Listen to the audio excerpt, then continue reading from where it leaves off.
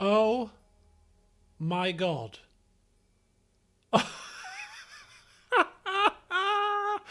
I don't believe it. I do not believe it. I do not believe it.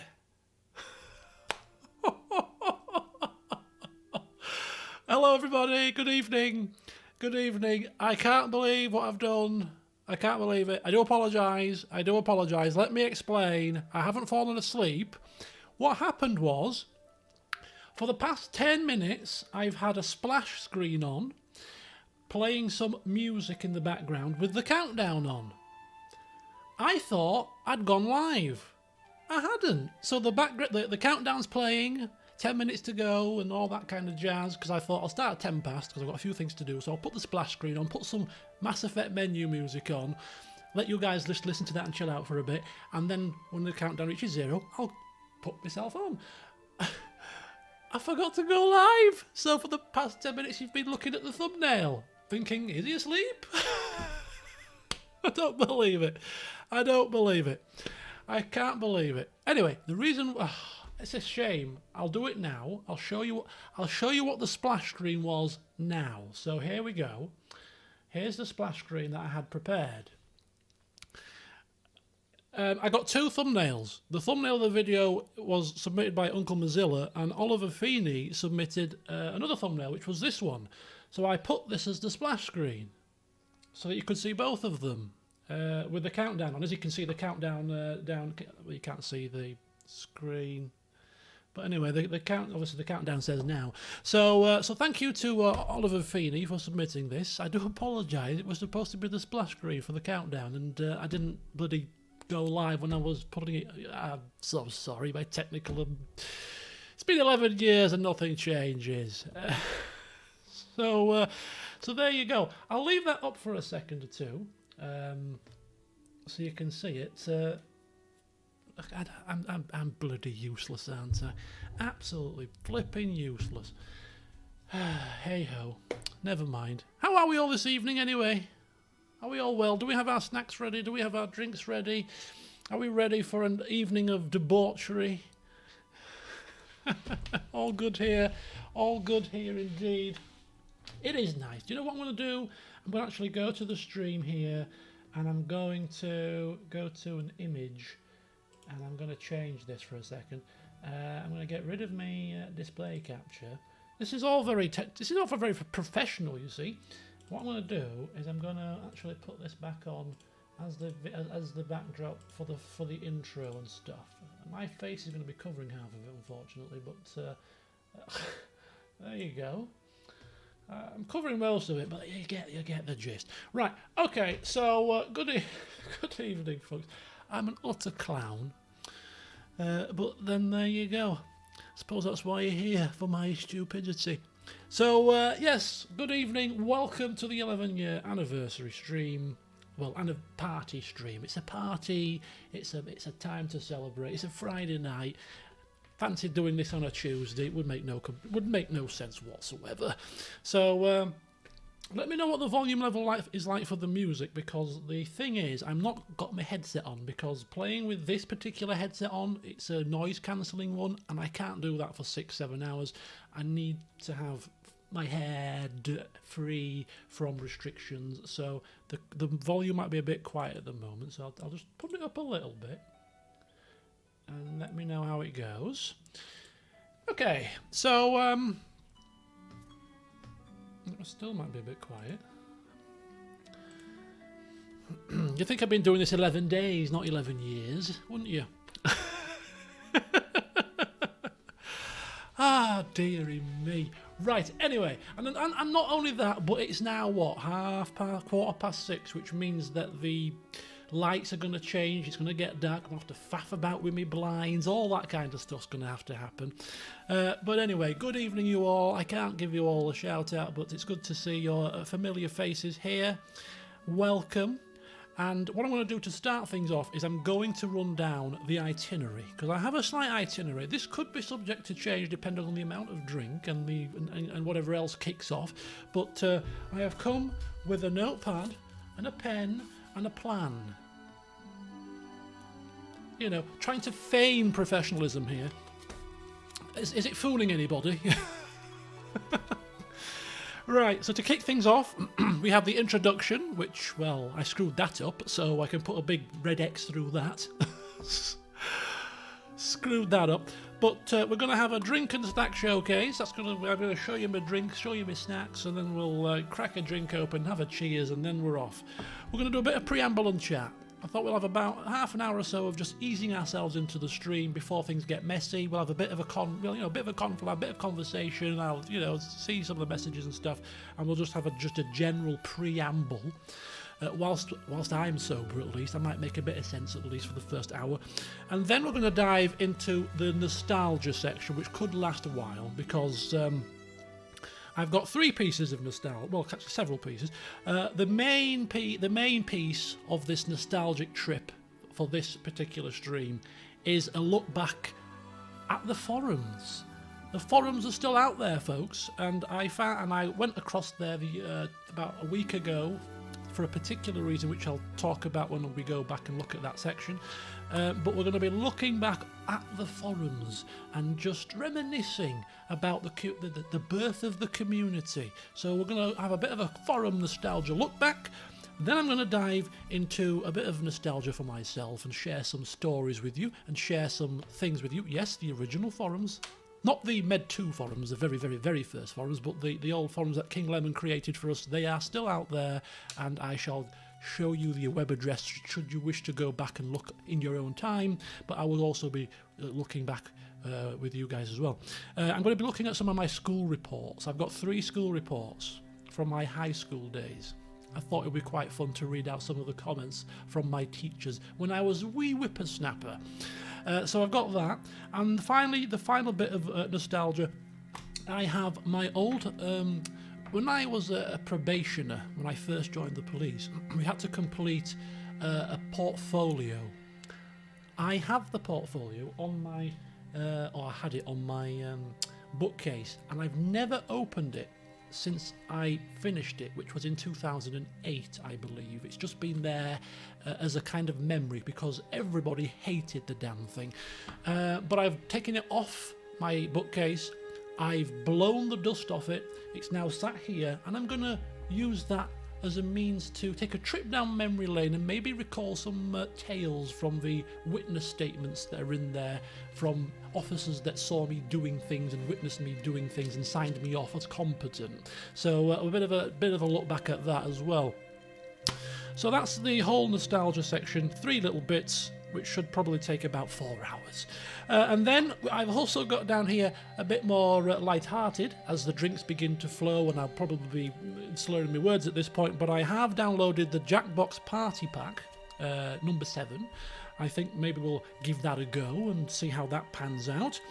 And at some point, either during all of this or after all of this, we are going to have the famous now takeaway ordering section, where first of all you guys will pick the takeaway that I'm having, and then I will order it, and then I will see what comes. And then we might do some kind of a Q&A thing and just wind down at the end. So yeah, that is the itinerary. I hope you're strapping yourselves in, because this could last well into the early hours as per usual. Right then.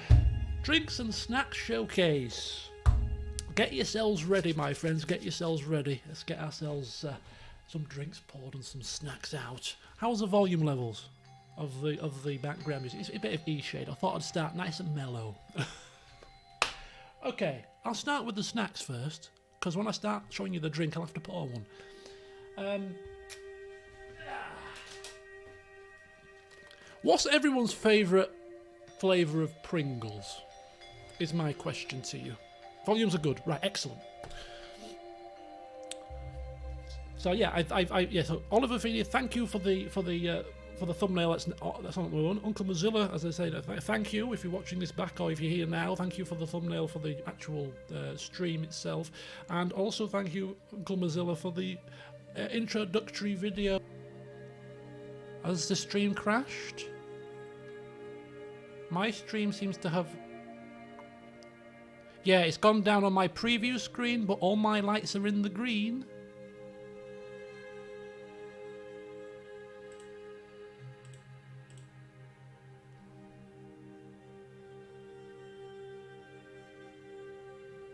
Okay, hello. Testing, testing, testing.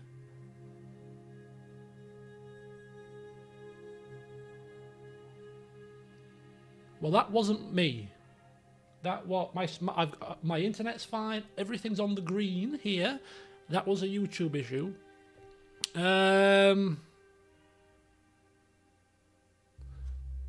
It's going to be typical, isn't it? It's this better not happen regularly, I tell you. Right, we were talking about Pringles. We're talking about Pringle flavours. I had a whole host of different flavours. However, the right answer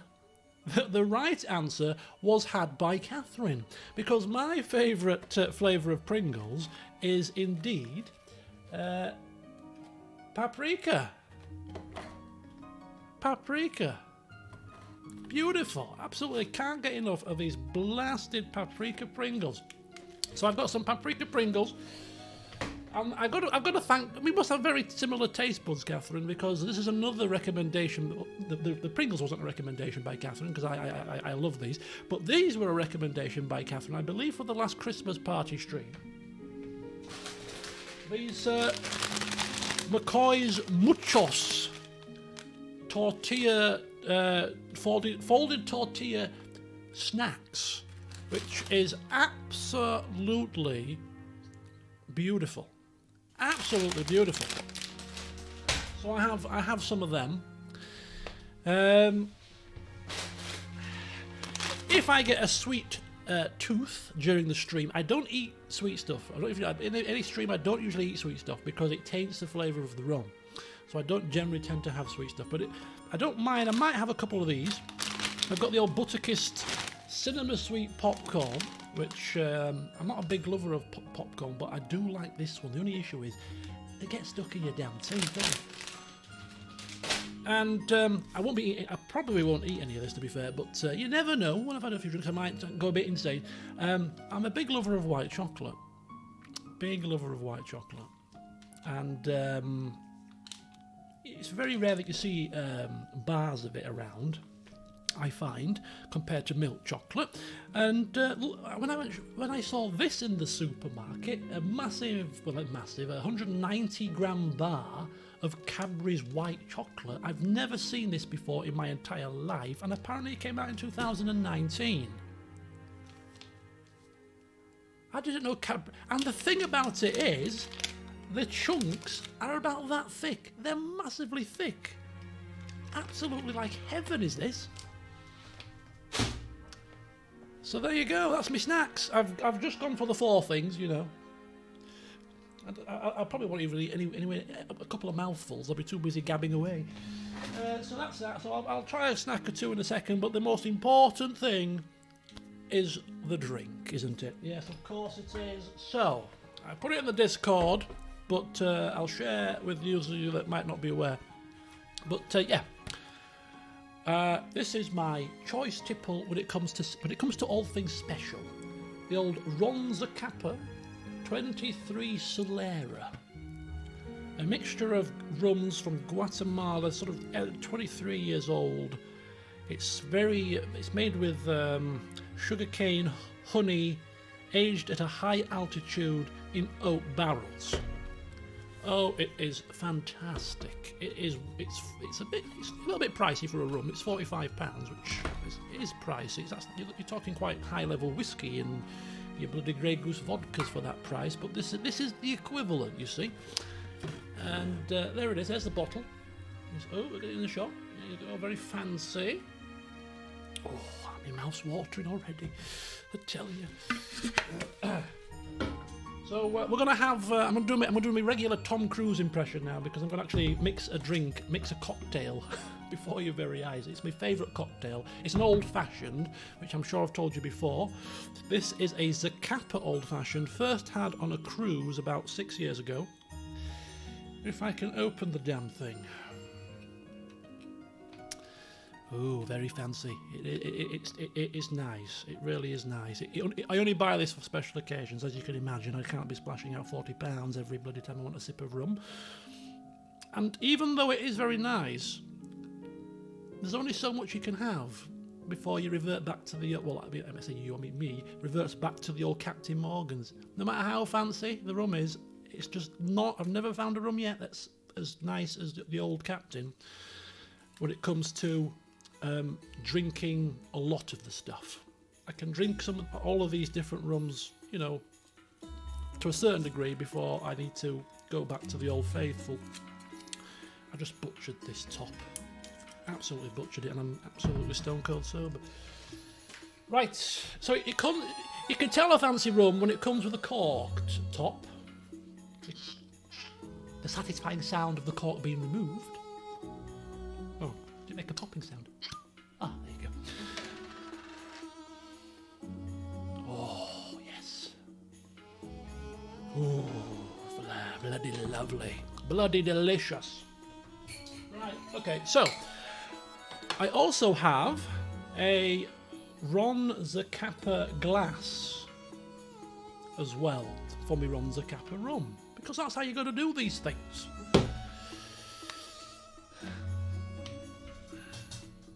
Right, so here we go. It's a Zacapa old fashioned, some ice. I'm going to have to do this every time I want to drink, you know. A liberal dashing of the old rum.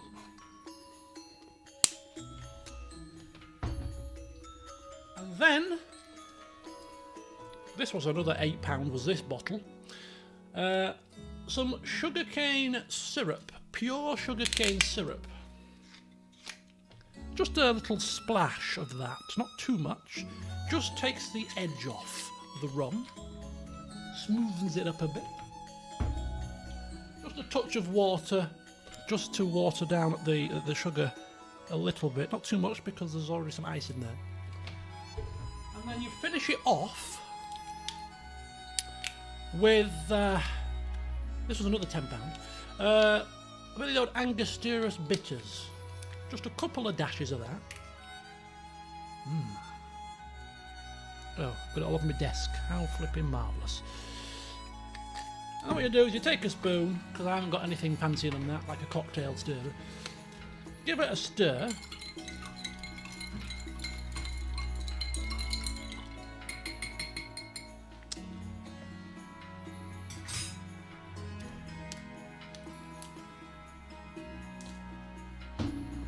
And there you have it, folks. Look, I made a cocktail while sat in a chair. I mean, look at that. Make it look easy, don't I? Make it look easy. And this is a Zacapa old-fashioned. If you were going to do it properly, and really properly, you'd have to, at the very start, put in a couple of cherries and an orange slice and muddle it together, and then do what I've just done. But I'm not fussed for the cherries and oranges. I don't want any of that rubbish in my room, thank you. So here we go, folks. Get your drinks ready. Here is to an enjoyable evening amongst friends, and to 11 years of entertaining you guys, and mainly entertaining myself mainly, but you guys have come along for the ride, so thank you very much. So here you go. All the best. Hopefully this year, the rest of this year is going to pick up a touch and we can get back to some form of normality. So cheers, bottoms up.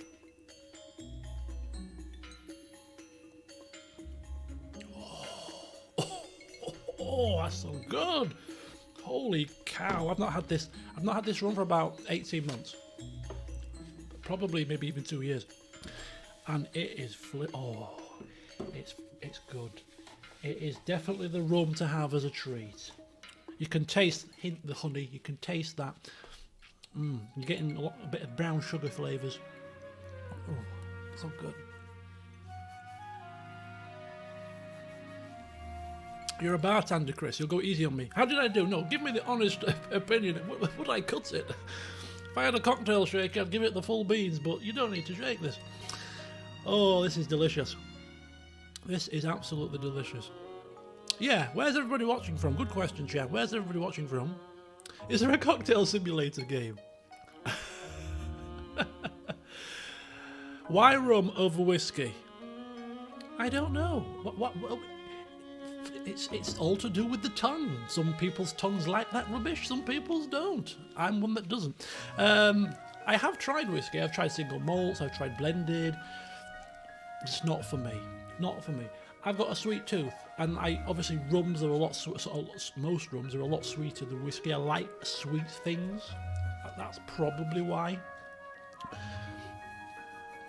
But this rum is as close to a whiskey as you're probably going to get. It's quite a refined flavour. Watching from Brazil, East Sussex, Helsinki, the Netherlands, Leicester, good old Leicester, Portugal, Chicago, Surrey, Saudi Arabia, wow, Wisconsin, another one from Saudi Arabia, David, seriously. You confused me. Rainy Leicestershire. It's rainy.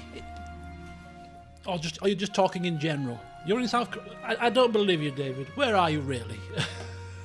North Korea. Isn't North Korea like a communist place?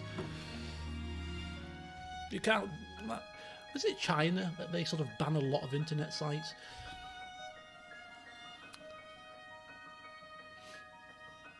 Oh, for an old-fashioned, you would stir with ice until it dilutes, rather than just adding water. Well, the reason why I add the water is not for the purpose of the cocktail, but it's because the sugarcane syrup is just far too strong. And you think I've got the time to sit here and stir the ice around till it melts a bit? I don't have time for that nonsense, so I just add a dash of water instead. That's my excuse. Ah, dear. Right. Excellent. Oh, I could sit here and just sip this. I might just sit here and sip this. Why not? Just sit here, sip away, till I'm ready to move on. I think so. Anyway, we're doing preamble.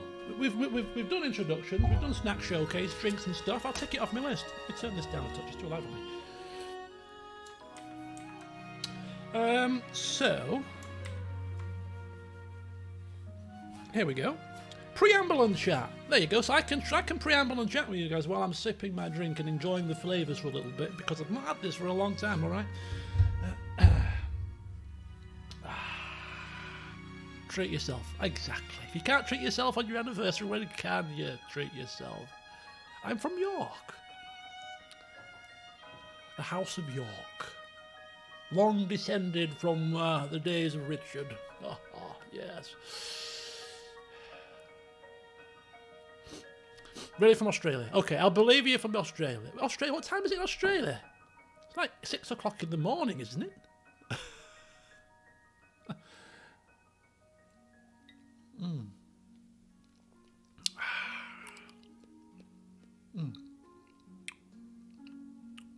I am from Leeds. I don't know what Diana's on about. I don't know what Diana's talking about. She does this, does Diana. You've got to excuse her. She has these outbursts. I am from Leeds. Oh, 99 King High. You don't have to excuse yourself for drinking in the middle of the workday. It's 2 a.m. in Australia. I thought Australia was further ahead than that. That's only 8 hours. Actually, that's like 8 hours. 8 hours. Could be. Could be. Because we also moved our clocks a little bit, actually. You might be around there. Well, I'm not going to... I don't know. I'm challenging you. I challenge you. I don't think you're telling the truth. Challenge. Right, Dark Phoenix. Yeah, so what are people drinking? And what are people eating? What snacks have you got? What drinks have you got? Come on, tell me. The drinking part won't give me an idea for future things, because I don't deviate from rum. But snacks, I'm game for taking away ideas for the future. Who is Leeds' biggest all-time rival in football? Manchester United. Well, not probably. I'd say definitely. Manchester United. Liquor 43. Oh, West. Yeah, to be fair, Australia is a big place. Man United or Sheffield? No, it's definitely Man United. Sheffield now. They're a local derby, yes, but in terms of a rivalry, definitely not. It's definitely Manchester United. Chili cheese and Ribena. I'm assuming you're meaning you've got chili cheese and Ribena separate and not chili cheese Ribena, because that sounds rather horrible.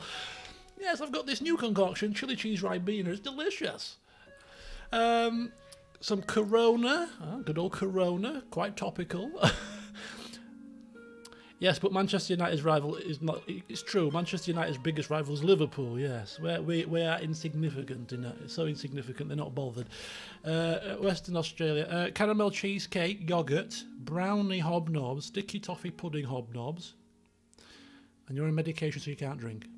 Yeah, for anybody that can't drink, fear not, because I will drink enough for all of us. Okay? Fear not. Cola, stick pretzels, peanuts. Yeah, if you're in the US, it's like well, depending whereabouts in the US you are, it's afternoon time, not exactly prime drinking time, is it really? But hey ho, the night is yet young. I'll be going for another 6-7 hours yet, so hopefully by the time we get to the back end, you might be able to finish work and maybe put your feet up and have a proper drink. 4 Roses bourbon with a drink umbrella. You've got an umbrella? I'm going to have to up my drinking game for the next stream, I think. I'm going to have to get some proper stirrers, get some, umbrellas don't work in these kind of glasses, I don't think. I'm sure Chris would back me up on that one. The bartender here. Chateaubriand. 99 King High. A man of sophistication. A bagel an hour ago, having some coffee, water. Brita filtered water. Well, why not? Okay, honest question. Honest question. We're amongst friends here. It's like being on tour, being on holiday. What happens in Ibiza stays in Ibiza, all right? Now that we're working from home, has anybody had a drink whilst they've been working at home? It's 1 o'clock in the afternoon, you've had a long morning, you think to yourself, do you know what, I'm going to pop myself a glass of wine. Nobody can see me, working from home. Anybody? I haven't, for the record, just in case anyone's watching. Oh, you better believe it. Wine every afternoon. Oh dear. The joys of working at home.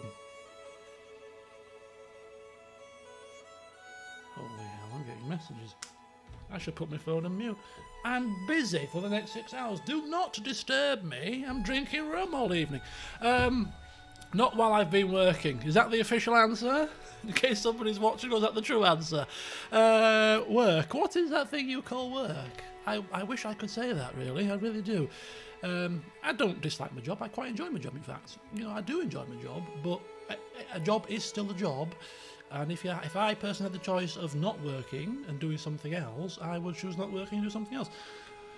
Have you ever tried bumbu rum from Panama? I have not tried bumbu rum from Panama. I am going, and I am quite game to picking up new rums. In fact, I've got a rum downstairs. Get this, folks, get this.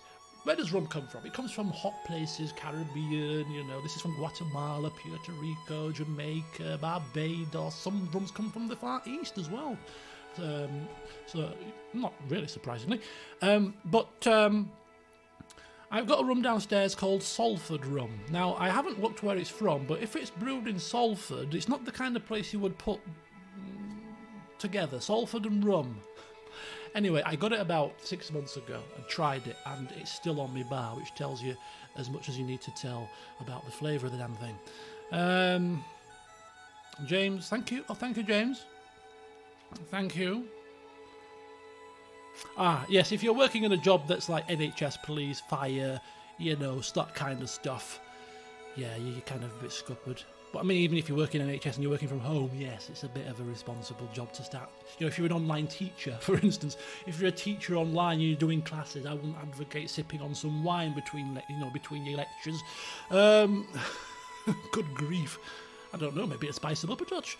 LeChuck, good evening. Kissy kisses, good evening to you as well. Ethan as well. Is that Mother dear calling? I've warned her I'm busy. I said, Mother, you've got a night off cooking. I'm having a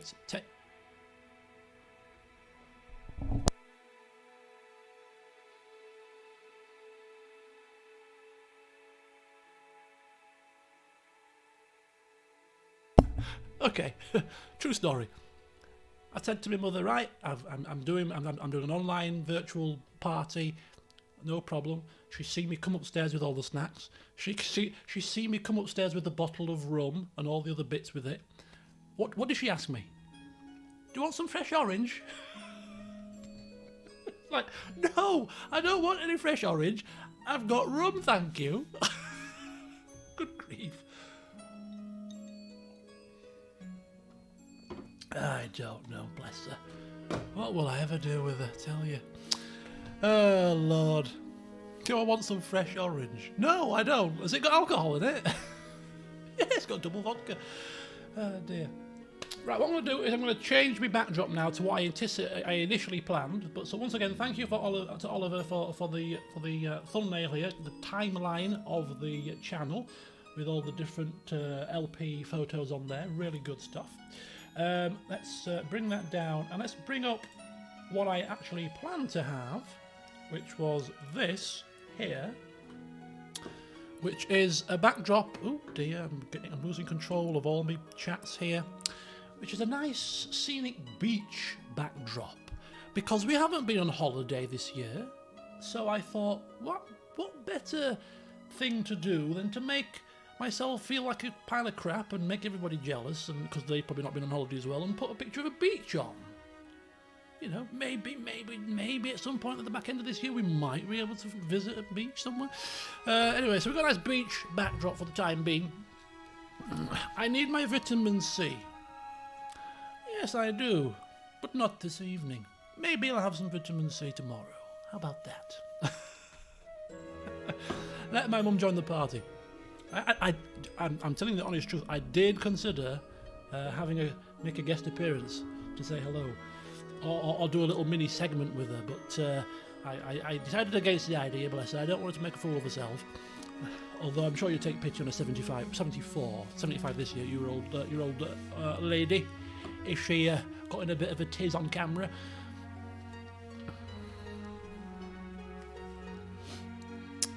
Ay dear.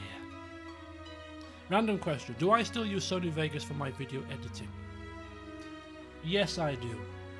I've used Sony Vegas from the very beginning pretty much, and I've never changed since. I don't know if you've noticed, but I'm a man that doesn't change very much. Once I get into a routine, once I get into something that I know, I tend to stick with that kind of thing. It serves me well enough. Sometimes it's nice to have a bit of change in your life, but too much change and I have a bit of a panic attack. Does she know? Of course she does. She knows what I get up to in my bedroom. Sounds a bit wrong, doesn't it? She knows what I get up to, okay? Yeah, yes.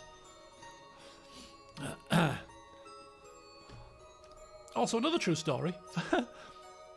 I said I'm going to be busy from 6 o'clock doing my virtual party. This was before I took all the stuff upstairs. And she went, oh yeah, okay. At 5 to 6, and I was obviously trying to set up the splash screen, and I was debating whether to put my headset on or not, and debating, you know, I wasn't ready at 5 to 6, hence why it was going to start. The stream was always going to start 10 minutes late. And at 5 to 6, she walks into the bedroom, right? Because I'm going out tomorrow to a friend's house because he's getting married next week, and they're doing a bit of a ritual thing tomorrow.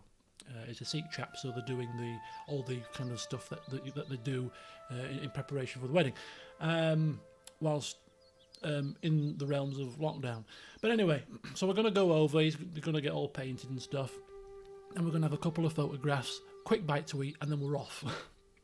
It's all very organised. He's doing it in a rotation basis so that there's only 6 people in the garden at any one time. So he's invited people family by family. So our slot is 2:30. At 2:30, me and my mother are going to my friend's house, having some pictures taken, you know, saying congratulations, and then we're going to have a bite to eat, and then we're going to go. She comes in at 5 to 6. Oh, I'm just going to... have you got any clothes for tomorrow? Let me just have a look in this wall. I said, don't look...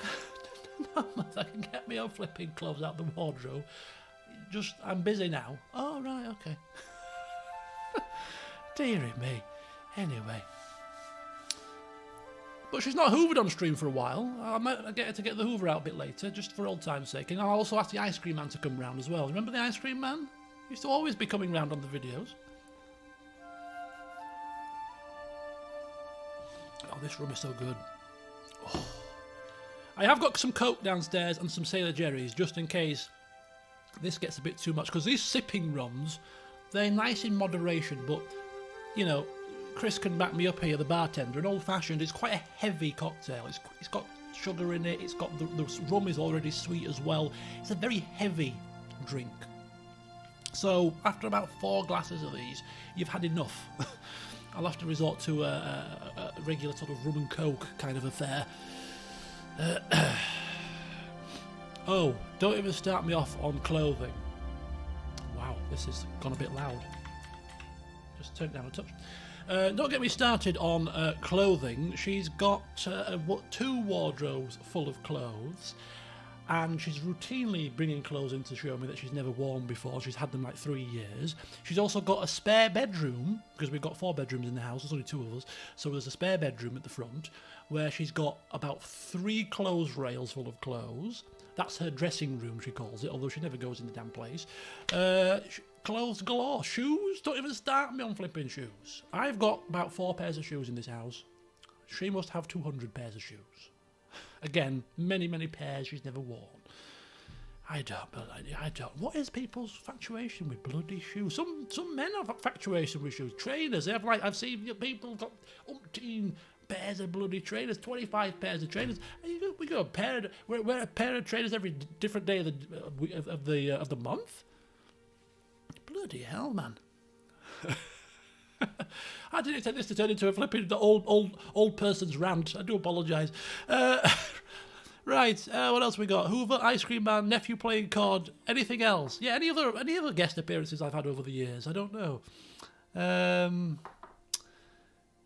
Boots are the only suitable footwear. Yeah, football boots. I agree.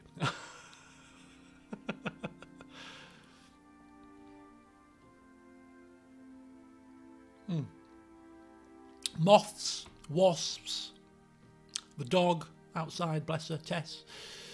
She's barked a few times in the past. What else we had? We've had many interruptions, haven't we? That damn moth, yeah. What the hell are football boots? How dare you? Heresy. Heresy. Absolute heresy. My ex-wife. I remember making mention of my ex-wife in Med 2 once, and people were like, I didn't know you had an ex-wife. I don't have an ex-wife. I was joking. Variety of different ringtones. My current ringtone is the Game of Thrones ringtone, and I've had this ringtone on my phone for what must be about 8 years. As I said, I don't do change. I've had the same ringtone on my phone for about 8 years. You had an ex-wife? No, I didn't have an ex-wife. I have never been married. I never want to be married. I never want to have children. I quite like my own time. I quite like my own space. I'm a very selfish person when it comes to things like that. If I had a damn wife or a child, do you think I could do this? I'm off to football. I play football 3 times. Well, I used to do. I will be hopefully back doing that again. Football 3 times a week. LPing in between, going out to see my mates and partying. When do I have time to entertain a bloody partner? Jesus wept. I quite enjoy my own company. I'm one of those kind of people. In terms of long-term relationship, I'm not a long-term relationship kind of guy. It has been Game of Thrones for a long, long time. Golden Steve, thank you very much. Good evening, sir.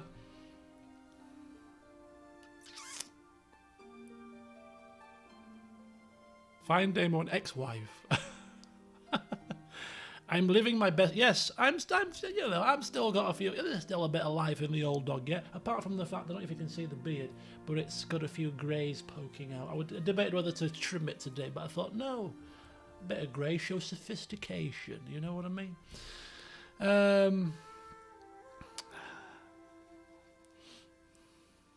Yeah, I've got a nephew. A nephew, rather frighteningly, that's 28 years old. Where the hell did the time go? I remember chasing him around my bloody living room. I remember him being downstairs in the living room, in his little cot thing, shaking the damn side of it. Because he wants to get out. I want 23. I thank you. I mean, you don't have to be so kind. I think 26 would do. You know, do I look 26? I did get ID'd about 3-4 months ago, though. I did have a mask on, of course. So you could only see that half of my face. But, you know, there's no wrinkles up there. I'm doing quite well. No lines, no wrinkles. So, mask on. I had a bottle of rum in my basket. He said, have you got any ID? I said, oh yes, quite proud. Some people get offended, don't they? What do you mean? I'm bloody 25. When you get to a certain age, it's a badge of honour. You want my ID, do you? Oh, I'll bring my ID out for you, pal. No problem. Here you go. Look at that. Oh, you're 37. Oh, I'm so sorry. I said, don't be sorry. It's a compliment. Oh, Lord. Anyway, I've already had half a glass of this, and I'm feeling lightheaded. I haven't drunk for a little while. Oh, you're 28, feeling old. Don't talk nonsense. I wish I was 28 again. I started LPing at 26. Hurt cupboard, of course you can share a quick tale. Oh, Prince Philip, yes, that was some sad news this morning. Of course. How old am I anyway? I'll just give away my age. I say it with pride. I don't say it with pride. Do you know what? I do say it with pride because I don't think I look my age. I could be biased, but I don't think I look my age too. I think I've aged fairly well. 37. You know, if I shave my beard to a reasonable state and shape my hair a little bit, and you know, I think I could pass for an early 30s person. I play a lot of football. I'm quite fit and healthy for my age. In fact. Again, you saw I showed you my trophies in the Christmas party stream. I'm quite a good footballer. I often run rings around people 10 years my younger, you know. And when it comes to stamina, you know, he's 25, he's keeling over dying, and I'm running around like a flipping madman still. So I'm proud to be 37. I think I'm in good shape for my age. Come on, you're supposed to give me compliments. Yes, you are. Yes, very good, very good.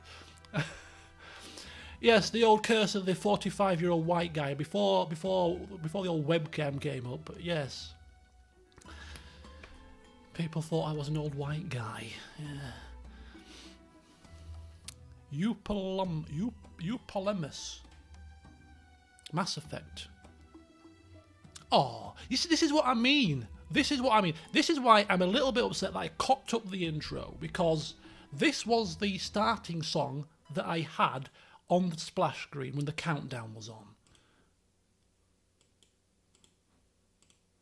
Hence why I can put it up so quickly for you, because this was...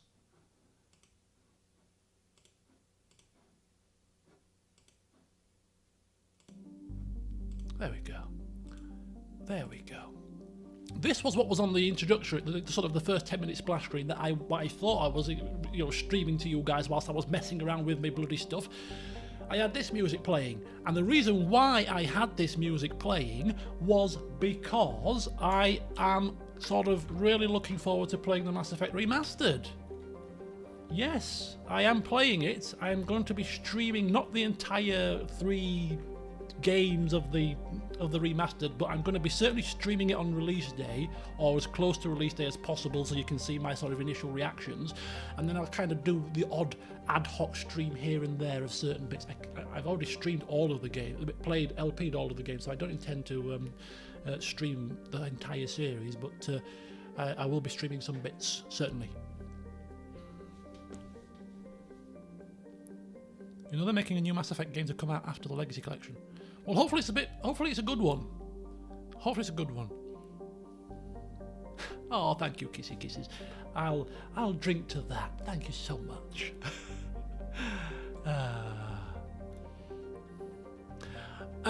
Hauler, who I haven't seen yet, is probably working or something, but Hauler gifted me Mass Effect Andromeda rather kindly. and I played for about 3 hours, and then I stopped playing. And you know why I stopped playing? Come on, you know why I stopped playing, right? Come on, you know exactly why I stopped playing. Not necessarily because I wasn't enjoying the game, or not necessarily because I didn't like the game, but the age-old, no, it wasn't because it sucked. Yes, it was because my face got tired. I liked Mass Effect Inquisition. I say, yeah, I did. I didn't dislike it. I think it was very MMO-y, was Inquisition. Very much MMO-y. Which I don't dislike, because I'm an old MMO player, so... Yes, because I can't not play on camera. Exactly. If I was playing the game on camera, I'd have finished it. Mass Effect Andromeda. And I was assessing whether I wanted to play it on camera, and I decided against it. So it's likely that I will never play that game, because I can't play RPGs without recording them. Take Tyranny. I tried to play it off camera, and it was a struggle. I played for about 4 hours, 5 hours tops, and I was like, I'm bored of this. I'm really bored. And I'm now I'm now LPing it, and I've played 3 sessions. I've got another session to upload tomorrow, and I'm absolutely loving it. Completely loving it, because I've got the character created. I am sticking to roleplay. I'm developing the character as we go along. The story's starting to develop, and it's a completely different experience to playing it on your own. So yeah. That's why I didn't finish. That's why I didn't ever finish Mass Effect Andromeda. Who knows? Maybe I might. It's just, when people gift me stuff, I really want to play it, because they've gifted me and taken the time to give it to me. So I will at some point, by hook or by crook, give the game a blast. Maybe when before the new one comes out, maybe.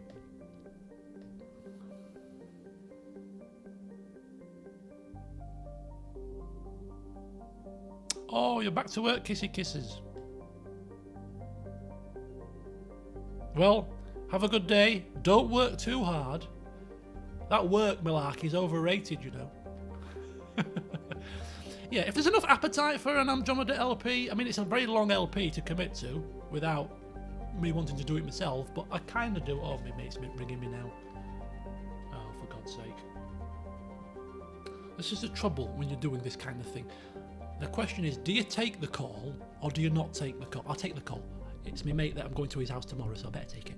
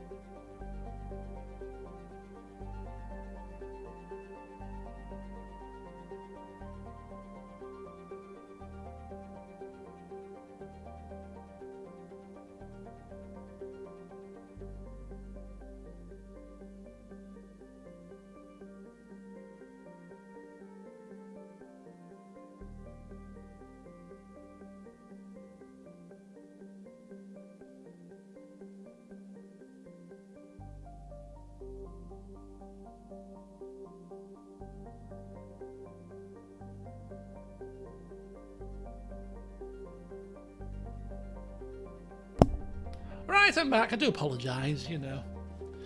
Sorry about that. But on the plus side, I'm ready for another drink. Oh dear. Right, I've been trying to follow the chat whilst I've been talking, but I can't do two things at once because I'm a flipping man. Not very good at multitasking. Can you say that nowadays? Of course you can. I don't do political correctness round here. I'm from Yorkshire. Right, okay, let's have another one. Welcome, Arcee Wolf. Good evening. Welcome. I'm going to pour myself a big one so that I don't have to refill so often. That's at least that's a decent shot size, right? Where is the mighty meaty pizza? It may come later. It depends on whether or not that's what you choose. I'm going to put a straw poll up a bit later when it comes to the actual selection of the food, because your first choice is going to be picking the style of food, and then once we've got the style, then we'll pick the specific dish. So my evening meal is in your hands. I haven't eaten since 1 o'clock.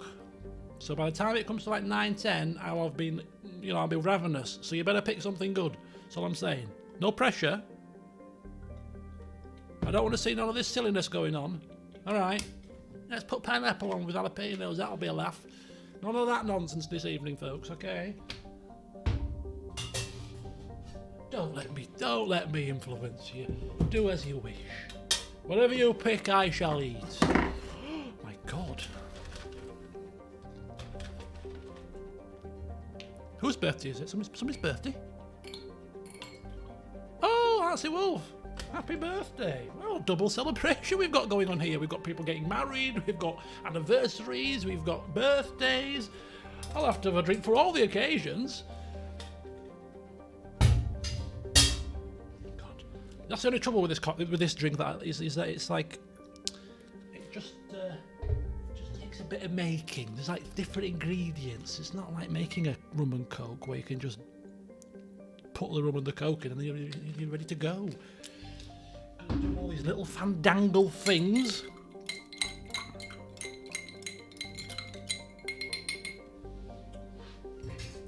Right, we're ready for round 2.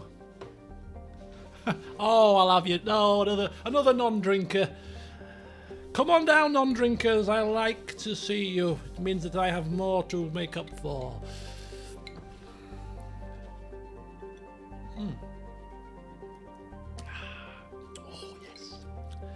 Just as good as the first one.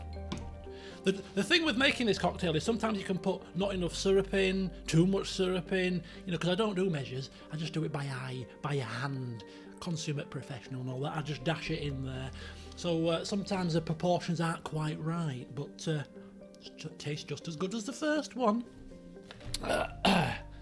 Right then. Let me see what I've missed. What have I missed? Anything else have I missed? Sims 4. People are talking about Sims 4. Yeah, happy birthday. Cheers. Bottoms up. Right.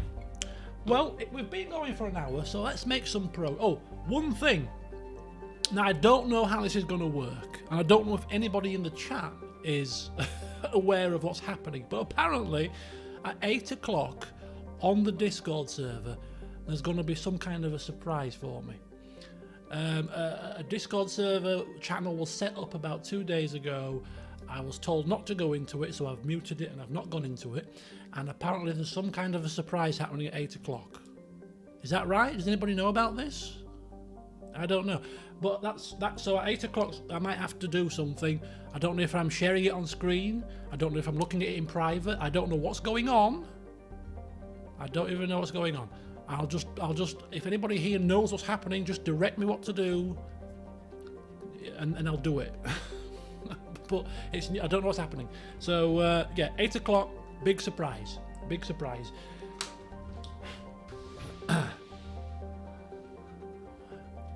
Is it you, Oliver, that's organised it? Because obviously people have different usernames. People have different usernames on the channel, on the Discord, and so I get confused. I know King Lemon set it up, but it was somebody on the... I can't remember the name of the individual who set it up on the Discord. But anyway, You need your credit card number. I could give you it. You're not going to get very far with it. It's probably overdrawn. Yeah, you cannot put any more credit on this credit card. It's maxed. You can have it with pleasure. I'm a Nigerian prince. Oh dear. I need a bank account. Yes, you have won the Nigerian lottery. All we need is your handy 16-digit bank card number and your 3-digit PIN at the security code, and we'll deposit that £12 million into your bank account. Oh, where do I sign up? Dear me, how do I join the Discord? I don't think you can put links in the stream. I'm not very good at this streamy stuff. If you just go onto my channel, pick any video. It might actually be also, no, I don't think it's in the description. Is it in the description of this stream? It might even be in the description of this stream. There is a link to the Discord in every video that I post. There's also a link to the Discord, I think, on my homepage. Yeah, there is a link to the Discord in the description of the stream. So yeah, there's a link to it. Feel free to pop along. We don't bite most of the time. Ah dear. Right. Well, I'm enjoying a bit of general chit chat. You know, it's nice. It's nice to be able to talk with you guys and stream and not have to play something. Because I don't know if you know, but playing and streaming and playing again, it does take a bit of effort. And sitting here and drinking and having a laugh doesn't take much. So it's quite nice for a change to not have to worry about thinking about playing and thinking about what I'm doing. Where am I going next? How do I solve this puzzle? All of that kind. Especially lately, you've been picking some right games for me to play, puzzle games and stuff. It's really tested my mettle. So just to be able to sit here and just chill out has been lovely. This is Charlie from Microsoft Support. I am calling because your internet connection has a virus. In an Indian accent. A phone call you really got? Doesn't surprise me. I got a phone call from Virgin earlier, actually. I think my phone is actually due for renewal. My contract is up.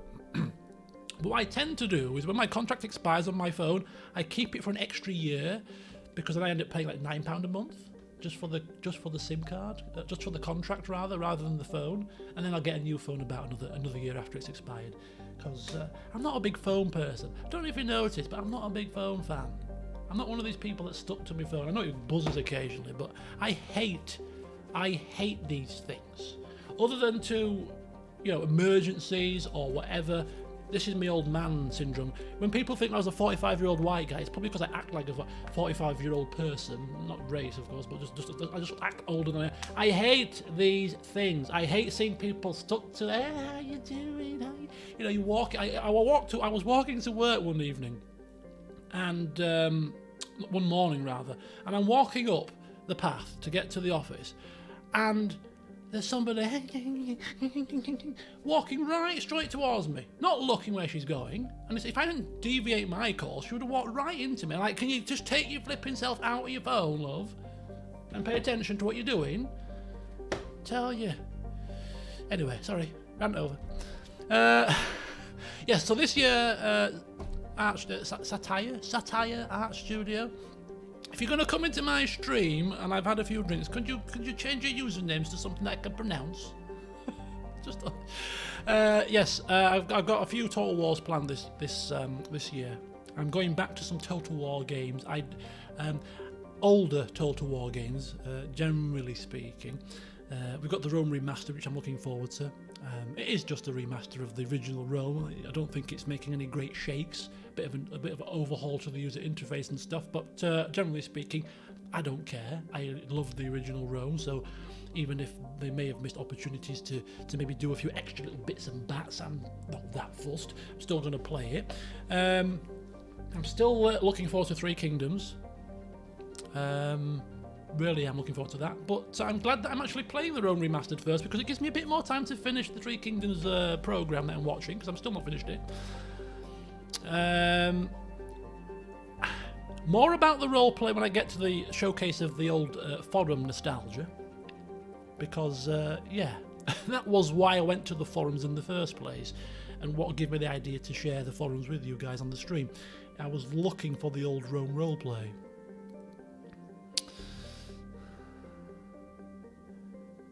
Folks are saying the Discord link has expired. The Discord link should never expire. You can click on it and you can click on it to set to never expire, and that's what it's clicked on. And people have joined the Discord server since I posted these links. So what's happened? I don't understand. You're asking the wrong person here. Do I look technically savvy? Do I look like I know what I'm doing? Yeah, if Discord link has a virus, please give your bank card number and I shall sort this out for you. And don't forget the 3-digit security code as well. Thank you very much. It should work. It's set to not expire. Let me check. Let me check live on camera. You can't see it, of course, but I'd actually invite people. Is that how you do it? Your invite link expires in 7 days. Edit invite link. I don't flipping know. As I said, I'm not an expert. I don't know. I can't do it live on camera. There's too much pressure. Too much pressure.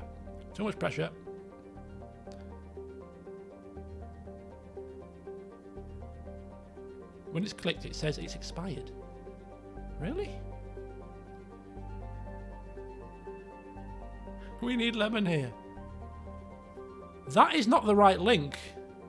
Yeah, that isn't the right link. That should not be the link in the Discord. Oh, try that. Oh, you've just created a link. Oh, that's a new link. Okay, there you go. Thank you, Ollie, for that. Hopefully that one should expire in 7 days, so you can use that one now temporarily until I sort out the other issue. Sorry, you see? Technology. It's the future. Right, shall we dive into the forums? Shall we start the nostalgia trip? I think we should. Let's stop the music. Although I don't really like stopping music. I don't like silence. We'll turn it down. We'll just turn it down, and we might change it. Let's change it. Let's change it to this. There we go. We'll do some Divinity. Divinity 2. Divinity Original Sin 2 soundtrack. That'll do for now. Right, okay, we're going to do a forum showcase. Let's get it open. Let's see. Let's reminisce. Let's reminisce about the old forums. Oh, it's getting a bit dark in here now, you see. Let me put some lights on and see if that helps for now until I have to start closing blinds. Yeah, oh, look at that. Glorious Technicolor. I'm just going to have it really quiet. Thank you. Let me just sort things out here. Bloody hellfire, indeed. Right. Okay, can you see that, folks? Oh, you can't see it because my big face is in the way. Let me just minimise my face a bit. It's a bit too big. There we go. Well, make it a bit smaller. There we go. Just for this segment, we'll go a bit smaller. I'm moving stuff. That'll do. Right. Okay. So, this is the old forums. It got changed to something called Tapper Talk. I think it used to be on something called Zeta boards, and they must have got taken over by bloody Tapper Talk, or whatever this Tapper Talk thing is. Not a clue. But the forums were opened, I believe, in 2010. Not 100% sure. I think it was opened in 2010. And I do remember that I had created it might have been 2011. It was 10, 11. Good grief, this is allowed. I can't remember exactly. I suppose we could try and trawl back through and see the oldest post, but there's probably a way to check. When did I, mind you, my profile? I don't know. Is it going to show some sort of private stuff here? Let me see. I'll take you off screen for now. Yes, here's your bank account details. Right. Joined November 12th, 2010. There you go. 2010. I was right. November 2010. So in November 2010, the forums were born. Now, I was playing Medieval 2 Total War, and then I had an idea about role-playing with the viewers, having the viewers play the characters for the original Medieval 2 playthrough. So I created a forum on a website called, I believe it was called Web Eden, something like that. And that's where we had the role-play of Medieval 2. And it was going well. I really, really enjoyed, playing the role play with all the different characters. And then I did say I am not a person of change, and I'm not a person that kind of people over the years. People have been like, "Do you want to do this? Do you want to do that? Can we offer you this? Can we offer you that? Why don't you do this?" In terms of the LPing and play this game and do this and. I'm like, no. I'm very much, no. And I got a message from somebody called King Lemon, saying, I can create a forums for you, proper forums. Because he's obviously must have seen the old forums that I created myself, which were very, very basic at best. And I was like, I'm not so sure. I don't know. Do I need a forums? What are forums? To be quite honest with you, back then I didn't even know what are, Anyway, I for whatever reason I decided to go with it. I said, you know what? Yes, which is quite a big step for me. Yes. Why not? Let's have a forums and see how it goes. And November 2010, the forums were born, and obviously this is its last iteration. This is 2017. We moved away from the forums to the Discord. But this was the forum as it was, and obviously we had rotating forums for the various Let's Plays that were ongoing at the time, and more importantly is why I'm here. Really, is because I wanted with Rome Remastered coming out. I wanted to see if I could find the old Rome Total War roleplay, because I really enjoyed that.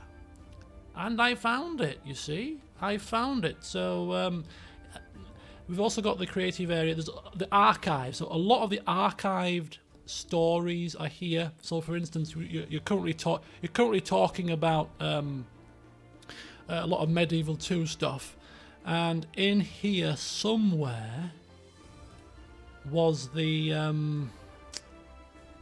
where was it now? Creative Archives. So these are the Creative Archives. There you go. So we've got a lot of Creative Archives. Somewhere, there you go, Biography of King Ambrose. So this was Naughty Ranko, who was a moderator back on there. She actually penned three tales, one for King Ambrose, one for Lawrence Bedell, and one for Toby the Killer.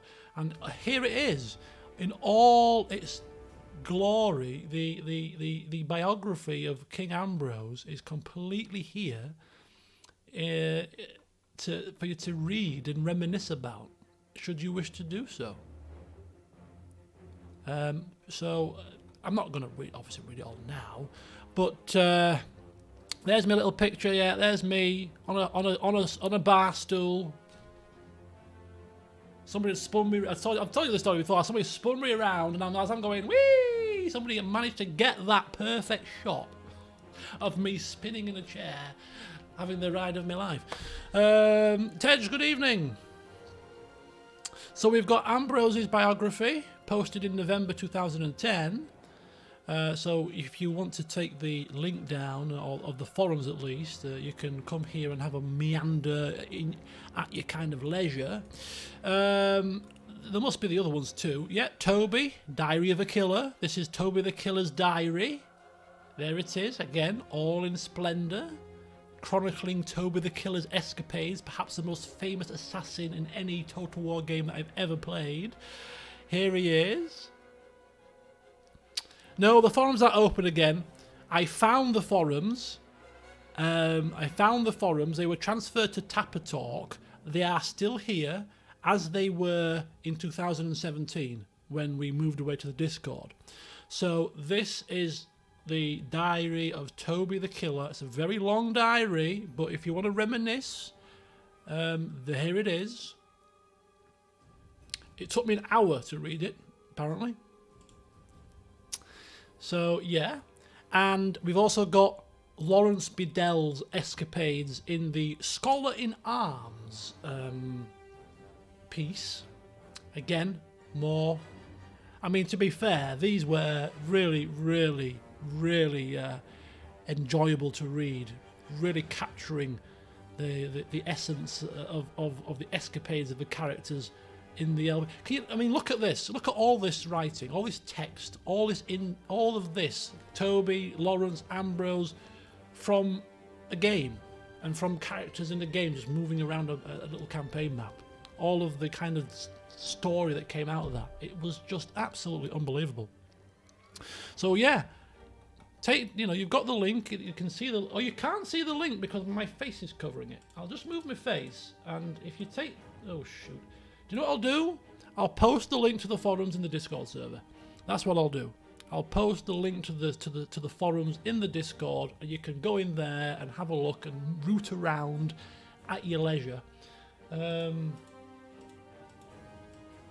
there you go. If you want to take that down, you'll have to pause it and move. And I'll move myself down for now. My positioning isn't crucial. Brendan, good evening. So yeah. The forums in all their glory. We've got so many creative pieces that people did in here. Journals, Dark Phoenix, here you are. These are all your works. Role-playing. So this is the creative section. Stories, biographies and diaries. That might have been where we were, actually. But there's just loads of stuff in here. Loads of stuff. It's a piece. It's like a captured piece of history, ready for you to dive in and have a look at. It's really, really good.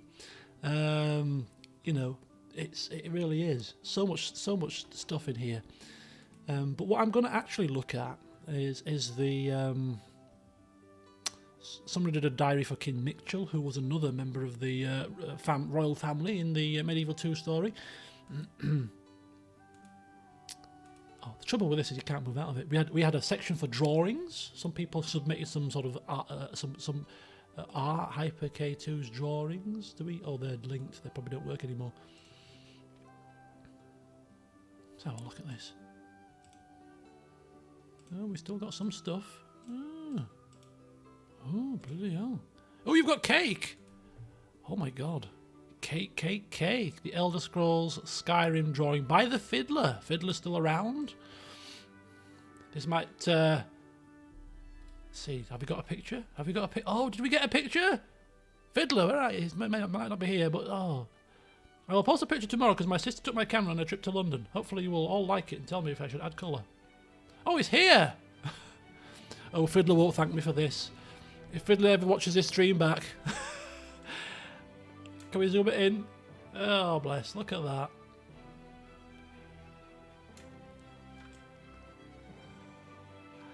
Can we get an art section on the Discord, please? Actually, that's a good idea. That is a good idea. Oh, it's getting dark again. It's getting darker. It's getting darker. How do I get out of this? Shut that down. No, we won't remind him. It's too late. Oh, it's too late. It's too late. I think we have... Do we have an art section? We don't. We have a general media section, I suppose. But having a specific art section might not be too bad if people want to put their drawings in there and stuff, and separate it out from the other stuff. Fiddler's going to quit the server because of this. Right, who else can we embarrass? This was several years ago, you know. Let's be kind. Who else can we embarrass? King Cham.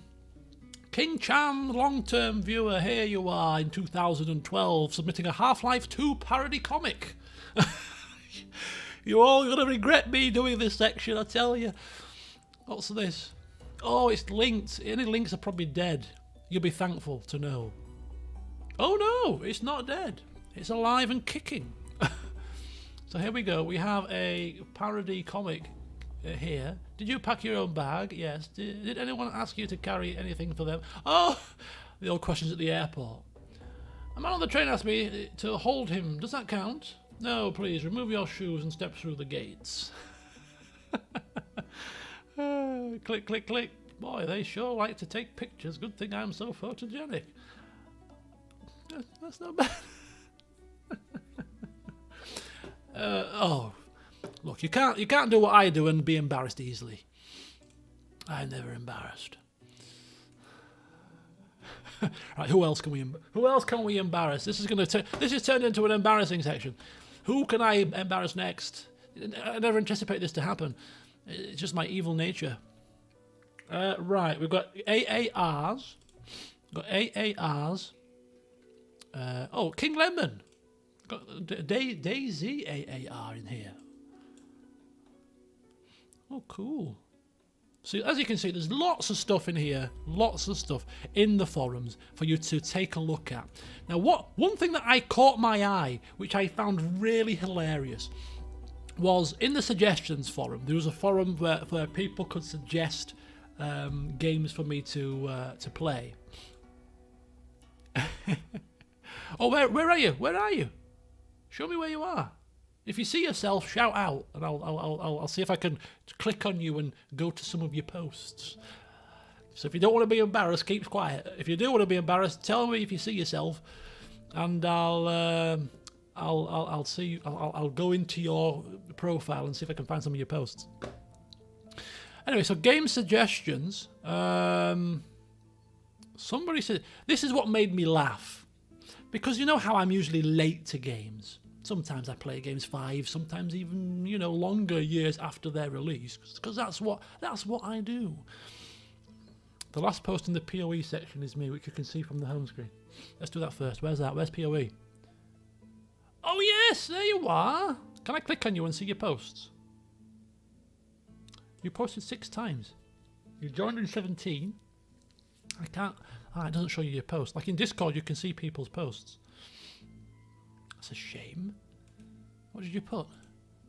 What did you put? Alright, where are you? Tips and advice. Oh, there you go. People giving me tips and advice for Pillars of Eternity. Galeborn's in there. I'm there. Galeborn again. There you are. Putting your ideas out and giving me a little bit of a few tips. Yeah. Hauler's still around. Oh, Hauler, good evening, welcome. Good time to turn up, because I'm just about to use one of your posts as an example of what made me chuckle when I found the forums. I've just played Thimbleweed Park, right? Very recently. And the reason why I played it is because somebody recommended it quite recently as a point-and-click adventure game that might be fun. So I looked at it, and I thought I'd give it a try. On the forums, back in 2017, Hauler recommended Thimbleweed Park. And Twanny backed it up, and I never replied. I never checked it out, apparently, because I didn't play it until 2021, when somebody recommended it in 2021. Look at that! Could you imagine that? I was like, I've just played Thimbleweed Park. I didn't know somebody recommended this in 2017. It was destined to be. Exactly. So yeah, Hauler recommended it in 2000. So Hauler, thank you for recommending it in 2017. I finally got round to playing it 4 years later. I looked through Horizon Zero Dawn, 2017. Are there any other games that I played? Oh, look at that, Mountain Blade. 2017, maybe played Mountain Blade. Yep, played that in 2020. So folks, if you recommend games for me to play, just be aware that I'll get to them in about 4 years' time.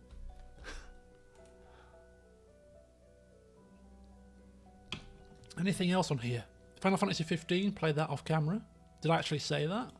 I probably said that because I played that in 2016. Oh no, yeah, I got it for Christmas, 2016. I will be getting this game for Christmas. However, I won't be LPing it. I think after Skyrim, Witcher 3 and Fallout 4, I'm taking a little break from long open world RPGs for a while. And that was probably the last RPG that I played off camera. I really enjoyed it, funnily enough. I don't think I've played an RPG off camera since Final Fantasy 15, because I just can't. EB2, Europa Barbarum 2 was recommended. Yes, it was. I suppose that could be a game added to my list.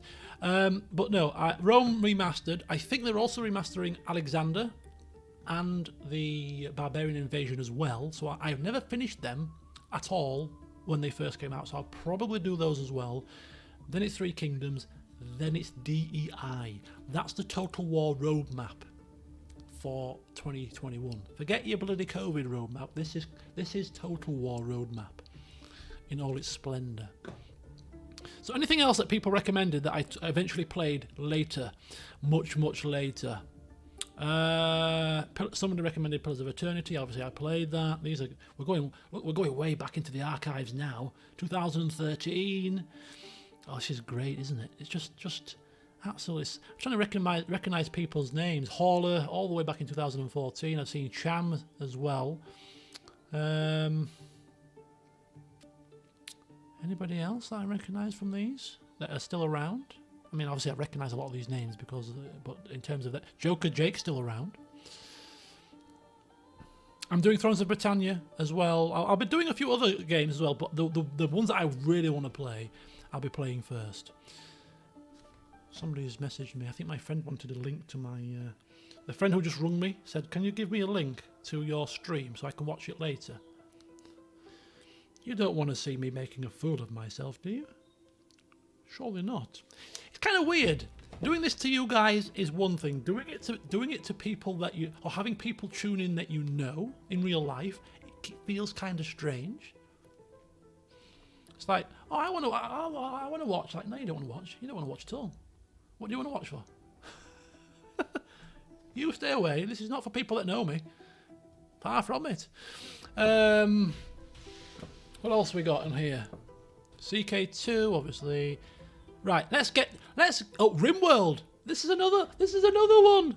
Hauler, you obviously got overlooked in 2016 because you recommended Thimbleweed Park and that got played in 2021. You recommended RimWorld in 2016 and I played it last year. I get round to them eventually, you know. Is Kingdom Come Deliverance there as well? I've got one of my friends that lives a couple of doors down. He occasionally tunes in. One of my old work colleagues occasionally tunes in. I think they're the only two people that I'm aware of that watch, that know me. There really is a 4-year lag. You think I'm joking? I'm serious. I generally take my time.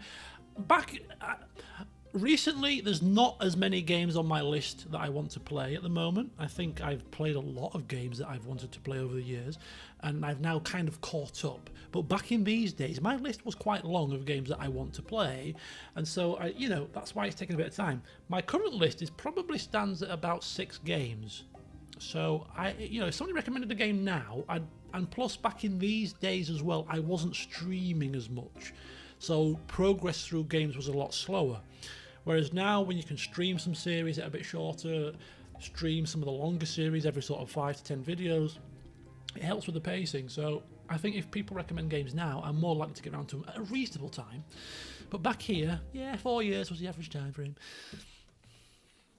What was the Total War roadmap? The Total War roadmap was Rome Remastered with additional add-ons such as Alexander and Barbarian Invasion if they are done at the same time or done closely after Rome Remastered. Then Three Kingdoms, then DEI. DEI actually is something that I'm really looking forward to. I was considering bumping it up the list, but I do want to play Three Kingdoms as well. So... but it's good. It's good that actually I'm looking forward to playing 3 Total War games for a change. It is good. It really is. Now, we did, on these forums, an Oblivion roleplay, and I don't know if that's still here. I'm trying to remember the name of one of my characters, or any of the characters in the roleplay, because if you do a search, you can search, and it'll bring up the search terms, and you can see whether or not it's there. But yeah, the creative archives is where all of the kind of creative stuff is. So your role plays, your other stuff, that doesn't seem to have that in. What's DEI? Divide et impera. I don't know how to pronounce it. It's Latin. I never took Latin in school.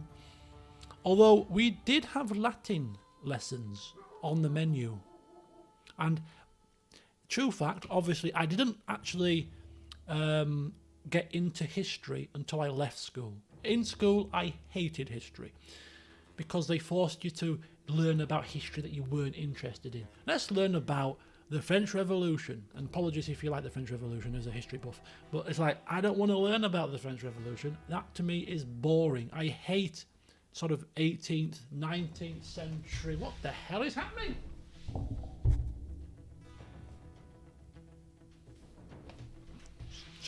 Just a squirrel. There's a phone. There's a wire next door that runs from the roof to a mast out there. He does a lot of CB radio stuff, and the wire is like really shaking vigorously. I'm thinking, what the hell's happening? It's a squirrel on the wire. Very dangerous.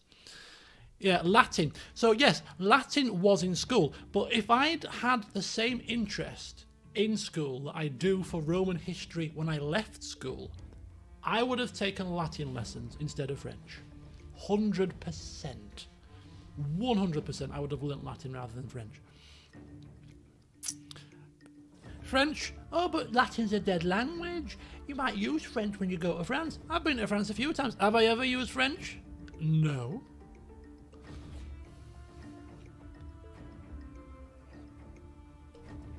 I actually may see if I can learn some Latin, actually, because I'm fascinated. I've got a fascination with things that are dead. And I don't mean corpses.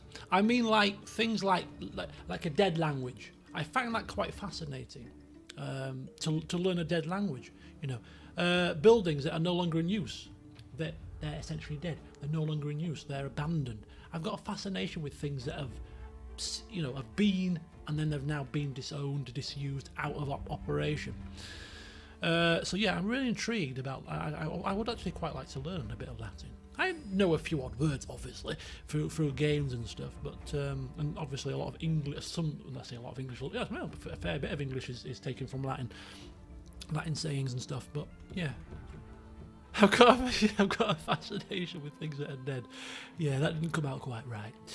Yeah, I'm not into necromancy. I've never created a necromancy character in any role-playing game. People, you should be taking notes. I'm coming out with some pearlers here. Right, I need to create a necromancer in an RPG. Yes, I do. Yes, I need to create a Latin-speaking necromancer in an RPG. Get it down, write it down, hold me to it. I'll get round to it in 4 years. A Latin-speaking necromancer. Now, wouldn't that be something? It's amazing how these ideas come to you when you've had a few drinks. The amount of ideas that I've had in a Wetherspoons with a friend. We sat there drinking, few drinks go down, we start putting the world to rights, and we're like, do you know what? I've had a bright idea. You know, 5 double rums in. This is my idea. Sounds like a good idea at the time. A necro-Latino. Yeah, I'm telling you, a Latin-speaking necromancer, that is my aim. Elder Scrolls 6 could be many years away. I've got time between now and then to learn Latin. I will create a Latin-speaking necromancer in the Elder Scrolls 6. You think I'm joking? Oh, dearie, dearie, dear. I'll answer these questions now because I'm gonna do a question and answer later. But if you may not be here or I may forget. Okay. Don't start bombarding me with questions though, because this is not the time. Uh, most evil character. That wasn't aimed at me. That was aimed at the chat. To be fair, who is the most evil character that I've ever played? I'll leave you to come up with that idea. I'll leave the chat to decide that one. What makes me LP wizards and mages? That's an interesting. Bob. Yeah, Bob came to my mind, probably closely followed by Shalar, then followed by Godan. Bob, Shalar, Godan. That's the top three that come to my mind. Bob was a nasty piece of work. Right, let me start getting prepared for lighting. Don't let me forget the question.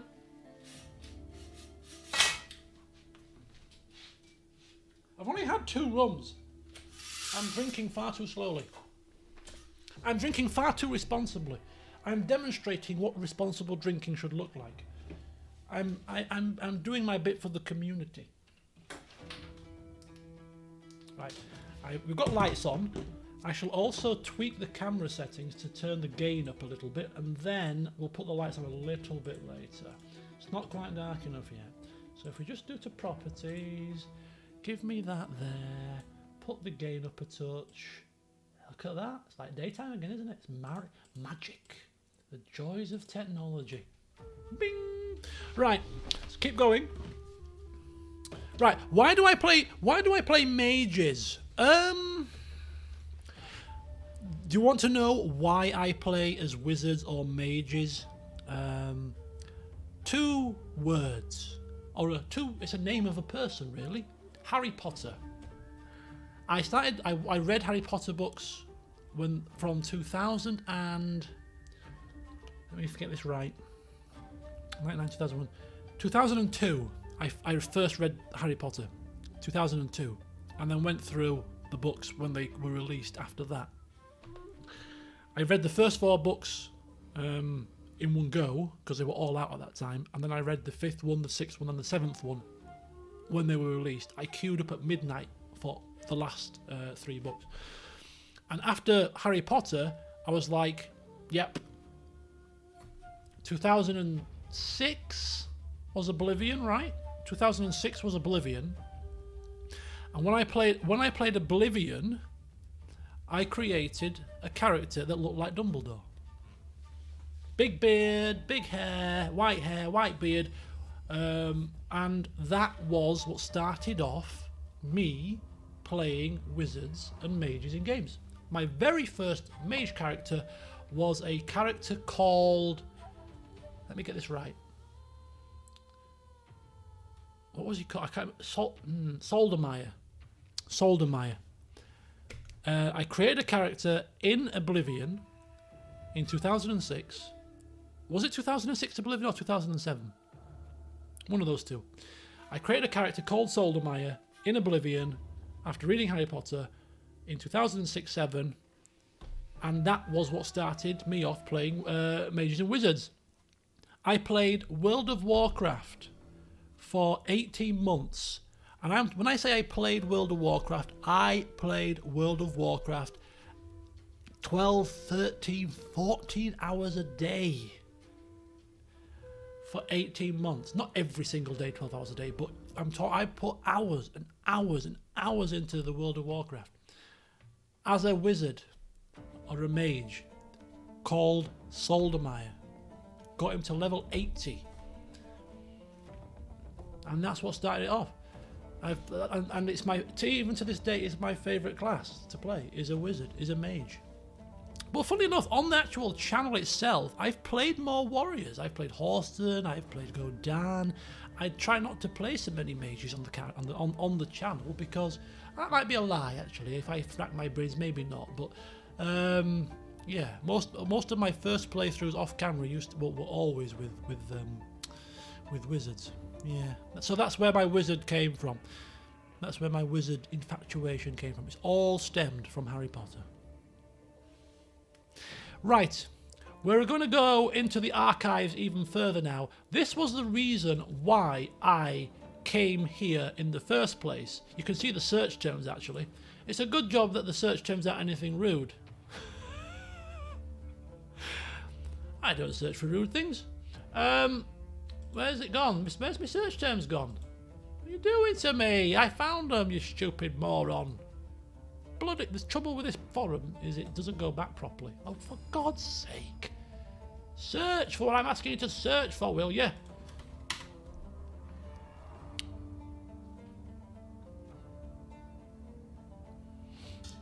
There we go. Capitol Hill. So out there in the creative area forums, Demo LP archives, archived forums from popular LPs. Let's click on that. So here we go. Ah, this is it. So here is an archived forum of popular LPs that may have had some roleplay and stuff in them. So we've got the original Kingdoms roleplay, Medieval 2 Kingdoms, remember, as the Byzantine Empire. We've got the Elder Scrolls forum. That could be interesting to look at. The forum from Elwyn's Adventures. Obviously, there was no roleplay there, but my character for Skyrim. What does that say? Oh wow! So before Skyrim came out on November the 11th, 2011, I was trying to get an idea for the kind of character I wanted to create. So officially, guys, this thread is the birth of Elwyn. Look at that. This is mind-blowing stuff. This is mind-blowing stuff. This is potentially where Elwyn was born. The creative juices were flowing in September 2011. Wow. People were voting for alignment. So I was taking suggestions for what kind of a character, evil, good, lawful. Yeah, people were suggesting stuff. How awesome is that? Kind of cool, isn't it? View results. Good or evil? Good, 66%. 34% voted evil. I remember we had a ferocious debate in the subforum about this. Empire versus Skyrim. Oh my god. I have not looked at these forums. I looked at the Rome Total War roleplay forum and that's it. All these are like new to me. I'm discovering these things new, I'm just coming across them now. Quite interesting stuff. 10 years exactly. This is like Mortiranko was big on the Empire. I like to see Damo play a classical hero just for once. Would you consider Elwyn a classical hero? I'd say he's probably more classical than a lot of the characters I've played. She was like, you've played nasty people. Play somebody nice. Oh dear. I know Morgan and Shepard are supposed to be good guys at heart, but having their faults. But the thing that really starts to annoy me, most people go for evil just because that's currently in style. Or she voted for a lawful good a goody two-shoes character. Well, I think Elwyn was a goody two-shoes. He had his foibles, but he was a kind-hearted soul. He was, wasn't he? So I'd say he was a lawful good character. He was a lawful good character. That didn't like water. That liked a bit of wine and cheese and a bit of a read and, you know. So you see, probably the most memorable character on the channel ended up being a good guy.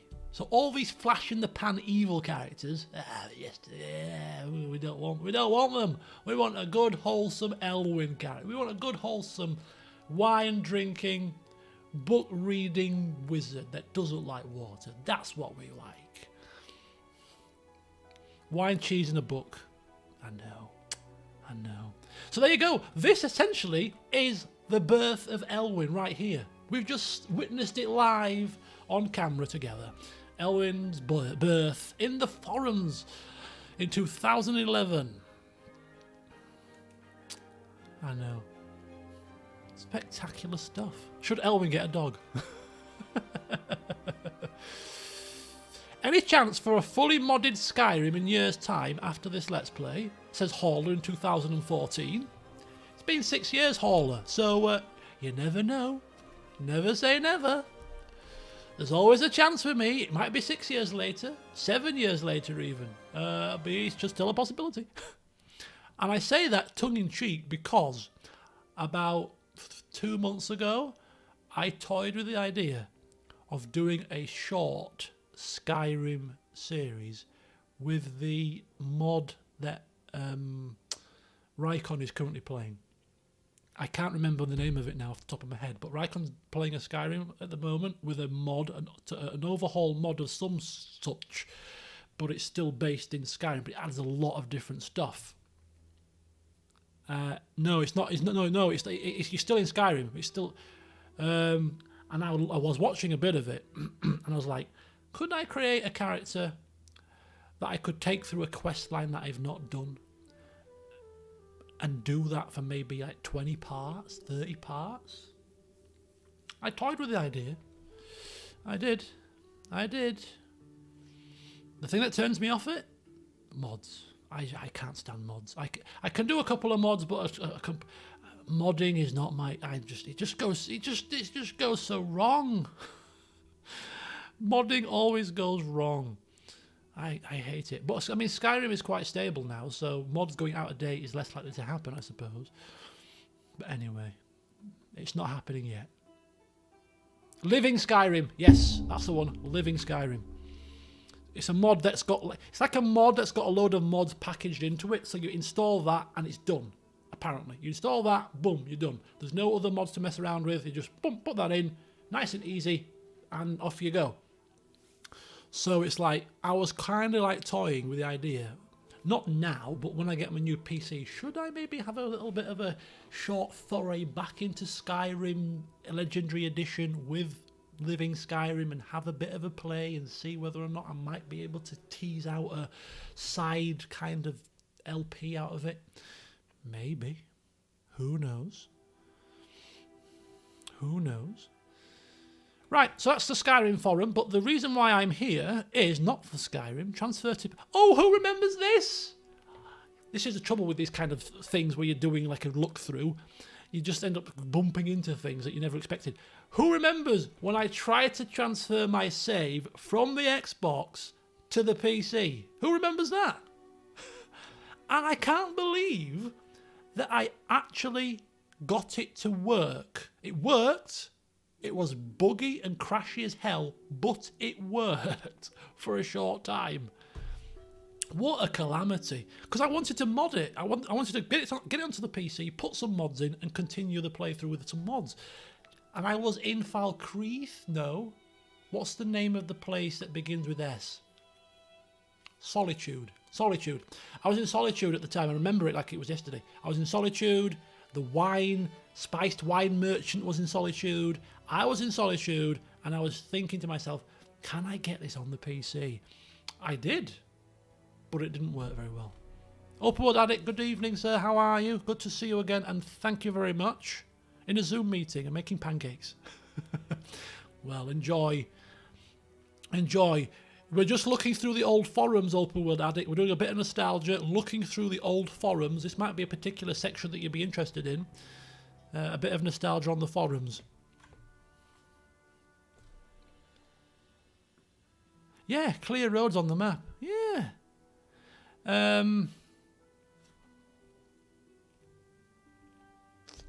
Dear me. God, this is great stuff. This is great stuff indeed. Right, let's get back to why we came in here in the first place, which was, this is the trouble with this bloody forums, you can't go back properly. We were here to get specifically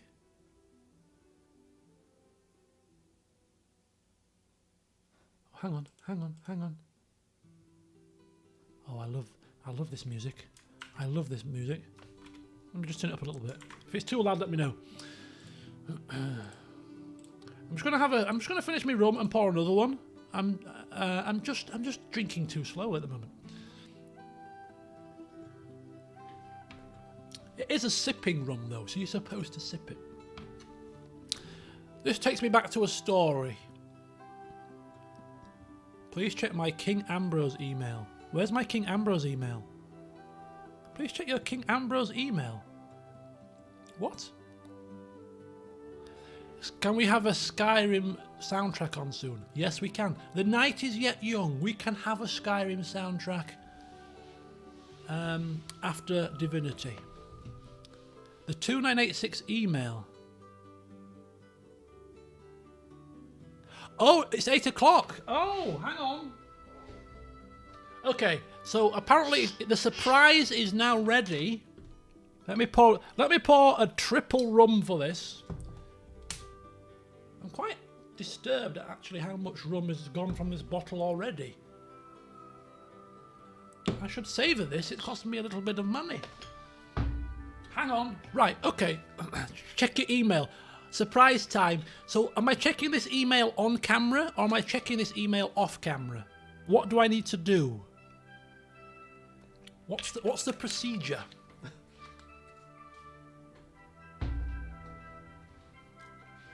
To be fair though, I am drinking slowly, which is a good thing because these are triple shots. These aren't just singles. These are, so this is the third one. So this is like 9 shots. This is 9 shots. Hence why I should be drinking it slowly. I'll love the surprise on camera. Let me do it on camera. So I open up I open up my emails on camera. Oh my god, what's happening? Oh, surprise time. Here we go, folks. Oh, bloody hell. The excitement. On camera indeed. Oh, hang on then, hang on. Let me get my rum ready. Just in case I need to have a drink to calm my nerves.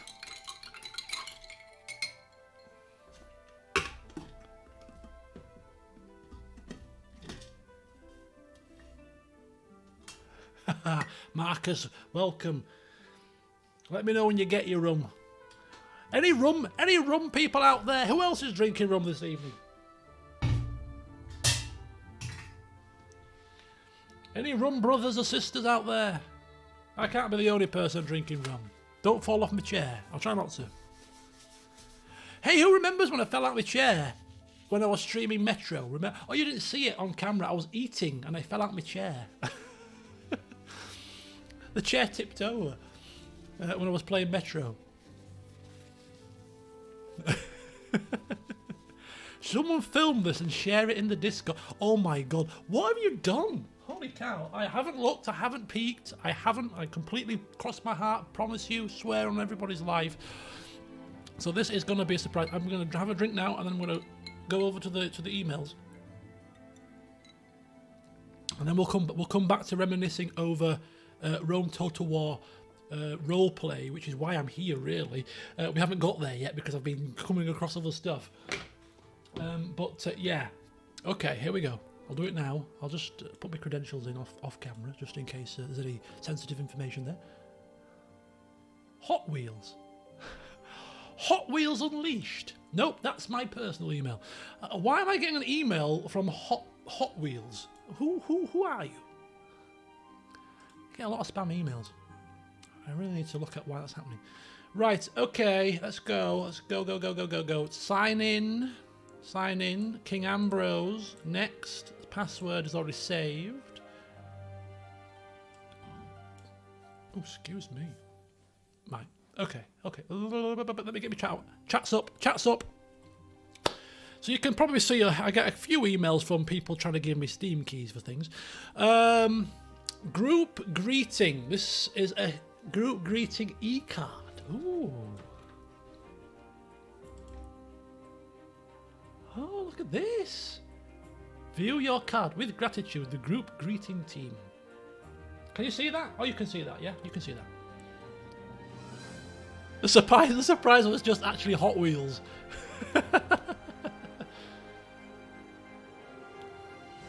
Surprise time. Right, okay. Let me just turn it down a little bit, the music. Right, okay, here's my card. Oh, hang on. Oh, look at that. Oh. Oh, his messages. Oh, blood. Oh, no. It's a good job we're doing this at 8 o'clock or night 11, otherwise I'll start probably blubbering. I've been with you from the start. I can't read it out loud. I'll read it in my head, okay? Just, yeah.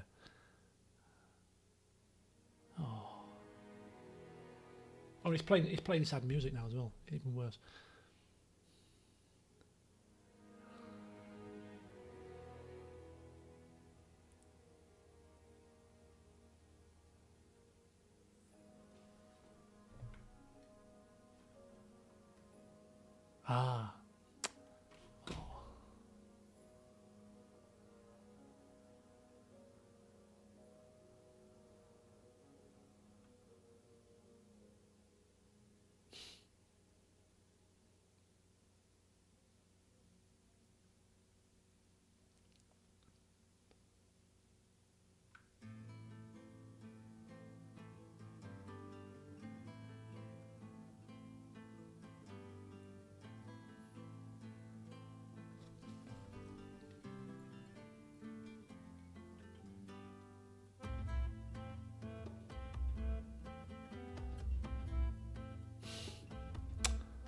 Oh man.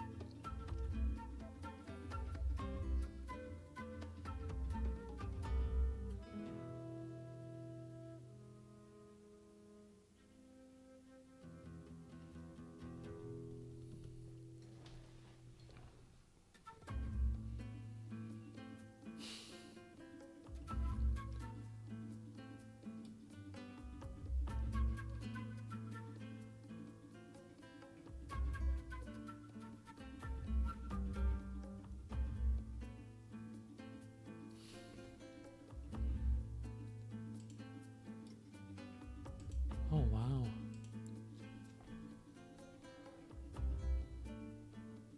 Thank you so much, everybody. I'm reading it.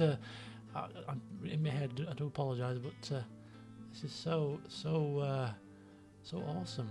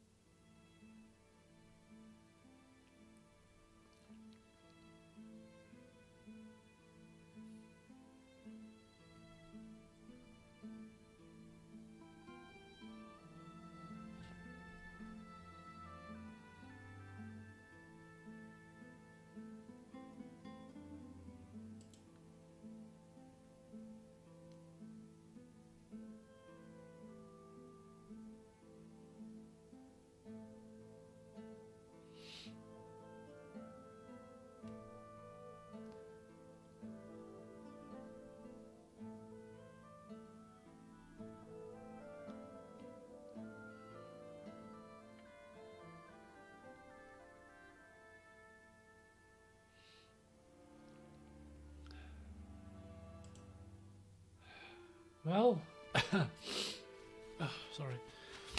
Thank you very much. That's fantastic. Thank you so much.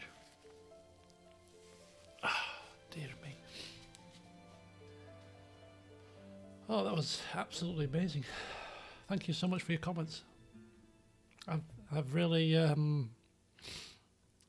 a tough time this past 3 months, as you probably know. Dear me, what have you done to me? I don't usually get emotional. Bloody hellfire.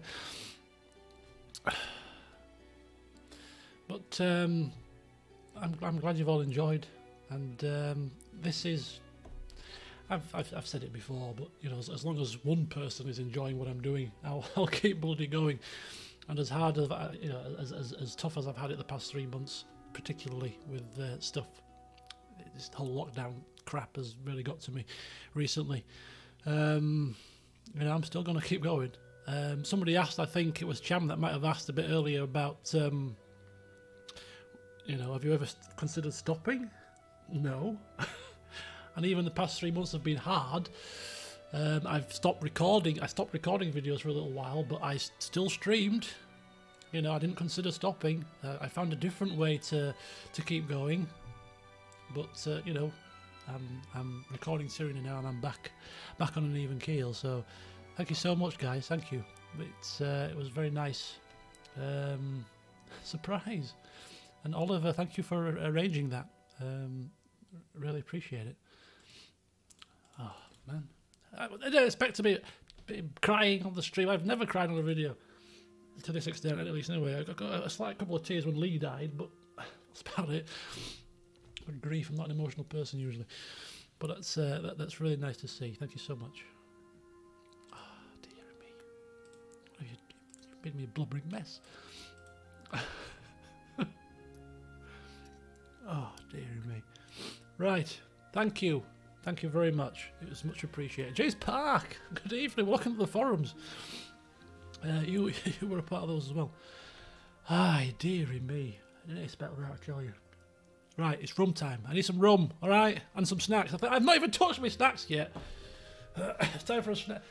Oh, sorry. Let's get to some happy. Oh, I purposely went down the aisle to get dip because I forgot dip in the Christmas party stream, and I've not bought the dip upstairs. So I'm gonna go get my dip. I'm gonna splash my face with a bit of water, and then we're gonna crack on with the rest of the stream. But once again, thank you so much for that. It was great to read that card. Right, we're having a 2-minute break. Go to the toilet, folks, and we'll be back in 2 minutes.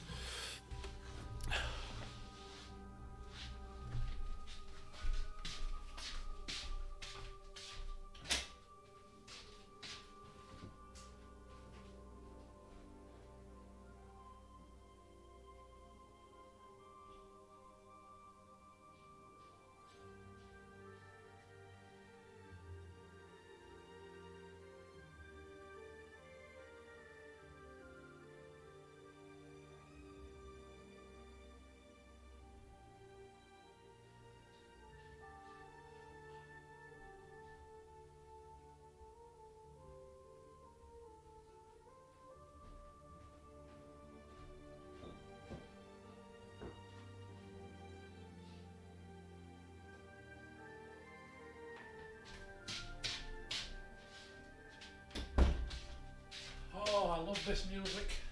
I flipping love it. Oh, dearie me.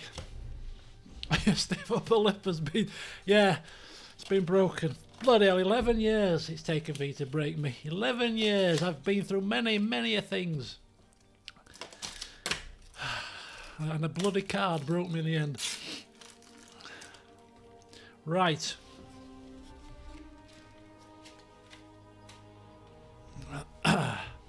Okay. I'll start with some paprika Pringles, I think. Just a few of these. I do apologise. This is now going to turn into an ASMR eating stream. I'm a man of many talents, you see. onion and garlic. The best dip.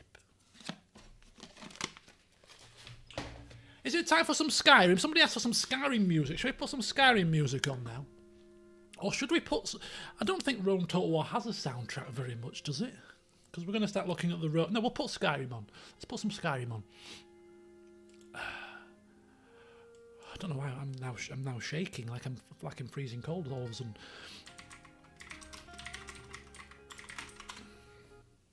Oh, I do like that music though. That's just finished. Okay, before we get any further, we just have to appreciate the initial menu music of Skyrim. November the 11th, 2011. This played for the first time on my TV. I'm going to turn it right up for you guys, alright? Whilst I eat my crisps. Oh, in fact, it wasn't even 2011. It wasn't even November the 11th, 2011. This was in the trailer.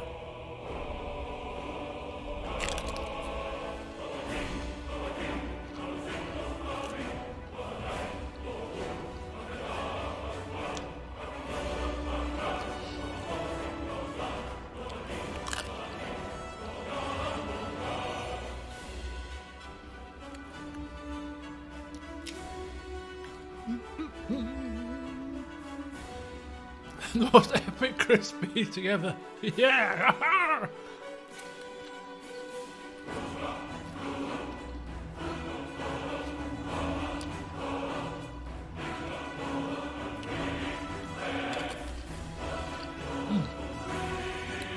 Good.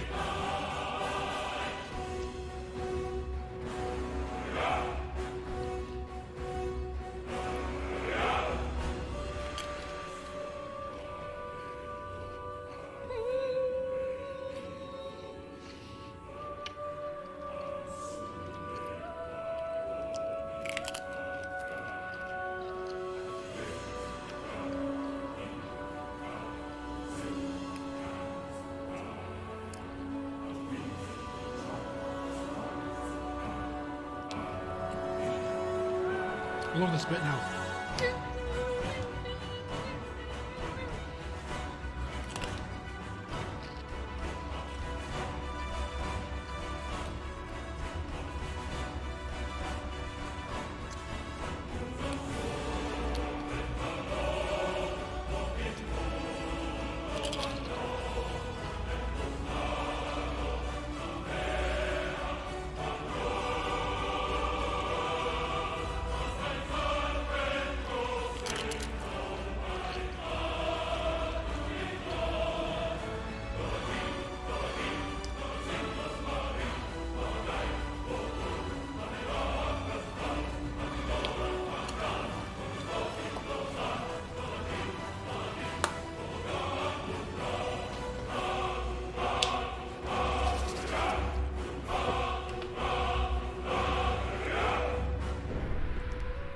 I don't care what you say. You will not beat this music.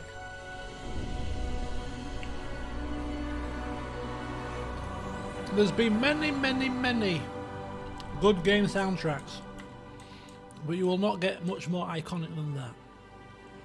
No chance.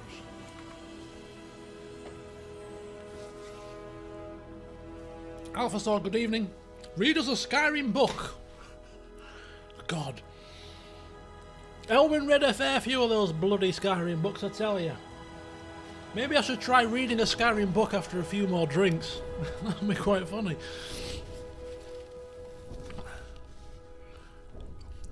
Don't bring your arguments here, Dark Phoenix, okay? This is not the time for debate. I said you will not beat this, and my word is law. I'm a fate binder now, you know. Right, I'm still sniffling here. Bear with me. You've broken me, people. Oh, now he puts this music on as well. Oh, for God's sake, stop doing this, you stupid soundtrack.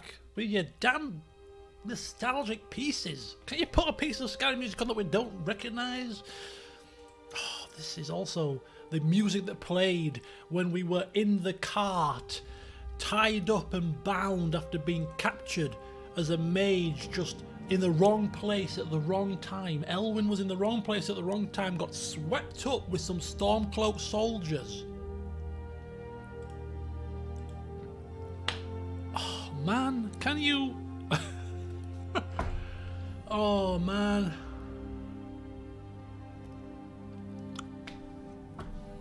I remember this part like it was yesterday.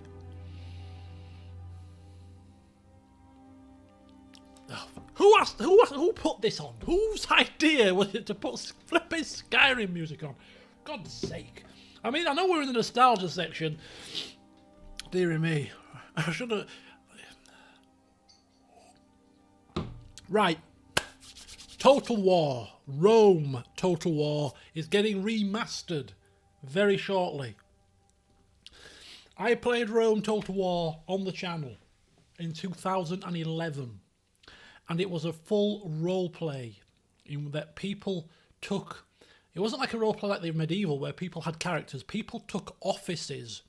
And if you want to read the roleplay in its entirety, it is here. In the LP Archive Forum, click on Rome Total War. Is it? No, it's not. Hang on a second. This is the actual LP forum. This is not the RP side of the forum. This is just the LP forum. So scratch that. Where's the RP forum? This is what I'm trying to flipping say. I've got to search for Aulus again because it was Aulus that you found this. I can't find this bloody forum in the forums. I've got to do it by searching for Aulus. So we search for Aulus. Oh, for God's sake. Talk amongst yourselves, folks. I'll get there in a second, all right? This is another technical issue. Many technical issues in my streams, you know. So we've seen the birth of Elwyn in the forums from that post in September. We're now seeing now we're listening to the music that played when Elwyn had his adventures. When did this turn into a Skyrim nostalgia stream? Do you know what? Oh, there you go, Capitol Hill. There it is. There it is, Capitol Hill. Where is it then? Where is this forum that I can't find in the actual forum itself? It's Creative Stories, Demo LP Archives, Rome Total War, General Discussion Archive Forum. It is there. It's supposed to be there somewhere. Anyway, if you search for Aulus, who is the character that I took over after Tiberius, you will come to the Capitol Hill section. Now, the Capitol Hill section was the forum where we role-played the characters. So I role-played as Tiberius, who was the initial leader, and then Aulus when Tiberius died, spoiler. And the other officers also played their parts in this forum as well. Again, I'm not going to go through it with a fine-tooth comb, but basically, if you read through this, it reads as a role-play as the series went on.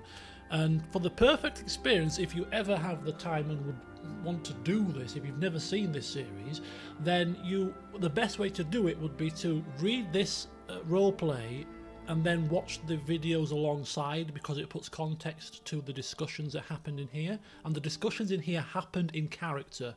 So this was a fully role-played series, and to date, I mean, it was one of my favourite LPs. It really was. It was a short campaign, but I completely and utterly really enjoyed. I'll just leave this post on there for you to see. I really enjoyed the roleplay in this series. I remember my characters that I had and roleplaying the characters. I remembered I think Night King High is here. I remember the great duel between Titus, who was Jet Blaze, and I can't remember the name of the character that he was dueling, but it might have been Night King High. And then he was disowned. Titus became disowned he was due to be the faction leader. He got disowned because of the disgrace of him dueling in the street. But then at the end, if you see the epilogue, he actually became the ultimate emperor or ruler upon the death of Aulus. It was just so good. It was just such fun. It was such good fun.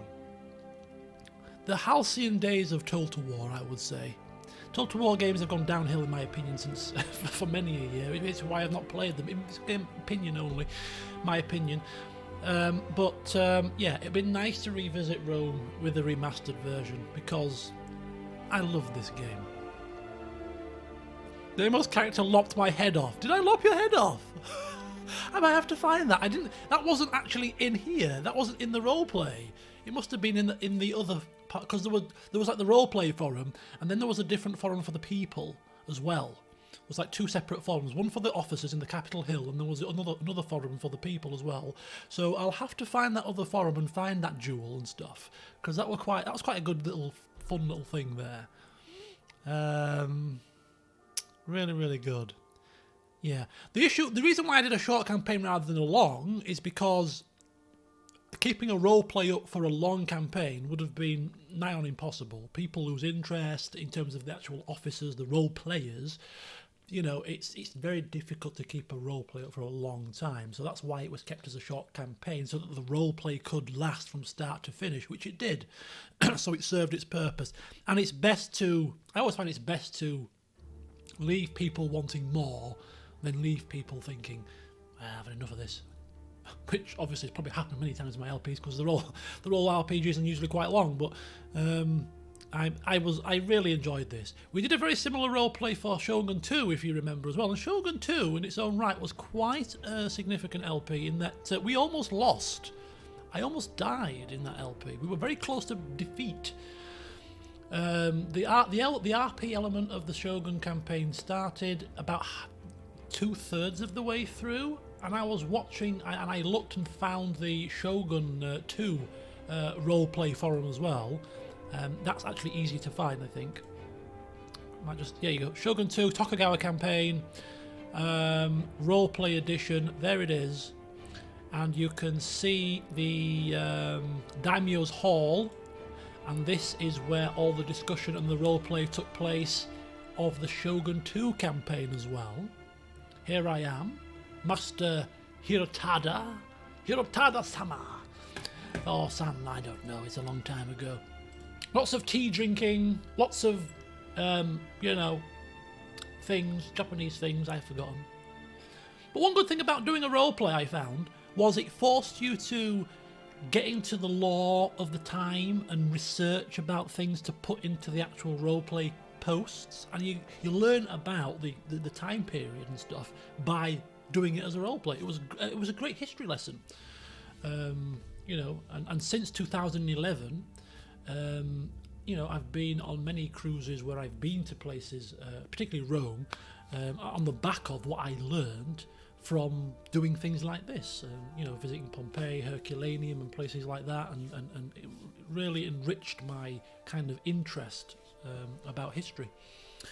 But yeah, so there's lots of stuff here for you to get your teeth into. I will put the link of the forums in the Discord server after the stream, so if you want to go in and have a look and root around yourself for old time's sake, it's there as it was in 2017 when we left it. It is available. There's just so much nostalgia here. We could spend an entire stream looking through the forum if we wanted to, but I've given you a flavour. If I ever get to the point where I'm Shogun sat in Kyoto, I will look back on this day and laugh. Did I say that? Because it happened. And I hope I sat and laughed, because we did it. Try not to die in the battle for his last settlement. Oh my god, I'm going to have to go back and watch that. To this day, that is the closest I ever came to losing a Total War campaign. Yes, JD, we are getting Rome Total War Remastered pretty much on release. The game is getting released, technically speaking, a day before I get my computer. If I get my computer when I'm supposed to get it. So yes, it is coming, 100%. Definitely. It will be a regular LP video series, it won't be streamed. I might do an occasional stream or two, but it will be a regular series.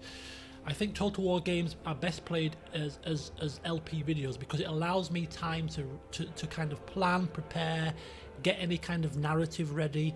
I want to get back into the family tree side of things and get the stories out. It probably won't be a role play, If we're going to do a role play, I might do a role play series of something like the Alexander expansion or the Barbarian Invasion expansion rather than the base game, because they're generally a bit shorter and I've never played them before, so it'd be quite fun to maybe role play something like that. So, but the original Rome Remastered original series will be just a regular series.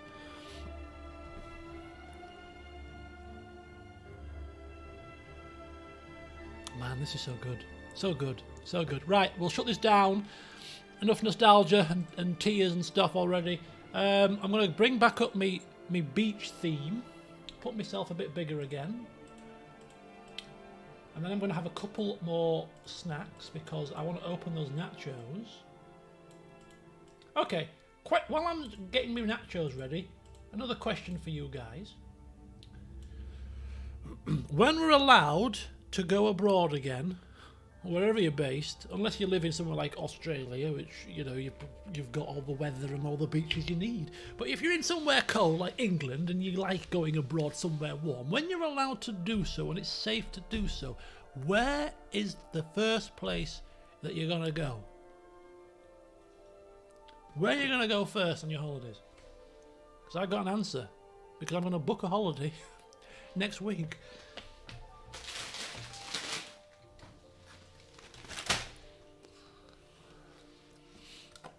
Sri Lanka. Oh, nice. Nice. Corfu. I should have bought like a little plate or a little bowl to put my crisps in, so that I don't have to rattle the damn bag. Sorry. It's ASMR, I told you, didn't I? It's all the rage. Oh, these are so... Oh! This is so good. So good. Catherine. Good choice. Good choice, Catherine. Lovely.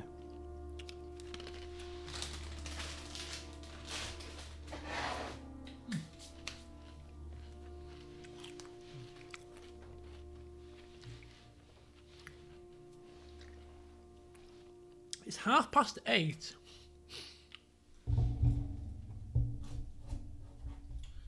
And I'm only on item number 3 of my list.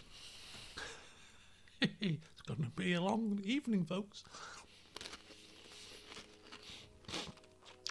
Florida Keys, Greece. Florida, Greece, Cairo. Good call.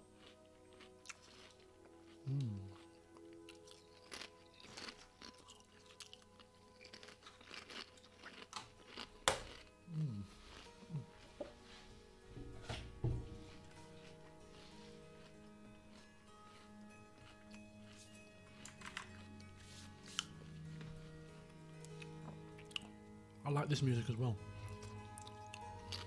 But there's not a lot of music in Skyrim that you don't like. It's got a good soundtrack. I often rave about the soundtrack to Divinity, Witcher, but Skyrim has a lot of great music.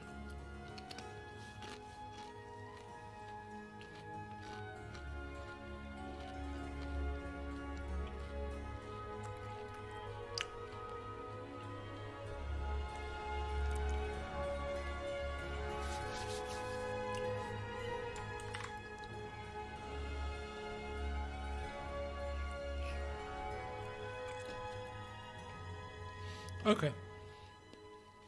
Some good locations there. I've been to Greece. I've been to a couple of Greek islands. I've been to Rhodes. I've been to Mykonos, and I've been to... I don't think, is Mykonos the island or a city? I've been to Mykonos. I've been to Rhodes. I've been to Kos. And I have to say, Rhodes. Rhodes was a lovely place. I really enjoyed my time in Rhodes. Mykonos is the island. Yeah, I remember Mykonos being very windy, but yeah, Rhodes was really nice. I enjoyed Rhodes. We hired a car. 6 of us went on holiday to Rhodes. To this day, I've been on holiday twice with a group of mates as well as my mother. My mother, her friend, me and my mates all went on holiday. There were 6 of us to Rhodes. Had a great time. We hired a car, big people carrier thing, and we drove around the entire island and stopped off where we felt like. We were in a hotel, but because we hired a car, and Rhodes is an island, it's not massively big. You can do the whole island in a day easily, in terms of driving around it. So we drove around it initially, and then we sort of looked at, oh, we fancy going to there. Yeah, we fancy going there. Kind of picked off points that we fancy going, and then over the course of the next, 10 days of holiday, we went to the places that we thought we would enjoy. Went to the southern tip of Rhodes where there's two seas meet. I don't know what the seas are now off the top of my head, but 2 seas kind of merge at the bottom of the island. And it was absolutely fantastic. Really, really loved it. Really loved it. I would go back. But yes, my mother, God bless her, is itching for a cruise again, and I'm kind of reluctant to book anything cruise-wise for the moment, because even when you're allowed to cruise again, I think there could well be some restrictions in place that make a cruise not a cruise that we're used to. But she's found one in December the 18th till January the 3rd, over Christmas. She's found one, and I'm like, okay, yeah, go on then, to the Canary Islands. So I'm looking at booking the Canary Islands over Christmas on a cruise. I'm still not convinced. We'll have to see what happens at the back end of the year. But we do have a deposit rolling over because we booked last November, and obviously it was cancelled. So we've got a deposit already locked in. So we just have to basically pick another cruise and say we'll have that one. The deposit rolls over. We don't pay anything, and it just holds the deposit, and we get we'll get the cabin and stuff booked and guaranteed. And if we do want to go, we go, and if we don't, we just roll it over to another one. So yeah, that's the general gist where I'm looking to go, Canary Islands, for Christmas. And if it does go ahead, bloody hell, it'll be 2 years since my last holiday. But I have booked a caravan holiday in September with one of my mates for 5 nights. Well, that's a lie. I'll tell you the full holiday. 2 nights in Birmingham for a bit of partying, and then 4 nights in Cornwall in a caravan. Because I thought we can't drive all the way to Cornwall in one trip, it's too long, so we'll stop off in Birmingham, we'll have a bit of a party in Birmingham, then we'll go to Cornwall and have a caravan for the rest of the trip. So we're going to a caravan park in Cornwall. I've booked a caravan, and I say caravan, these caravans nowadays are better equipped than a house. It's got Wi-Fi across the thing, heated towel rails in the dual shower, it's got the whole kit and caboodle. Bloody hellfire. My idea of a caravan is, the little tiny thing with a kitchenette and a bloody sofa. This has got, all the bloody mod cons. These caravans are absolutely immense nowadays in terms of technology and stuff. So that's where I'm going in September. Caravan holiday in Cornwall. This is what I've been reduced to. No offence to Cornwall, but it's not exactly it's not the back of the Caribbean, is it? But I've never. Do you know what? In my 37 years, I've never been to Cornwall, so it's a new experience.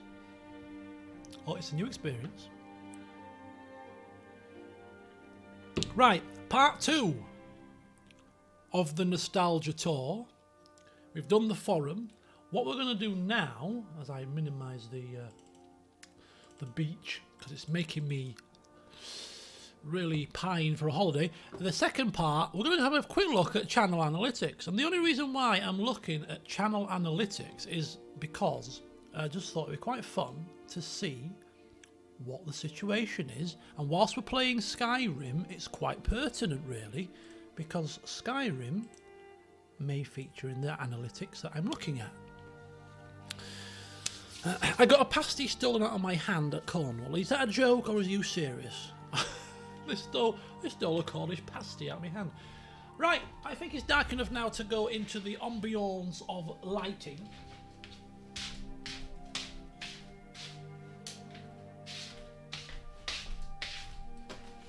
What colour would you like? Devon and Cornwall. ruler of Cornwall, Tintagel, Bodmin. I'm visiting all the places that the Flemings frequented, you know. What colour would you like? You can have blue, green, pink, red, purple. You can have a multicolour strobe effect if you wish. No, I'm serious. Oh, so somebody nicked a... I mean, I've heard of Cornish pasties, but are they that hell bent on their pasties that they would steal a pasty out of somebody's hand? Oh, a seagull. Oh, that makes sense. There you go. I'm gonna say a person. A person stole a pasty hand? My God. Green. Right, that's the first one. We'll change the colour later. Green's good. Although it changes the colour of my face, as you've just noticed, and you can't see the stats because my face is covering the stats. So let me minimise my face a little bit and move myself over to this side for now. Let me just change that colouring. It's made my face look a bit bloody orange. Oh, God's sake. Come on, you stupid thing. Turn off white balance. Ah, there we go, it's a bit better. That'll do. Right, there you go, we're in green. Okay, so here we go. This is the past 12 months. Where I'm going in September is I'm going to a caravan resort. It's the Park Dean. Park Dean are quite a big, I think, caravan company. It's the Lizard Point Caravan Park in Cornwall. Anyway, here is the last 365 days of the channel in analytics. I don't check analytics. I don't care for analytics. I'm not a YouTuber that's doing this for any form of monetary gain. I couldn't care less about analytics. I just do what I enjoy doing. But I just like to have a quick look at times like this, just to see, for purposes of nostalgia, really, what the crack is, you know. So here we go. So over the past 365 days, this is the first time I've looked at this since God knows when. The most popular stream in terms of number of views on the channel was the anniversary stream last April. We've got Crusader Kings 3, the very first stream that I did a day before the game came out, is up there. Medieval 2 Total War English Campaign Part 1 is still up there as on the channel. There's 2,000 views over the past year. Pillars of Eternity Prologue, that was done this year. Shogun 2 was quite a surprise to me, to be up in the top 6 most viewed videos. There's no Sims videos here, you'll notice. Godan's Tale up there, Calradia, Christmas Party stream, and Last of Us 2 Part 1.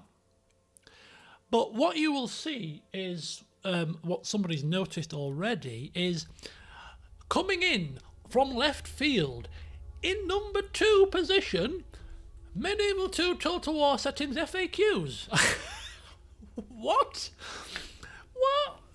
What? How the heck? What? 2,500 people have viewed in the past 12 months. FAQs, Medieval 2 Total War setting. Is this even still relevant? I think it is, actually, but some random FAQ video that I did to show how I to change the number of turns to the number of years, and changed the turn time from every 2 years to 6 months, has garnered the second most views on my channel for the past year. What in the hell? So you know, from now on, folks, I'm changing my channel to a tutorial channel and an FAQs channel. Any game I can think of, I'm just going to do some FAQ videos. This is how you do this. This is how you do that. Oh, I may make a fortune.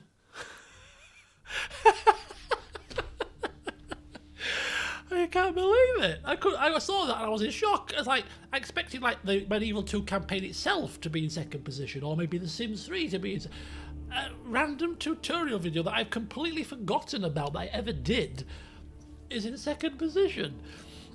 How to import Skyrim into your PC. Yes! It's a money spinner. It's a money spinner, King High. You've cracked it. You've cracked it. I'm going to get right on that tomorrow morning. I'll make a fortune.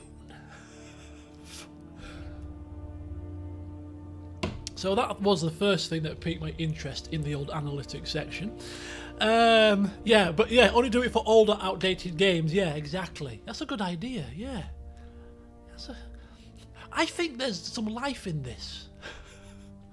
I'm quite tempted to create a second channel, completely change my voice with a synthesizer or something, and just use analytics of my channel to see if I can do something with it. I'm going to make some Medieval 2 Total War FAQ videos. Yes, this is what's going to spin me some cash. I'll never work again. Right, okay, reach. This is a rather interesting one because it shows you how people join your channel. I'm not bothered how people join my channel. If I was, I'd probably focus on it a bit more. But what I'm interested in looking at on this is how many people have been directed to my channel from playlists. What playlists direct the most people to my channel? Skyrim. Music's playing right now. This is why I'm doing the sixth section right now. Not a surprise at all. Yeah. Most people see my channel through playlists, through the Skyrim playlist. Even to this day. This started in 2011. This started in 2010. Medieval 2 English campaign in second position. Sims 3 in third. There's no surprises here at this point. What was quite a surprise though was Let's Play CK2 Rogue Viking series. My final CK2 series with the Johanssons. But I mean, even so, it's still pales in comparison to the big hitters. And then coming in fifth position, kind of left field, the Byzantine campaign, Medieval 2 Kingdoms Byzantine campaign in fifth position. Top 5 playlists for directing people to my channel. Yeah, Skyrim's not a shock. I expected Skyrim to be featuring heavily on these analytics. So that was pretty cool. These are how people come to my channel via YouTube search. Obviously, people searching for you in particular is going to be top. But Pillars of Eternity 2 in second place. Crusader Kings 3, CK2 and Pillars of Eternity. Interesting. And then suggested videos. So these are people that come to my channel from suggested videos on the side, the right hand side, suggested videos. Most suggested video, all the people that have come to me. Pillars of Eternity, Part 1. Interesting. Shogun 2 Part 1, Medieval 2. This was a bit of a surprise. Metro 2033 in fourth position. Fourth highest video for people coming to and finding my channel through recommended feed. Seems my Metro video has been recommended to a few people. Interesting. And in fifth place, another one that's kind of unexpected. Let's stream PC Building Simulator. Yeah, people obviously clicking on that because that maybe, I don't know. There's a lot of PC building going on at the moment, isn't there? With the current situation. Good time to do that. I should have cashed in on that. I should have cashed in on PC Building Simulator, given the circumstances with all the graphics cards and stuff. You can't get a graphics card in real life, so why don't you have it in the game instead? Have a virtual PC with a 3080 in it. Why not? So yeah, I thought it's quite interesting to see some of this stuff sometimes. It is. I don't look at it. I'd say it's the first time I looked at it in months, but it's quite interesting for nostalgic purposes just to see what does actually bring the numbers in, I suppose. Engagement. This is an interesting one. Top playlists. Oh, top videos, I suppose, is not real. This is top videos by watch time. Obviously, all streams are going to feature heavily because it's the nature of a stream. A stream is longer, so it's going to get more watch time. So these are just all streams. But interestingly, top playlists by watch time. Oh, Skyrim, number 1. Again, so Skyrim's top of the tree. Again, featuring quite highly the Rogue Viking series. I mean, this was done in 2020, strayed into 2011. So it's quite a new series, really. And given it was over the last year, this was a big LP for that year. But it's nice to see it up there, I suppose. Campaign, Medieval 2 again, Pillars of Eternity 2, and Pillars of Eternity 1. So I thought that was quite interesting. But the final thing that's interesting to me is the audience demographics. Yeah, exactly. Watch time. If a playlist has got 200 videos in it, it's going to get more watch time. This is another interesting one. Demographics. Kind of a 50-50 split, really, between, I say 50, well, 30-30, but you know what I mean. 29% United States, 29% United Kingdom, Canada, Sweden, Australia. I don't know who my Danish friends are. They've probably abandoned me because they always get blocked because of copyright issues. But this is the interesting one, and it's not interesting really because it's natural. But when I first started, analytics first came in maybe about 2011, 12 or whatever. I had quite a bit of younger viewers, like 13 to 17. That was probably about 10%, I'd say, back in the early days, at the very least. And a lot of you guys have said you've been watching since you were young teens as well, and you've just sort of grown up. 18 to 24, that was in the high 30s as well. And then this was less, this was significantly less, and blah, blah, blah. But as I've got older over the 11 years, you guys have got older through the 11 years. So the demographics of people watching me, I've now got hardly any 13 to 17-year-olds. That's gone down from like 10% down to 0. And yeah, you guys, this is basically telling me that my viewers have got older with me, which is, I suppose, I like that. You know, it's a small, close-knit community, people that have watched for some time. Yeah. You young whippersnappers at 13 to 17 nowadays that are all very mobile phone, don't have the retention and the time to sit down and watch a long form LP video. They just want a quick 10-minute video of all this kind of all this nonsense that happens. I don't. What do people watch nowadays when you're 13 years? I don't flipping know. Some crap. You know, all these silliness that happens nowadays. They're watching all that stuff now. They're not interested in some old fart playing a game. So, but that's quite interesting. That maybe obviously because nobody wants to put down that you're under 18 on YouTube because you get locked out of stuff. Oh really? Oh really? I didn't know that. That could be something to do with it. Could be. Yeah, could be. Mind you, if anybody was 13 to 17 watching me drinking rum and getting a bit merry, making a fool of myself, it's not a good advert, is it? So, yeah, but I just thought it was quite interesting to see some of those stats. Not for the purposes of me trying to zone in on how I can maybe increase views or whatever. I'm not bothered. It's just in terms of how the channel's evolved through the years and what sort of historic videos are still doing well. I just find that kind of intriguing to do that sort of once every sort of 6 months. So there you go. That's analytics nostalgia done and dusted. Yeah. So if I want to get down with the 13 to 17-year-olds, I need a game plan because it's not working, folks. Not working. What do I do to entice the younger viewers? What do younger people watch on YouTube nowadays? I don't know. Yeah. Well, yeah.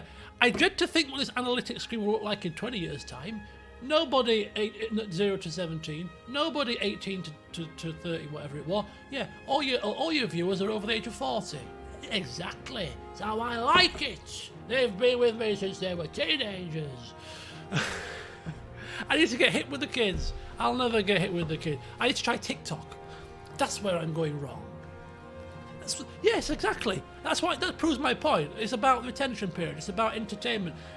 A TikTok is what, 30 seconds, 20 seconds? That's as much attention span as they've got. 20 seconds, ooh, look at that funny video. Right, I'm going to go and play my computer now. Ooh, I'm going to go do this now. Bloody leave them. Leave them to be. Leave them to it. Bloody ticky-tocky. Ticky-tocky, what's that? Back in my day.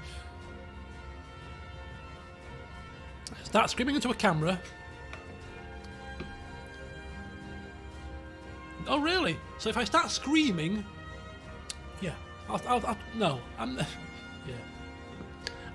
As I said, you know, sometimes it does make me wonder. I do sometimes toy with the idea, not for the purposes of actually doing it properly, but for maybe like a 6-month period, creating another channel, doing some research, and you know, snappy thumbnail, catchy title that draws the viewer in, make the first 30 seconds of the video really, really catchy, do a bit of, you know, and see if I could really just, as an experiment, change who I am for the purposes of the experiment and see what happens, and see if I could entice people to watch me doing some stupidness. I couldn't put my face on the camera. I couldn't put my face on it because it's an experiment and I don't want people to know it's me. But I do wonder sometimes if it's possible to start from scratch, be completely fake, just to draw people in. It's probably possible. Have we finished Skyrim music? No, we've got more coming. More coming. We're still in the Skyrim section. Right then. Okay. Those... I have longer attentions. Everybody in this stream probably has a longer attention span than the young teens nowadays, because you're watching me. And my videos are 50 minutes long, at best. 3 hours if it's a stream, so you've definitely got longer attention spans. Make a pool stream and ride a banana. We'll get you money. Right, I need a money-making scheme. Hive mind, all of us together. I'll be the face and the voice, and I'll do all the silliness. I'll make the fool of myself. You guys just give me the ideas, and together as a collective, we'll see if I can quit my job. How about that? That's our aim for the next year. 12th year anniversary, I could come out and say, I've quit my job. I've made thousands of pounds being an utter tool. Isn't it marvellous? FIFA pack openings. Oh God, don't start me off. I couldn't do it. I'm telling you. I'm talking about it now. Like I could not lower myself to do these things. I can't. I just couldn't do it. I just could not do it. Try unboxing. But you have to buy stuff to unbox. I mean, I could buy some cheap stuff to start with. And then when I'm making my thousands, I can then get people to send me stuff. Big companies. You want me to unbox on my famous channel? You send me the things. And I unbox it live for you. Get Bethesda to give you a copy of Starfield. Right, okay. I agree with it. Is unboxing still a popular thing? Unboxing was quite... I unboxed a chair two streams 2 years ago. Unbox Hot Wheels. There we go. There we go. Dimmer's fake channel. I do wonder. I do wonder. Really? I could get thousands of views unboxing small avatar game figures. Stop it. Stop putting ideas in my head. I ain't got time for this nonsense. Right. Final piece of nostalgia, really, is just looking back over the past 12 months, really. Looking over the past 12 months. Let's move myself over this time. I just wanted to kind of whiz through, and if you guys want to see any videos in specific over the past 12 months and shout out, I can maybe show some. But I just wanted to, I can't say for certain, but we've had a very busy, oh, what am I doing? I haven't got my chat on. I've had a very busy past 12 months. I think I've played, if not the most, at least in the top 3, most amount of series over the past 12 months. We've played a hell of a lot of stuff. I was looking back to see, right, when did I last have my anniversary? Here it is. So everything after this point is we've done over the past 12 months. And some of these games are like, did I do that this year? It seems like I did it ages ago. So, you know, Deus Ex, Mankind Divided. I don't know what it was about that game, but I really, really, really loved Mankind Divided. Really loved it. Absolutely loved it. For whatever reason. I don't know why. Build the Game of Thrones dragon and you'll get... Right, that's it. I've got that there. Don't need to buy anything. It's there waiting. I can build it. I'll get my little hand cam. Remember? I got my phone as a hand cam on the Christmas stream. Technological piece of genius, if you ask me. Well, for my standards. And, yeah, get that built live on camera over the course of...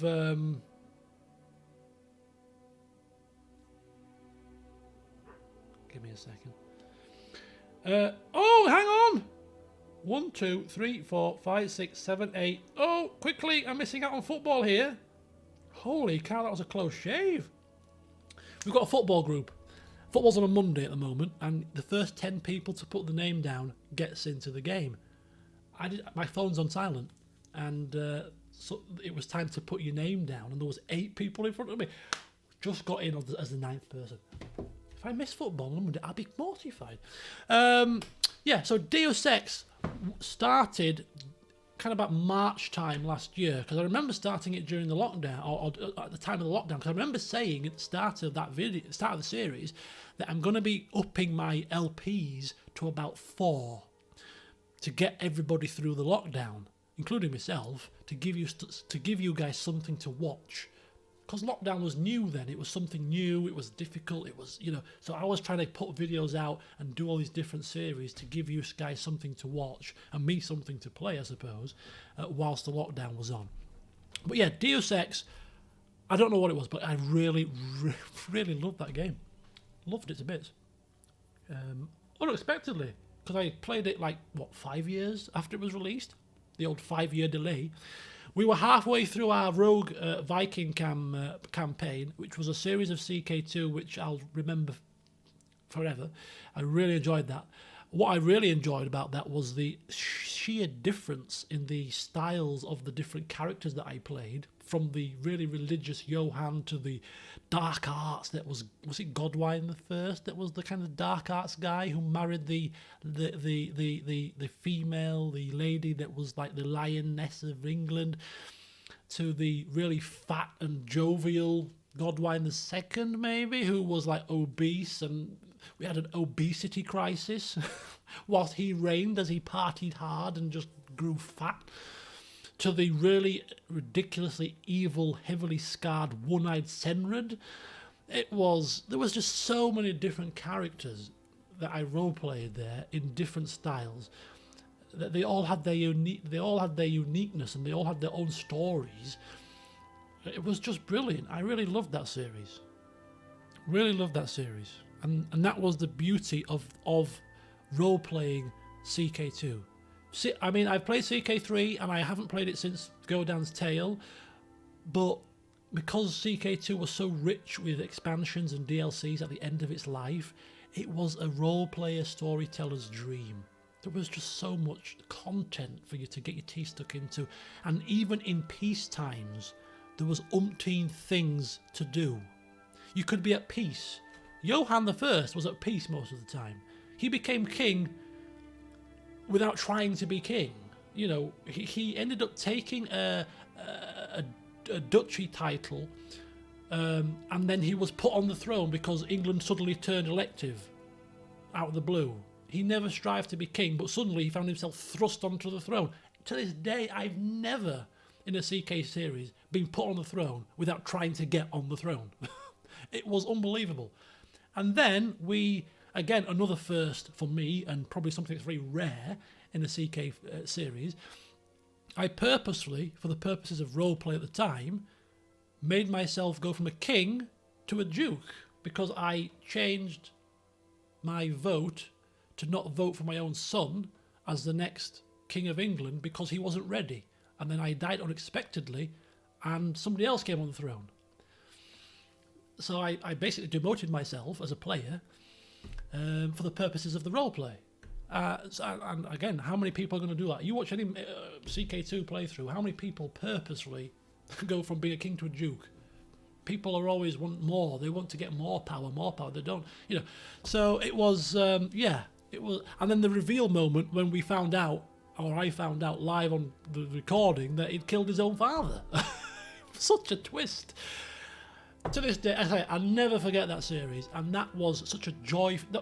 I personally think that playthrough for me encapsulated the beauty of CK2.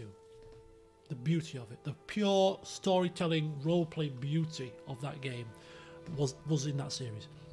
Unbelievable series. So it's good to see it on the analytics as quite a popular, most watched series, to be fair. You did it! You! I still remember Christmas Comedy Clips. Ah dear, it was good fun. RimWorld was still going on. It started that before March, but it was still going on, and that was memorable. How we all ended up dead due to us trying to kill some wild boar at the end of the day, and we ended up dying. Spoilers for anybody watching these series or want to watch these series. I'm giving you all the endings away. Floris, and because of the anniversary stream last year, I started playing Mountain Blade. 10 years later, got into a Florist campaign with Sam Dyson, and the game crashed on me, and I couldn't finish it. Well, that was a little bit disappointing, to say the least. Although I do sometimes think to myself, it probably saved me a lot of time, because getting through to the end of Mount and Blade is a very, very, very long process. But nonetheless, I really enjoyed playing Mount and Blade. Deus Ex Mount and Blade, Deus Ex Mount and Blade, RimWorld, and then a little bit of a throwback to my Command and Conquer days. Really enjoyed that. Finished the Soviet campaign. Brought back some fond memories of my Red Alert days as a young teenager playing it on the PlayStation. Then we started the prologue of Pillars of Eternity. I quite like this video. I like this little prologue. Should we play it? I'm going to play this one. I like this one. Shut up. Shut up, Skyrim. We're playing a video now. This is the first video we're playing of the session. I didn't intend to play too many videos today, but I quite liked Fedoran's little intro. I don't know. I just liked it. Good old Fedoran. It's like when you roleplay a character, sometimes, I know it's me that was playing the character, but sometimes it's like when I'm watching it back, like now I'm going to watch it now, I'm not the character. This character is Fedoran. I'm watching actually Fedoran. You know, it's almost like an out-of-body experience, if it makes sense. Anyway, here we go. For those of you who do not know me, there's good old Fedoran, the bloody storytelling fool that he was. Hey, it worked for him though. He did some great deeds. I'm turning it up. Right, let's go. Here we go. Cabbage gruel. I remember that. Greetings everyone, and welcome to another famous retelling of one of my epic adventures. For those of you who do not know me, there surely can't be many of you left now. I am Archmage Fedoran, champion of Defiance Bay, hero of Stalwart, lord of Fedoran's Keep, victor at the Battle of Yenwood Field, bester of Consul Hort, vanquisher of the Eyeless, a scion of flame, and dragon slayer. Just to name a handful of my many titles and accomplishments. I am here today to regale you all about my grand foray into the heart of Durgan's Battery, where I fought many dwarven malevolent spirits in order to restore their white forge. There is action, tension, heartbreak, and despair. So fill your cups and pin back your ears as I take you on a journey.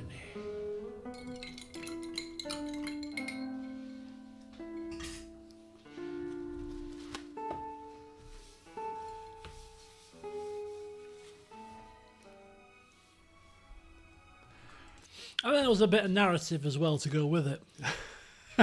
But yeah, you see, that was me viewer Fedoran, and it was Gilderoy Lockhart. That's who I based, obviously, from the first series. That's who I based him on, was a bit of, you know, sort of Gilderoy Lockhart, the fool that he was. Yeah, I liked Fedoran. I liked playing Fedoran. I really did. I think yeah. There's been many characters that I've played, I suppose, but the you know, Elwyn, yeah, and actually competent Gilderoy Lockhart, yeah, he competent most of the time. There was a couple of times when his silver-tongued diplomacy failed him, but for the most part, you know, he wasn't too bad. Yeah, but I really had fun playing as Fedora. I really had fun playing as Godan, actually. Two of my favourite characters to play in all my series. I did enjoy Elwyn, of course, because I played the bloody Skyrim for so long. I wouldn't have carried it on if I didn't enjoy it. But yeah, for whatever reason, I don't know whether it's because it's the style of the games or whatever, but and maybe because of the fact that there's more narrative in the Pillars of Eternity and Baldur's Gate, given the nature of the games, the more sort of, you know, you pick your text and stuff, whereas Skyrim's a bit more about open-ended adventure. Yeah, Fedoran and Godan are probably the top two characters that I've enjoyed playing. Top two. Really, really enjoyed both of them. So there you go. Might be a bit surprised to some of you, but yeah, they are the two. They're two of my favourites. So that was me little Pillars of Eternity prologue, which I've quite enjoyed. And then we started Last of Us 2. I'm on the wrong screens. There's trouble with clicking all these different screens, is that you get the bloody wrong screens on. Right, okay, so we've got then, I streamed Last of Us 2. I actually enjoyed that. I did enjoy that for the most part. And to this day, and to the days going forward, the one part of this game that I will always remember, there's no spoilers here, don't worry, I'm not going to spoil it, but was the part where we were exploring that area where all the bookstore was, the bank was. Don't worry, I'm not spoiling it, don't worry, I'm not spoiling it. I'm not going to give you any story spoilers. It was just that area, and it was really early in the game. It was the second area we went to, a kind of open area, and exploring that was really awesome. That was a really well done area, I think, and I enjoyed just going round and reading about the time before the thing happened with the virus and stuff, and I got that kind of sense because I like, as I said before earlier in the show, I like dead things, right? I like this sense of buildings that are abandoned and stuff, and that captured that kind of feeling strongly going into the synagogue that was converted into whatever it was converted into. Really enjoyed that section of the game. But I won't talk about it any further, of course, because people are still playing it. But yeah, played that game through, and you know, it was good fun. It had its flaws, the game, of course, and we could have many a debate about what people think about the game. But I did explore an abandoned building in real life. I'll tell you the story because obviously I don't think you've heard it, Nagisa. Some people will have, because I'm sure I've told you before, but I'll say it again now. Obviously, I was a police officer, and we're going to go through some of my old records soon. And we trained in a place called Bishopgarth in West Yorkshire. I don't know where. Wakefield. It's in Wakefield. That was a training school, and it was the training school of the police since like the 60s or 50s. Really, it was the training school for the police for a long time. All police officers of West Yorkshire trained in Bishopgarth from decades past. Just turn this down a touch. If you go into YouTube and Google Bishopgarth, you'll get urban exploring videos. Because what happened was West Yorkshire Police moved their headquarters, their training headquarters, from Bishopgarth about 5 years ago, maybe even longer now actually, to Cargate. And what happened to Bishopgarth? It got left. It got bought by developers, and as of now it's probably flats and property. But for the period of time that they sold it to when the developers actually knocked it down and built it, it was just left abandoned. So I was doing something on YouTube and messing around, and suddenly I stumbled across the fact, probably on Facebook, that Bishopgarth was still standing and it was abandoned, and urban explorers had been in there and gone in there and explored around and put videos on YouTube of them exploring Bishopgarth. Now, I was in Bishopgarth. I trained in Bishopgarth. I'd been there when it was operational. And being somebody that's interested in urban exploration and kind of that kind of stuff, I was like, I rung my mate up and said, "What are you doing tomorrow?" "Oh, nothing." I said, "We're going to my old police training college." She went, "Oh, why?" I said, "It's closed, but if we go there, some parts of it are still open, and I just want to have a look around and reminisce about, why I trained in that building. This is where I did this. This is where I did that." Anyway, so we drove there the next day. It was a Saturday. Parked up in the old car park where I used to park my car when I was going to my training sessions. Found a hole in the fence, went into the actual site, and started looking around. And all the buildings were boarded up. So I obviously was a bit too late to the party, but there was one building that wasn't. And me being a very noobish urban explorer, didn't take a torch. So there was a hole in one of the buildings where you could get in. So I got in, and got so far and was like, I can't go any further because I can't see. And I've not got a torch. I was like, for God's sake, what kind of an urban explorer does not bring a torch? Anyway, so I had to come out. So we were really just looking around the outside of the building, and I enjoyed it. I loved it. It was like, you know, piece of history. I was looking at this place for the last time. It was going to be knocked down soon. And just looking back and just reminiscing about my times training and becoming a police officer. It was really, really good. Anyway, so I was going off, and I went around a corner to look at where the dining room was to see if I could see inside the dining room. And my mate was like, Damien! I'm like, oh, what does she want? Is she flipping falling over or something? And I'm looking through the building window. Damien! So I turned around and I said, what the hell do you want? And she stood there in front of me next to a security guard. So we're committing not a criminal offence, because it was trespass, which is a civil offence. I know my stuff. And so I was like, oh, okay, we've been caught. So I turned around and went, okay, hello. It was a Nigerian chap. And I said, how you doing? I said, I used to study here. I used to be a police officer. I used to study here. I said, I'm just having a look around the place, just to take it all in before it's knocked down. I said, what's happening here? What's it going to be? You know, very much like Derren Brown. Derren Brown, if you watch a series of Derren Brown, there's an episode where he goes to a greyhound track and he has a losing ticket, and he convinces the woman through positivity and confidence that he's got the winning ticket. And because he's like portraying this confidence, the woman's like, oh yeah, it's the winning ticket, and it's clearly not. So I was like, I rolled my persuasion check, my kind of diplomacy fedoran check, and I was like, I've just been here as a trainee about five years ago, and I'm just looking around one last time before they knock it down. What's it going to be? Oh, it's going to be flats and blah, blah, blah. I said, it's going to be flats. I said, what a shame. I said, this building's been here since the 1950s. I said, here used to be the TARDIS. There used to be like a phone box, a TARDIS replica, which has now been moved to the car gate. So there used to be a TARDIS replica here. I said, this was the dining room. That was the gym over there. And he went, oh, right. And I said, anyway, I've seen enough now. So my car's parked down there. I'm going to leave. And he went, oh, yeah, no problem. See you later. And I walked out. And my friend went, what just happened? And I went, just forget about it. Just let's just get in the car and drive off. It was unbelievable. It was just like drawn in. I was like, yeah, this is what this was, and this is what this was. This was the gym over there, and this is where I used to park my car. And I went, oh, right. I went, I said, I've not gone into any of the buildings. I'm just here to reminisce. But anyway, I've seen enough now, so I'm off. And they were like, okay. So I got out of that one. So yeah, it's a true story, honest to God.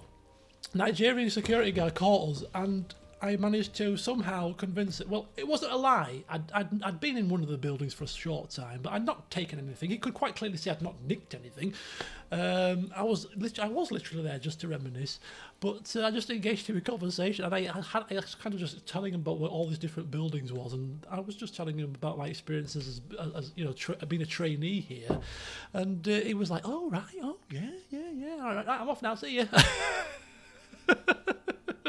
So if you ever want to know where Fedora got his speechcraft from, there is some method to the madness. But yeah, it's knocked down now. So there you go. I have been urban exploring, to answer your question, Nagisa. But it was rather interesting. And next time I do go urban exploring, if I ever do go, I will take a torch. Dear me. Yeah. But yeah, I do have a bit of a thing. I'm sure I asked it on a stream or an LP video. What is the term for somebody that's fascinated with like abandoned buildings? That's one of the reasons why Fallout 3 is one of my favourite games of all time, because that was like the first game that I played where you could explore abandoned buildings in a game. The world has been blown to bits. You're going back, you're coming out of the vault, and you're exploring. This was a school. This was a supermarket, and that sense of urban exploration was captured in Fallout 3, and that's why to this day it's one of my favourite games of all time, just from the sense of urban exploration. I'm just fascinated by stuff like that. Ghost towns, I would love to visit a ghost town. I would love it. Famagusta, Pripyat, ghost towns. I would love to visit a ghost town. So there's so many abandoned buildings in some areas of Liverpool. Interesting. There's one in there's a few in Leeds. I know there's one in Leeds, not too far from me. It used to be a mental hospital. Actually, it's boarded up and that's abandoned. But yeah, you've got to be careful. They are dangerous because obviously they're abandoned, so they're quite dangerous. And it is trespass, which is a civil offence, not a criminal offence. Although the new police bill that people are rioting about at the moment in England, they're trying to criminalise civil trespass. So that if that bill goes through, urban exploration will become a criminal offence, which it's not at the moment. Anyway, I digress slightly. So we were looking at the different videos. This is the beauty of these streams. They just go off on tangents. I love it. Obra Dinn, Return of the Obra Dinn, recommended by Shelley. I finally got round to playing this game, and I'll give you the story for those of you that haven't seen this. I won't give you the ending, of course, in case you might want to watch it, but it's a game where you play the role as a detective trying to figure out what happened on a ship. It's a good game. It's a brilliant game. What is the punishment for civil offences? You can't. Well, it's not in the police's hands. It's a fine, essentially. It's a fine only. The police don't get involved in civil offences. If you were urban exploring and the police were called, they'd probably do you for attempt burglary. You know, if I got caught by the police in the grounds of my old police college, what are you doing here? Oh, I'm just looking around. Right, well, no, you're not. You're obviously here for a purpose. You're probably trying to nick something. We'll arrest you on suspicion. Oh, not because on suspicion of burglary. You can answer it in the interview. Because technically speaking, you know, you might be there to nick stuff. But no, technically speaking, if you're there just for urban exploration and no intention to take anything, then it's a civil trespass offence and it's a fine only. Yeah, the thing is though, there are signs. So where the signs clearly say "keep out," they don't need to tell you. They're telling you in the sign. So as long as the place is signed up appropriately, and you're going against the signs, yes, it's trespass.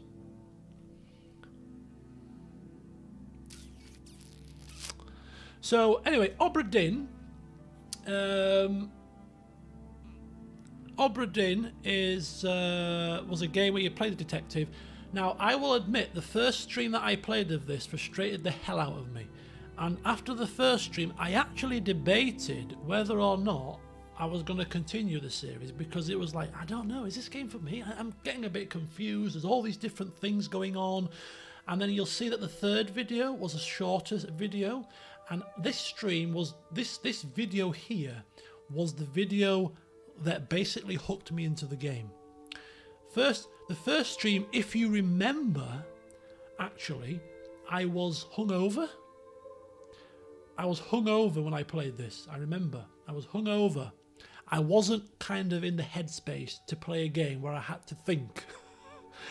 And that kind of hamstrung me a little bit. The second stream went a bit better. The third stream, which was a shorter stream, I went back over the first two streams. Leeds promotion! That was it! Yeah, Leeds got promoted. And I'd had a 4-day bender. Basically. I had 4 days of drinking solidly after Leeds got promoted. And I was not in the right fit state to play Obra Dinn. But the second stream went a bit better. The third stream, I went back over the first two streams and pieced together things that I'd missed over the first two streams and got the answers. And from that point on, from this point on, I was hooked on the game. The music was great. The piecing the puzzle together was great. Finding out what happened on the ship was marvellous. And loved it. Absolutely loved it. Zemalf has done a series of this, actually. Speaking of Zemalf, I've just kind of... yeah, tangents. I've drunk now. I've had a few drinks. I'm going off on tangents. Obviously, it was in my anniversary stream last year where I was talking about My Name Is Not Lily and all the people that inspired me to do this and people that I've watched over the years. And I was like, Zemalf has not been around for a while. You know, he seems to have finished. And somebody in the stream last year said, oh, Zemalf is streaming right now he's streaming Mount and Blade 2, and I was like, what? Anyway, he has returned, and that was the first time I found out about it. Was in the last anniversary stream. So I've been watching his stuff throughout the past year. He's been an LP that I've watched since 2010, I believe, when I watched his Witcher playthrough, his Witcher 1 playthrough, which got me into the game. But anyway, he did an anniversary stream a couple of weeks ago. Based on seeing what I did a couple of times, and I watched that last week. He was doing it whilst I was streaming. What's the game? I always forget the name of the game. Outer Wilds. Because if you watch his stream, you can see on his feed, Damo is streaming Outer Wilds. I'm there streaming it. I missed it, but I've watched it since, and it's good to see that he's still going as well, and he too has been going for some time. I did tune in. When I tuned into Very Actually Stream, he was playing that tabletop game, and then he started playing something else, and I tuned out at that point. I can't remember what it was, but he was playing a tabletop game. I had it on in the background. I was doing something else, but anybody that does a 24-hour stream has got my respect, because I don't think I could do it.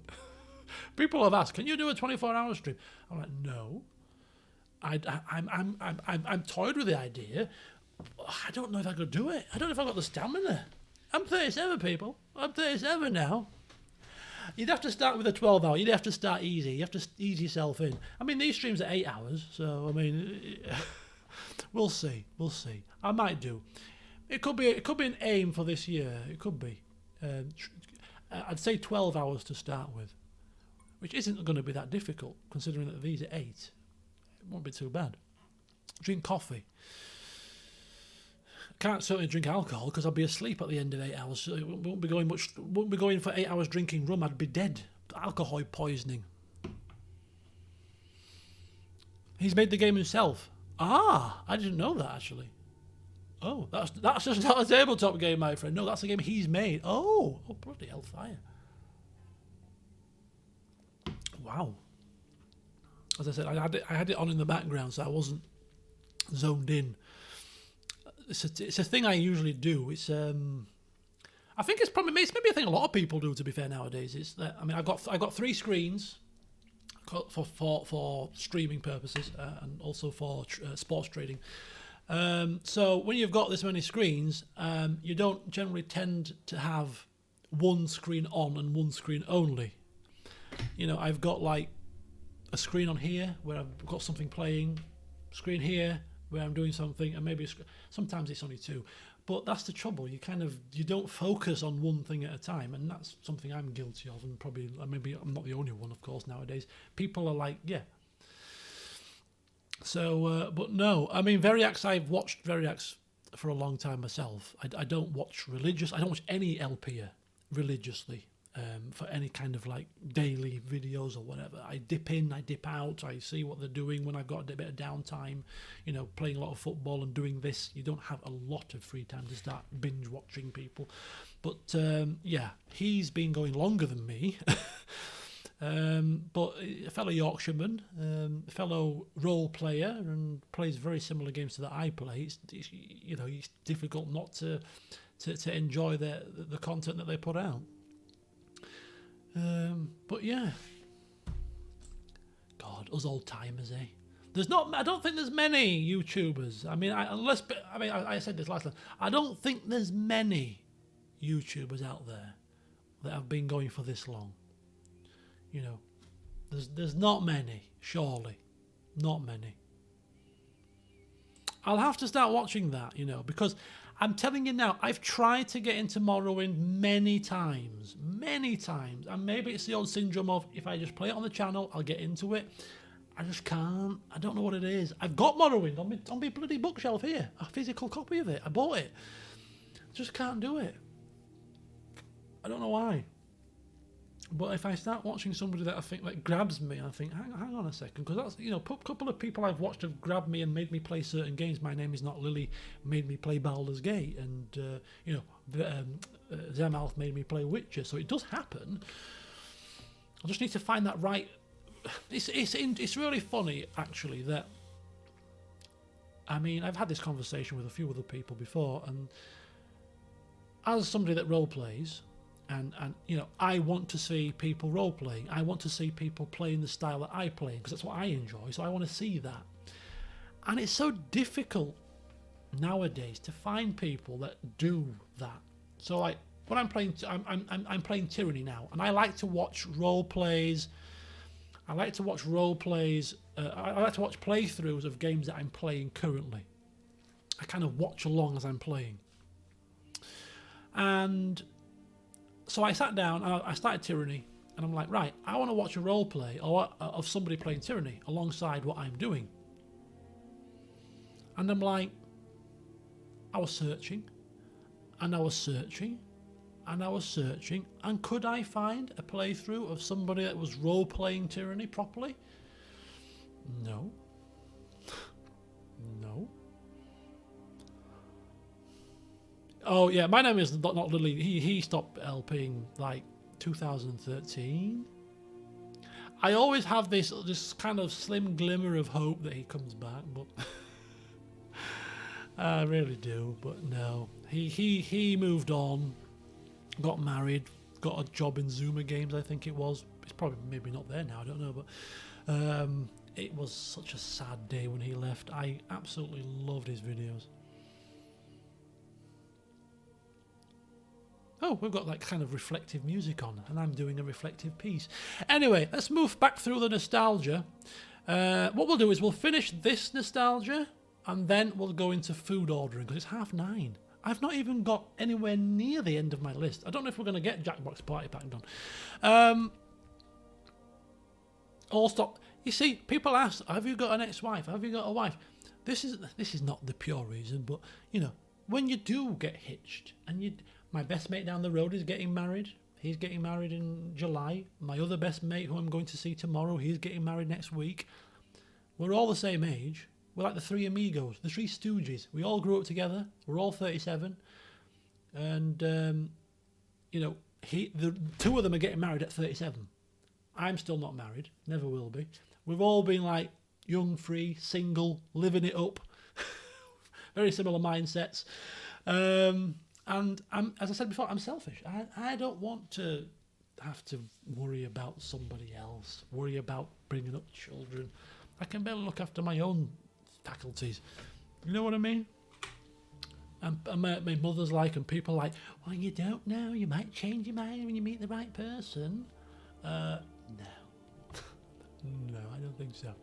Some people are wired to want to have long-term relationships and partners and whatever else. Some people are not wired that way. I am quite happy and wired to be single and to be happy and to be doing what I do. You know, if I want a little bit of the old hoo-hoo-hoo, I can do that when I want to. I don't need to be bothered with other people telling me, you can't go to football, you can't do this, you can't do that. No. I do and go where I want to go. I'm a selfish person. You might not gather that from what I do, but I am quite selfish. Quite selfish. Welcome back. Right, so we went from Metro. Did we cover Metro? So Shelley recommended Obra Dinn. Shelley also recommended Metro. And I played Metro. And I'm glad Shelley recommended Metro. Because although the initial Metro game wasn't massively stoked with it because it is dated.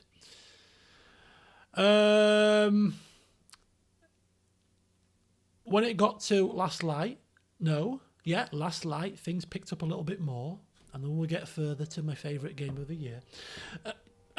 But yeah, we played Beyond Two Souls, which was a fairly fun game. Best part of that game was the part in the room where we put the bejesus up the woman and turned the table over and bloody put the glass over and made her scream her little heart out. And another part of that game that I really, really liked, which stuck with me, was the part where we were homeless. That struck a chord with me, that one. That particular part of the game really struck a chord. But other than that, the game had a few downfalls, I think, to some degree. But I did enjoy it on the whole. Another part that I enjoyed was the utter sheer quick time failures that I had. Far Cry 5, another game we did this year. We're just rolling through the games here. Was another game that I did this year that I was considering cancelling. I was considering cancelling Far Cry after the first couple of videos. I did 2 videos, then a stream, and after the stream I was like, I don't like this game. I approached this game with a mindset of a role player, and that wasn't working. There were too many flaws with this game that made it completely and utterly not role playable.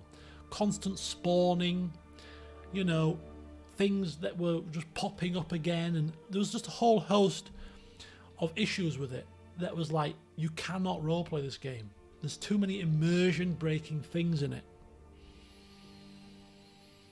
And when I sort of changed my tact from sort of video 4 onwards to kind of embrace it as a light-hearted first-person shooter, which is I suppose what it is, I started to enjoy it much, much more.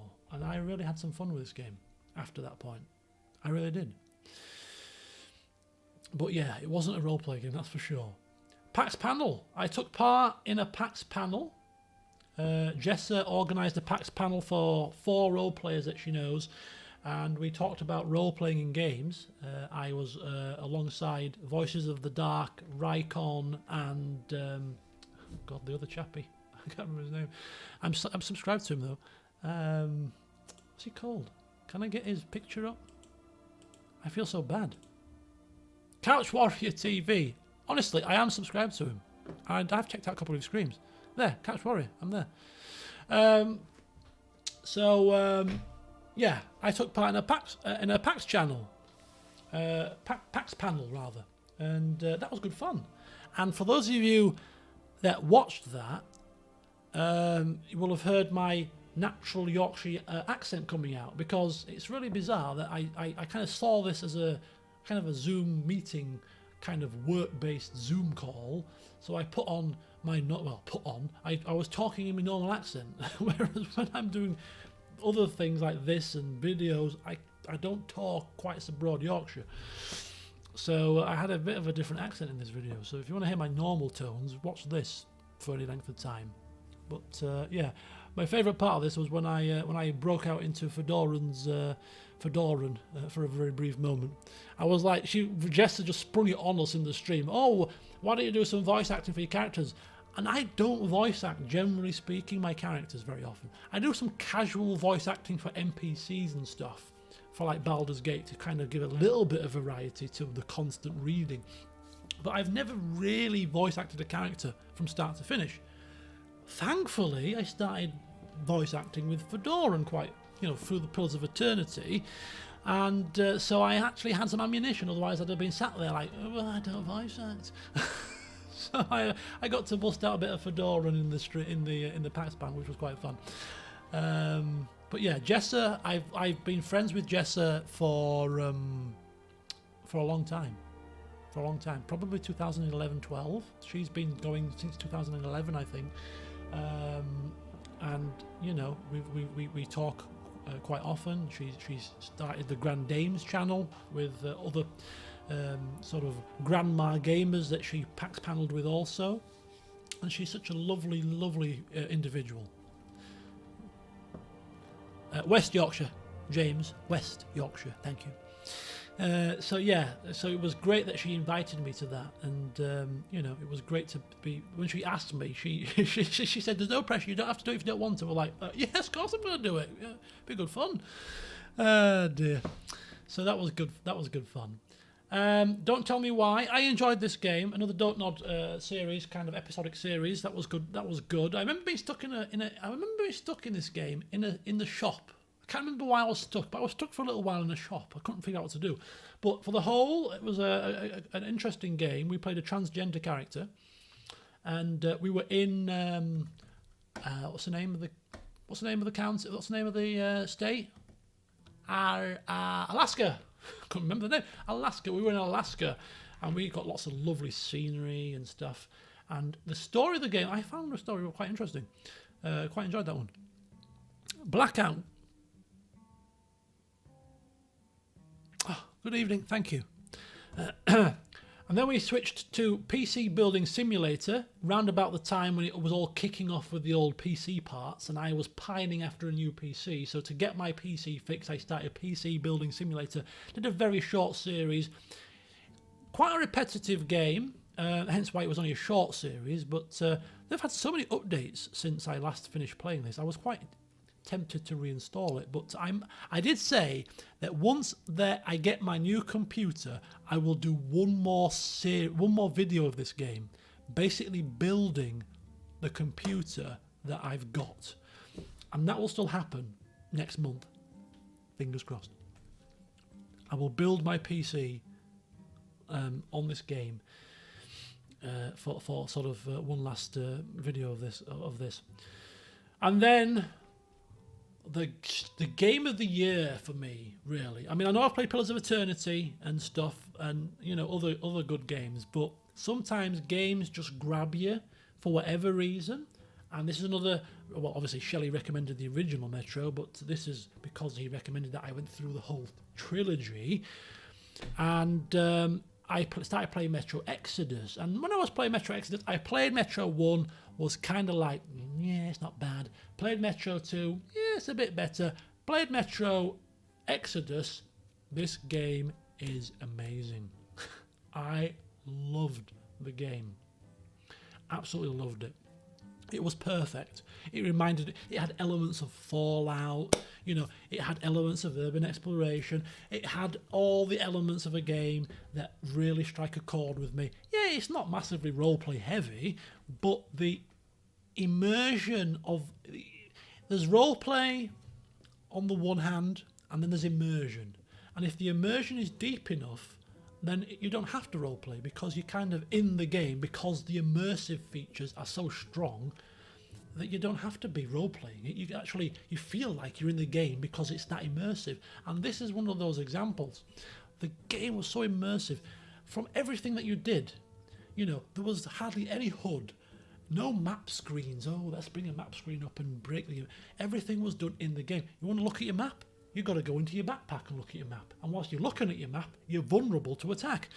There was just so many... The conversation between you and all the various different team members, there was so much of it. It felt just like you could sit there and they would be talking to you for hours if you wanted to. It was just absolutely fantastic. This game for me was brilliant.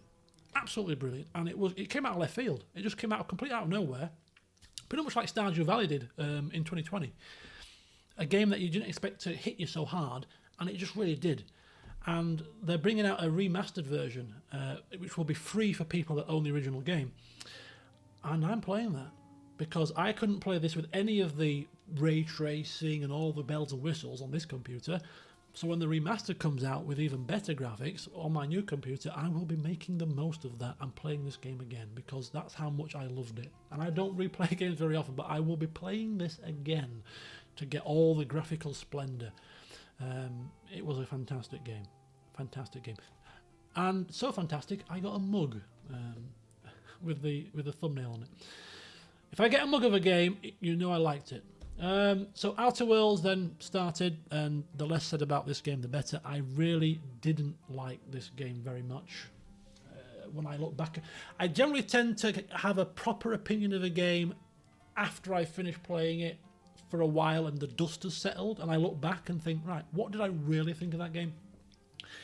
Giving a review of a game straight after I finished it, I can't do it. I need the dust to settle. I need to be able to come back to it in 3 months' time and then look back and think, right, now that I've finished it, it's done and dusted, I can look objectively. What did I think of that game? No. Outer Worlds, just no. I just couldn't. The story wasn't great. I'm not going to go into the whole kit and caboodle of it, but basically, I did finish it. Because I don't like not finishing games. It's very rare that I don't finish a game on the channel, but it wasn't a strong RPG for me. It was just like, nah, it was just me. Average. Average is the best way to describe it. Painfully average. Somebody said, yeah, it's average. It was just like, yeah, I don't know. It just didn't click. I think one of the issues with me is space. I'm not a big space person, and I know I've played a couple of space-based games, Mass Effect, and Knights of the Old Republic and stuff, but I'm not a big space person, and so if I'm to enjoy a game that's set in space or involving space travel, it's got to be a really good game to hold me, because the setting won't. It just really won't. And so that's probably part of the reason, but there was other flaws with it as well. It just felt one of the biggest eye-opening things that really opened my eyes to this being like, we went to like the major city, Byzantium, and half the buildings were boarded up. There was hardly any people on the street. It felt empty. It was like, this is the major city of the game, and it's just dead. It's just completely dead. There's no life to it. No, it just felt like there was no life to this city. This is the hustling, bustling city. This is the main place, and it's completely and utterly dead. I just didn't like the game at all. The more it's got, the more that time has gone on, the more I've grown to dislike it. But anyway, we're not here to criticise too heavily. Beat Cop. That came out. Yeah, I like dead things.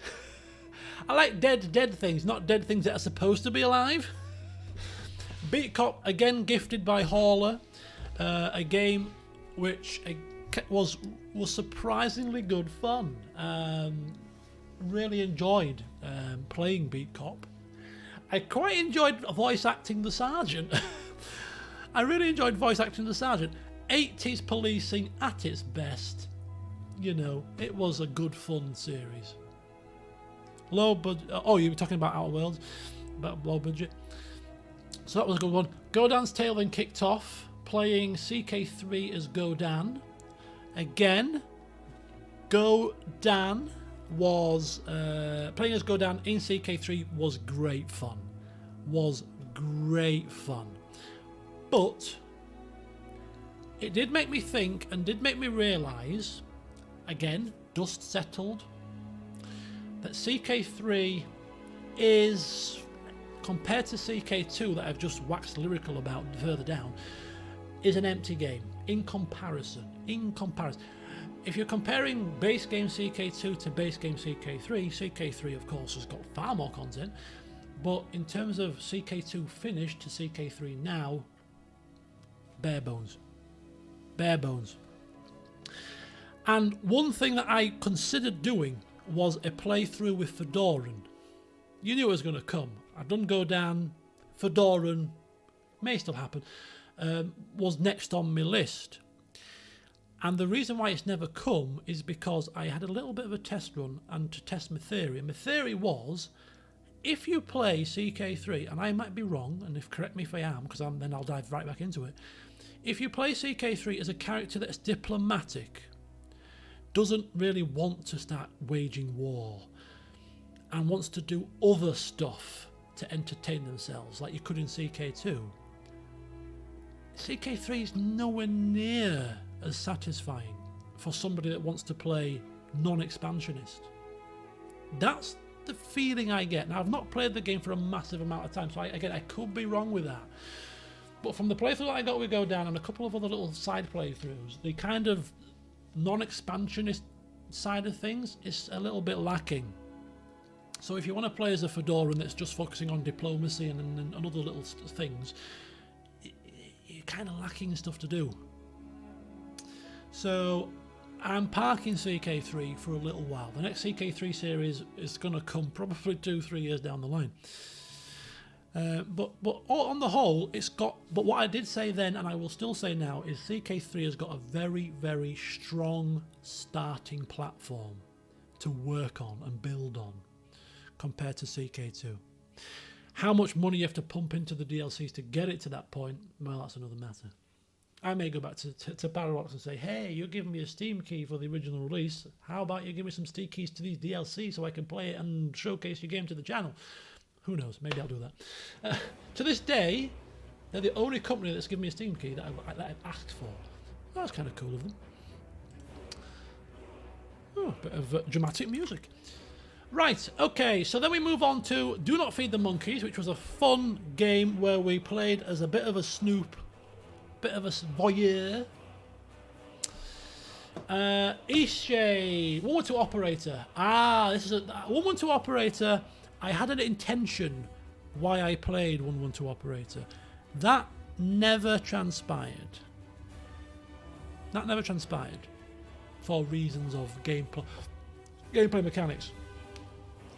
And I'm now kind of left in a situation where I hate cancelling series, but my impetus to play 112 Operator at this moment in time is really, really, really low. So I'm like, do I just cancel the series? It'll be like the third series that I've cancelled on the channel, which in 11 years is not bad.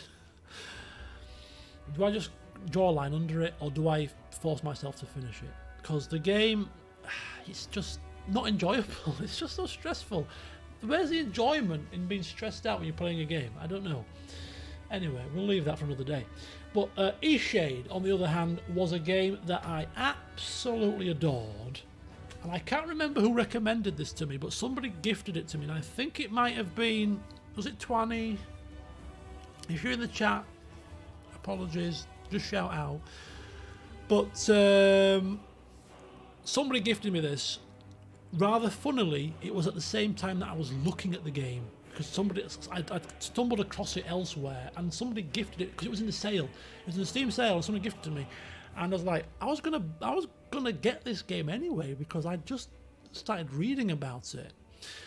I loved it, absolutely loved it. It really was a walking simulator, so peaceful, and the music was fantastic.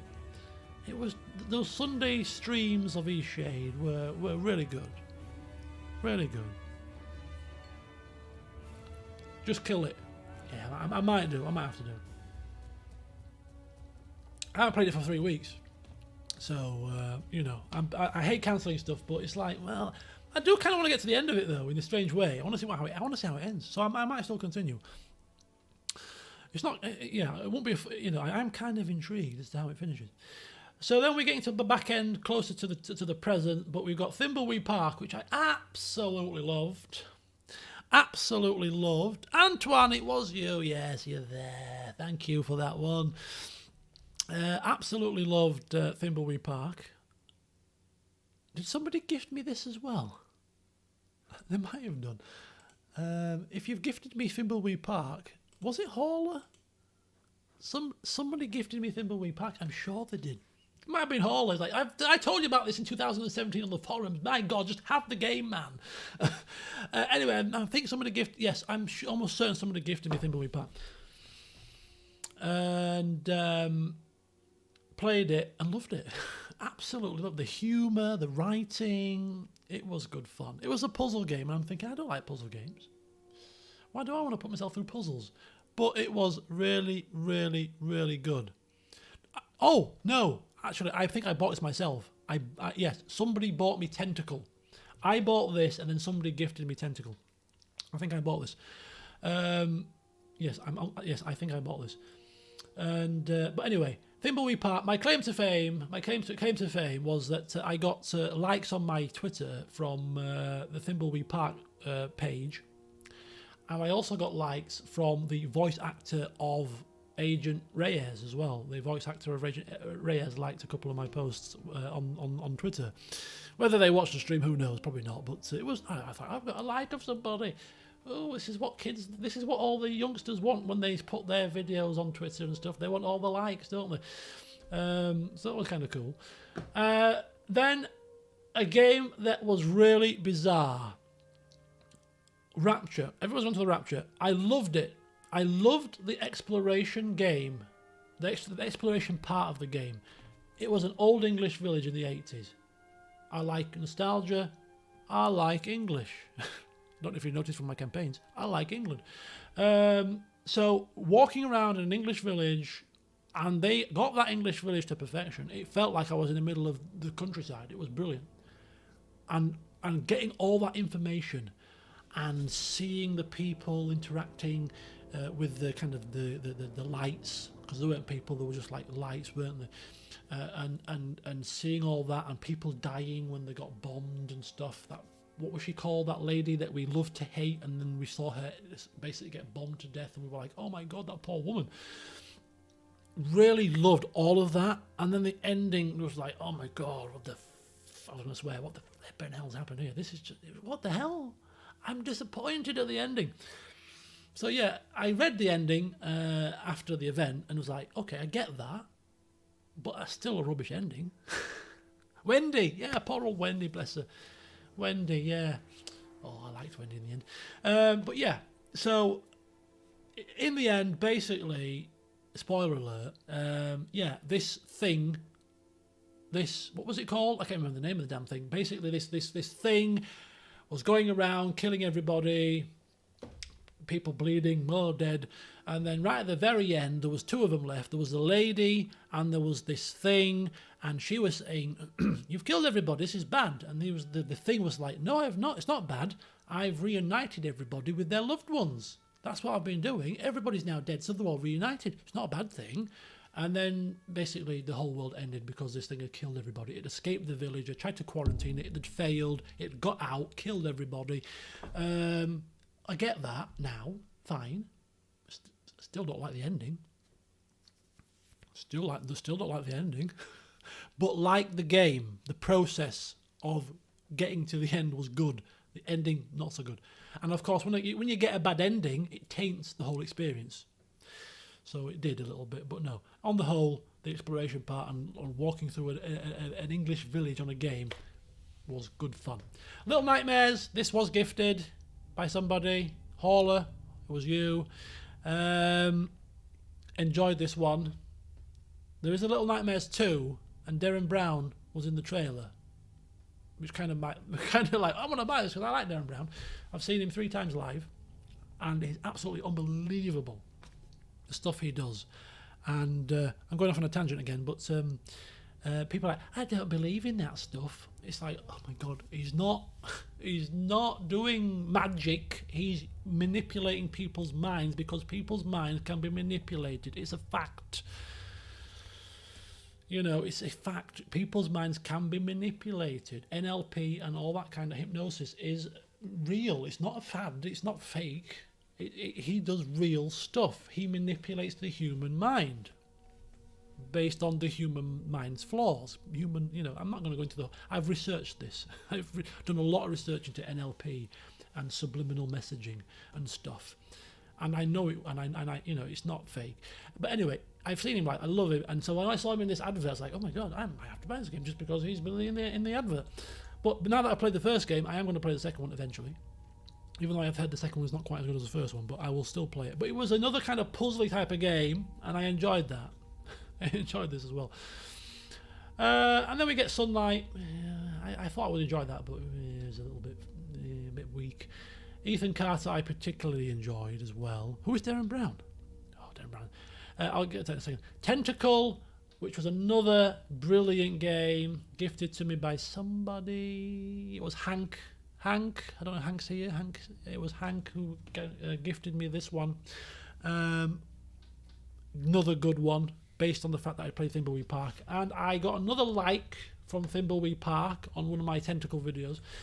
And then we're now playing Outer Wilds and Tyranny. So that was a little bit of a look back over the games that I played over the past 12 months. But as I said, quite a lot of series that I've played this year.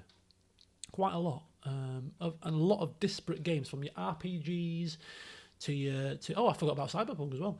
The less said about that, the better. Metro, you've got the indie style games. You've got a bit of CK2 for your strategy in there. You've got your first person shooters. You've got your simulations. You've got your quite a lot of different stuff.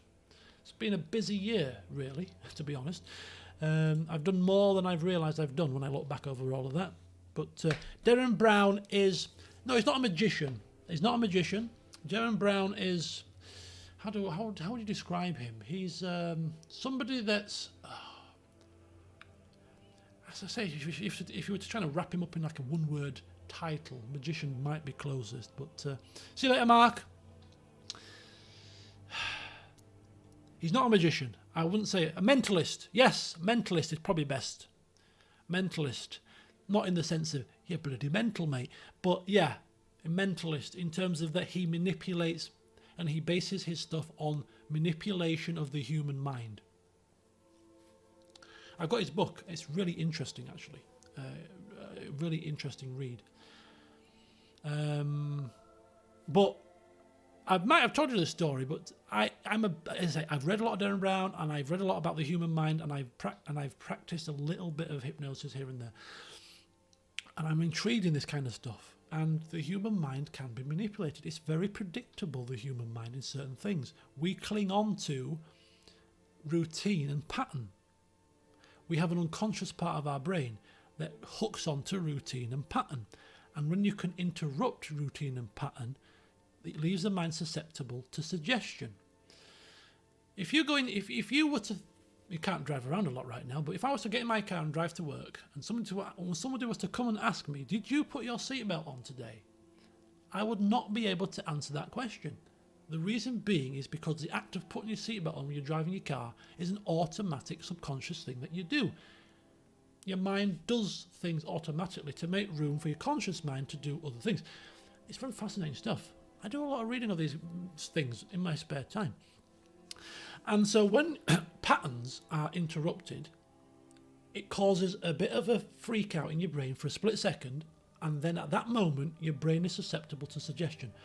And if you Google the handshake interrupt form of hypnosis, that is exactly the kind of hypnosis that kind of exploits that theory, in that you go to shake somebody's hand and it's a subconscious thing. If I hold my hand out to shake your hand and then somebody comes up to me, like, oh, they hold their hand out to shake my hand because it's automatic.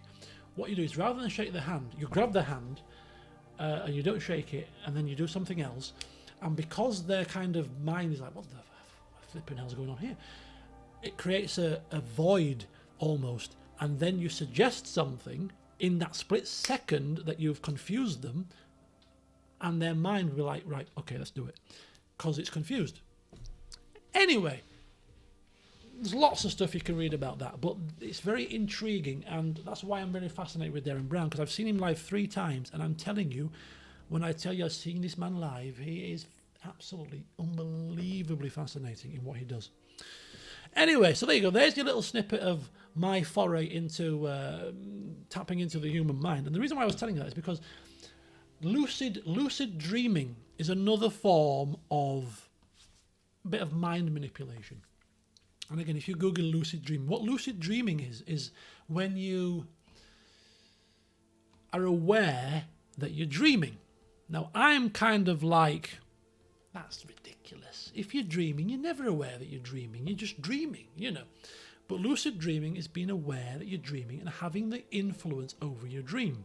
So I was like, this is really intriguing stuff. And you can kind of induce a lucid dreaming state by doing things. So I Googled this and looked at this for a series of weeks, how to induce a lucid dream. So I was looking, and there's all stuff about counting steps and doing stuff, and then you've got things called reality checks, where if you're not sure whether you're dreaming or not, and you're in a half dream state, you do a reality check where you put a light switch on or you try to float, and if you float, then you're dreaming because you can't float in real life. So you do these kind of things. So I was intrigued by this. So I was reading this day in, day out for about 2 weeks, and every time I was sleeping, I was trying to induce a lucid dreaming state. Nothing happened. And then one day, and this is no lie, I was doing my stuff, and then in my dream, I was like, I'm sure I'm dreaming. I'm going cold thinking about it. I was like, I'm sure I'm dreaming here. I'm going to do a reality check to see if I'm dreaming or not. Now, ordinarily, what they say is if you do a reality check and you're dreaming, it usually wakes you up because you're shocked. So I was like, I'm going to do a reality check. I'm sure I'm dreaming here for whatever reason. And I kind of like, one of the reality checks is you kind of jump in the air, and if you jump in the air and you start floating, you're dreaming. Lo and behold, I started floating in the air, and I woke up in a shock. Woke up completely horrified. Oh my God, I was lucid dreaming. It was unbelievable. It was really scary. And I decided to not do that anymore because I thought, no, this is very dangerous waters I'm getting myself into here, and stopped. But it was really, really bizarre that I knew that I was dreaming, and I induced a reality check to check I was dreaming, and then I woke myself up. Checking clocks, yes. Checking clocks is another one, yes. Checking clocks, trying to float. Light switches is another one. If you're doing press a light switch. If the light doesn't come on, you could be dreaming. Light switch is another one. Really interesting subjects. These are the kind of things that I get up to in my spare time when I'm not LPing, you see. I'm interested in these kind of weird and wonderful things. These little tidbits of information.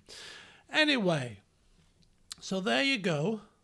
If you want to do some lucid dreaming, folks, have a look. It is possible to do it. I've experienced it myself. Are we finished Skyrim? No. We are on another track. If you want to suggest another game, soundtrack, feel free. For the moment, it's just Skyrim. What if you fall down a ladder or something, and you wake up and you kind of jump in your bed? Oh, that's not lucid dreaming, but that does happen. That's the old tripping dream, isn't it? I have these dreams all the time. You're kind of running in a dream. You're running away from something or running towards something. And in your dream, you trip over. And in your bed, you just go, you're like, oh shit, oh bloody hell. I've tripped over in my dream. And I've tripped over in my bed.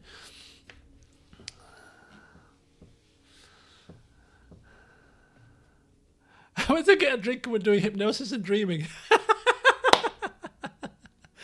Oh dear.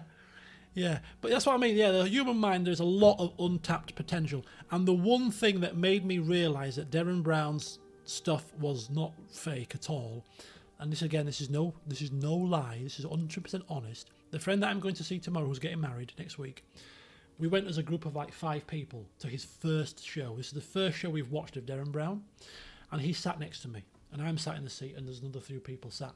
And then Derren Brown played a clip, and he said, right, what we're going to do in this next section is I'm going to play a video, and some people in the crowd are going to be compelled to come up on stage. Watch the video, and if you feel compelled to come up, come up. So like, oh, okay. So this video started playing, and it's flashing all images, black and white images flashing really quickly, and he says, oh yeah, if you've got epilepsy, look away, and all this kind of stuff. Flashing stuff. And then it finished after about 30 seconds.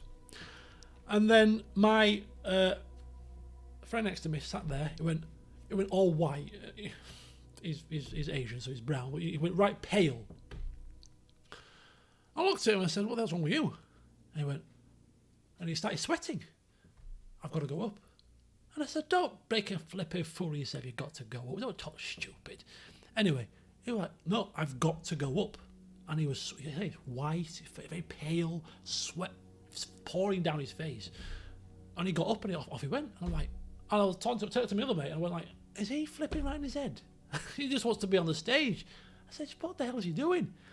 Up he went, and they did the act, or the part of the show. He had to pick some out of a bag and sit in a certain chair and do all this, and at the end of it all, Derren Brown picked his seat number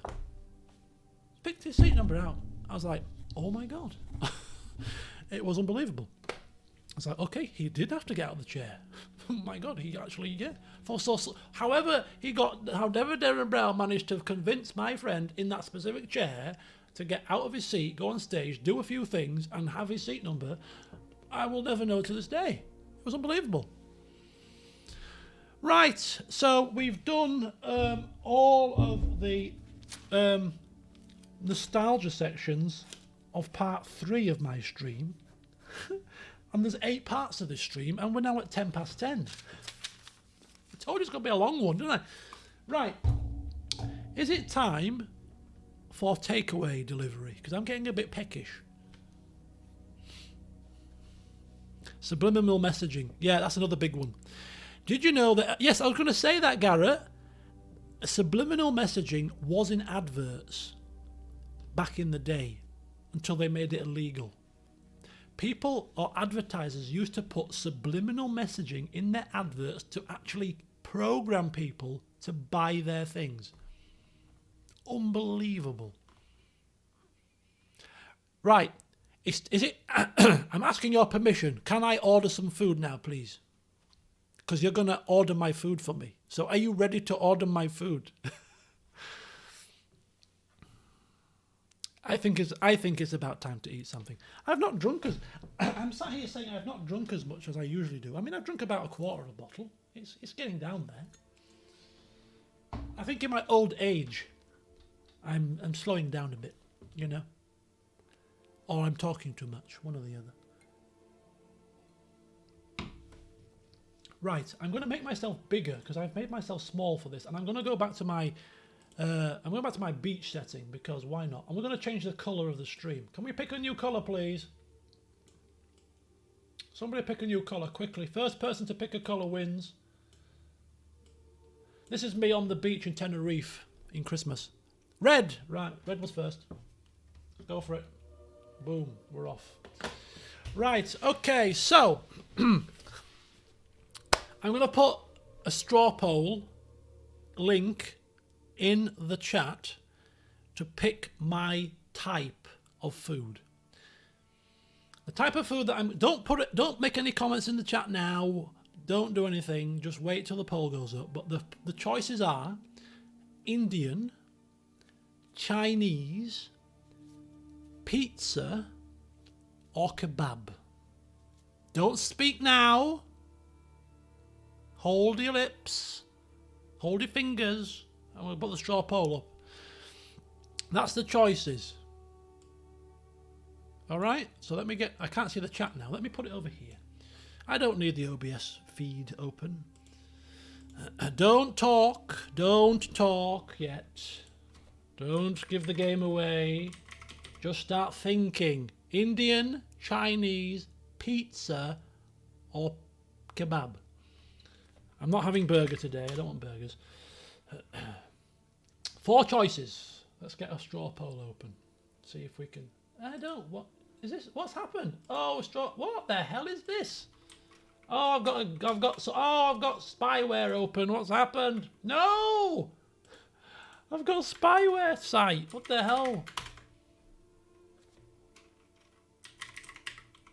Give me a poll, you fool. Ah, there we go. What food shall I eat tonight? Enter poll option. Right. Indian. Chinese. Pizza. Curry. Shall I go burger? No, I don't want burger. Burger's not satisfying enough. Indian, Chinese, pizza. Not curry. Kebab. Kebab. There we go. Create poll. I can't even spell. Not sure that. Create poll. And then where's the share link? Give me the link, you fool. Copy. There we go. Right. Hang on. Right. I'm putting it up now. Cast your votes.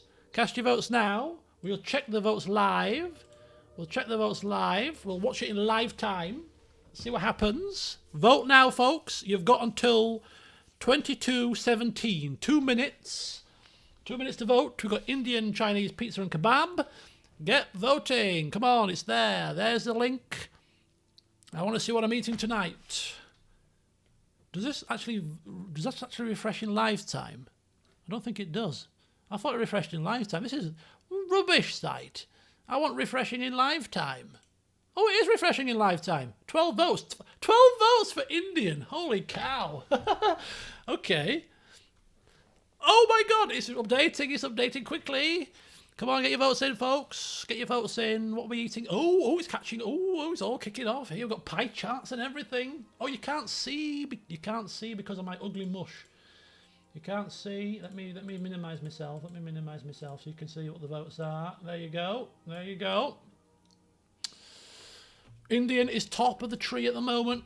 There's still another minute and a half to go. No, there's 1 minute left. There's 1 minute left. Indian is out in front.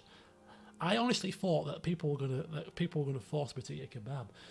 I shouldn't have said that. I don't want to influence. I don't want to, use my subliminal messaging here. It's close though. Bloody hell! Come on, come on. Chinese is catching up.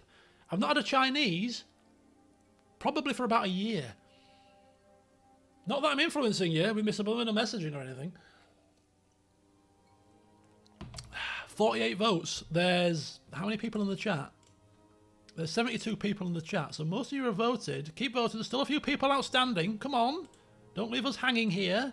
Your vote could count. This is like an election. Your vote, every vote matters. Come on, get voting. I have Chinese at least every 2 weeks. Oh, it's going to be Indian, isn't it? It's going to be Indian. I should probably have not put Indian on simply because I'm going to my friend's house tomorrow, and I did say that we're going to be eating there, and it is going to be some Indian food, so I'm going to be eating Indian today and tomorrow. Maybe I should have replaced Indian with something else. But if Indian is the key, Indian is the key. Vote myself. Oh, come on, 50 votes. It is now 22:17, as you can see from the clock. Voting over. Voting has ended. The winner by a slim margin of 2 votes. Today I shall be having Indian. Good grief, you evil people. You just want to see me run to the toilet. Right, it is Indian.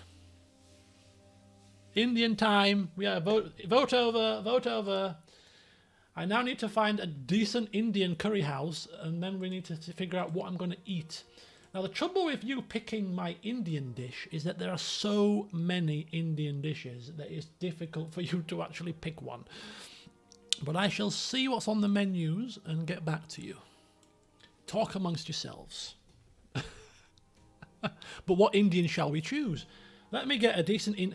I'll get a decent curry house open that I know is a decent curry house around here, and I'll bring up the menu.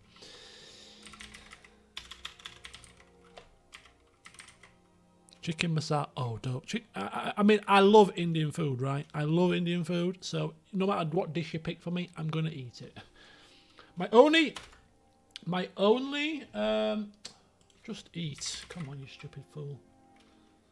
I'll use just eat because I have a account. Put my postcode in. You can't see that, can you? No, it's a different screen. Don't want to be giving away my address details like I did on the previous stream. Hence why I had to take the damn thing down. Doxed myself. Right. The only thing is I don't eat these curries that are Englishified, and it's maybe not the best thing to say, but you get the curries like Vindaloo and stuff, Boona.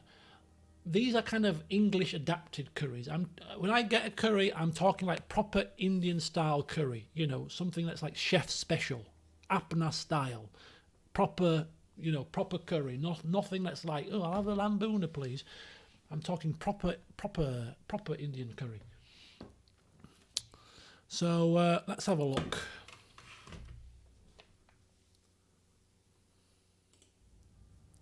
Butter chicken, chana masala. Oh, I don't like chickpeas. Don't like chickpeas. That's the only trouble. I'm not going to order a dish that I don't like. I'll order what you tell me, but if I don't like it, I can't order it. Chicken tikka masala is like the prime British dish. It is the prime, and I never order it. Am I down for heat? Yes. Hello. I don't mind a bit of spice. My bowels might in the morning, but it's fine. You're off camera at that point. Right, let me get to a decent curry house. Indian, 63 choices. I'll just pick the highest ranking and see best match. No, customer rating. Here we go. Raised tandoori. 35 to 50 minutes, £10 minimum order, £2 delivery. The Mumbai Lounge. This is a new one. I've not heard of this one. Apparently, I've been to Ray's before, and it is really nice. Proper dish. Proper. Let me get the menu open. Let me get very good mixtures here. So let's get it open. Right. Okay. Question: do we get starters?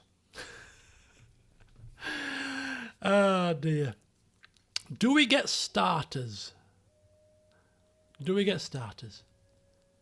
There's your list of starters, folks. Shami kebab, mixed kebab, raised mixed starters, onion bhaji, mushroom bhaji, paneer pakora, chicken pakora, prawn cocktail, samosa, fish pakora.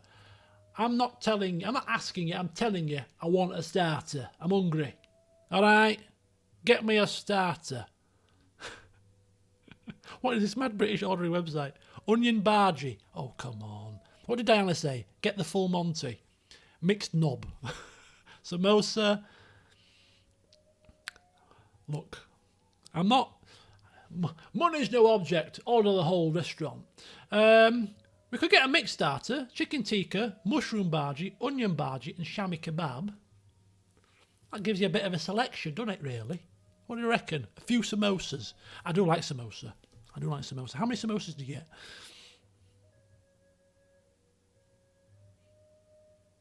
See you later, Upward Addict. What do we reckon? Onion bhajis are good. I can't order onion bhajis just on their own. If I'm going to get an onion bhaji, it'd have to be part of something else. Shall we get a mixed starter? Mixed starter? Yeah, mixed starter. Yeah, I'll do.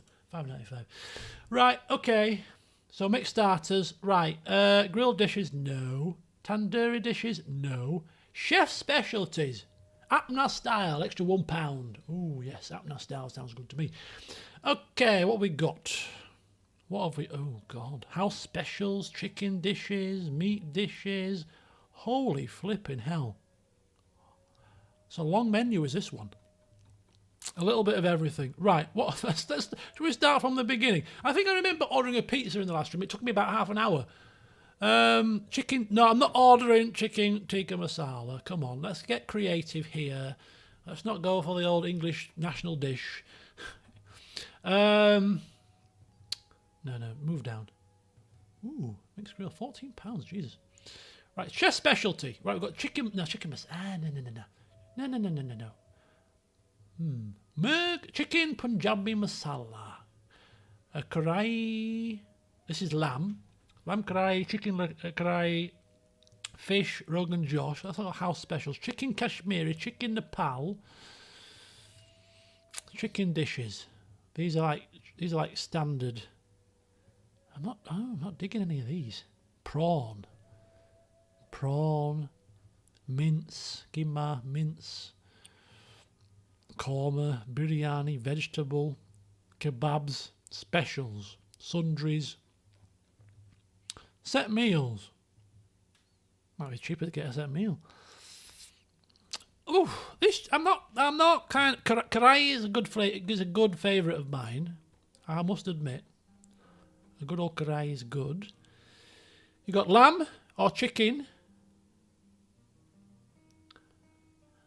I don't know if this menu is floating me boat. They've not even got bloody spinach on it, for God's sake. Who has prawn in an Indian restaurant? I want to meet these people. I don't think this is doing it. I don't think this restaurant's doing it for me. There's not enough selection here. There's not enough. Let's move to the next one down the list. Next Mumbai Lounge. No minimum order. 10% off when you order over £20. Right, Mumbai Lounge, try that one. Vesper Road. I don't know where that is. It's in Kirkstall. Right, okay. Starters. We'll do a starters. Oh, this has got a bit more.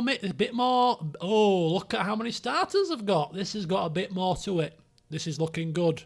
Apna style. It's usually just means a bit hot. Usually a bit hot with some spices in. Mixed grill Mumbai special. Seekh kebab, shami kebab, lamb chop, onion bhaji, chicken tikka. That's kind of the equivalent of what we ordered on the other site. So I think we'll go with that one. £7.50. A bit pricey, but hey ho, it's an anniversary. I'll treat myself. So we'll go with that. Although I do like paneer. I do like a bit of paneer. If anybody wants to order paneer for me. Mixed grill Mumbai special. Where's that? Yeah, we got that one. Mixed grill Mumbai special. Right, seafood starters. We don't do any seafood around here. Oh, now we're talking. I can see already I've got something here. We've got chicken and keema mix, which is tender chicken cooked with mince. So we've got chicken and mince balti. Now that's more my cup of tea. Chicken and paneer balti. Oh, that's my favourite. And if you want to be kind, you might order that for me. Lamb paneer. I like lamb. I usually find Indian lamb in curries is a bit chewy, but, you know, lamb is still good. Mumbai special.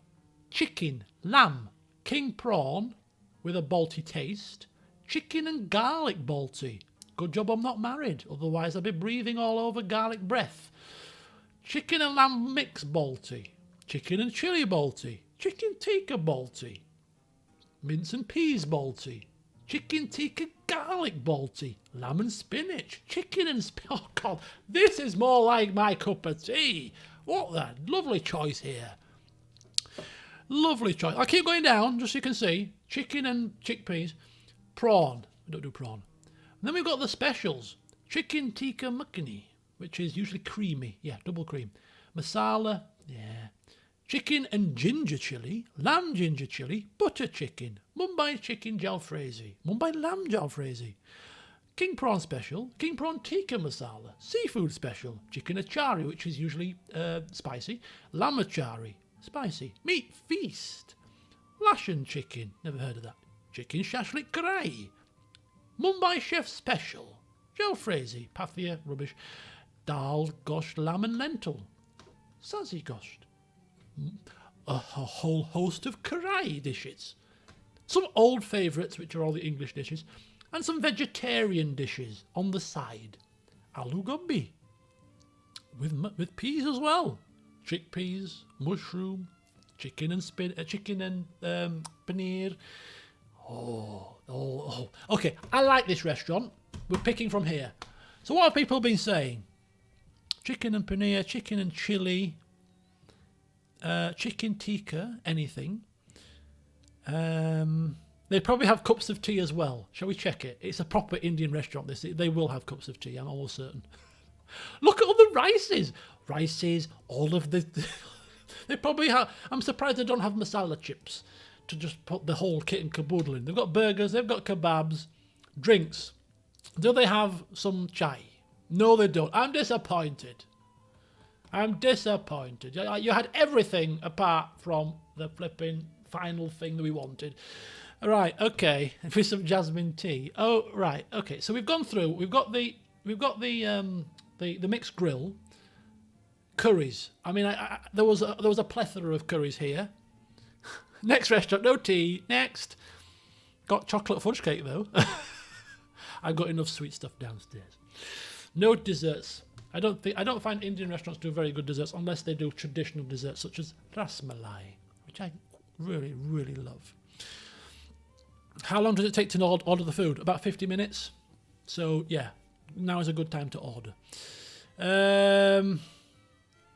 Do I just order what I want? You've ordered the Indian for me. Shall I just order what I want? Chicken and paneer balti really is delicious. There's that much choice. We're not going to get a definitive answer, are we? I know my Indian. Of course I know my Indian. I've grown up with Indian friends since the age of like 10. I'm now, 27 years I've grown up with Indian friends. I know a lot of... I know my Indian food, let's put it that way. A lot of the curry, these dishes, and a lot of proper like Indian food, like, you know, home-cooked Indian food. A lot of this stuff you won't see on an Indian restaurant. Lal maspal curry balti. What's been ordered? Indian, LeChuck. We're ordering Indian as per the vote. What do I want? I want chicken paneer balti. Is what I want. I've seen it. I love paneer. I've got to say, this is not many restaurants do this. It's quite rare that restaurants do this. They usually do chicken saag, chicken spinach, palak chicken, what do they call it? Palak. You know, it's usually chicken and spinach is a combo. Very rare they do chicken and paneer. So make me get lamb. I'm gonna get it. You know, I'm gonna get it. I've got to enjoy it, right? I've got to enjoy it. I'll let you order me sundries instead. So what naan? I'll let you order me naan.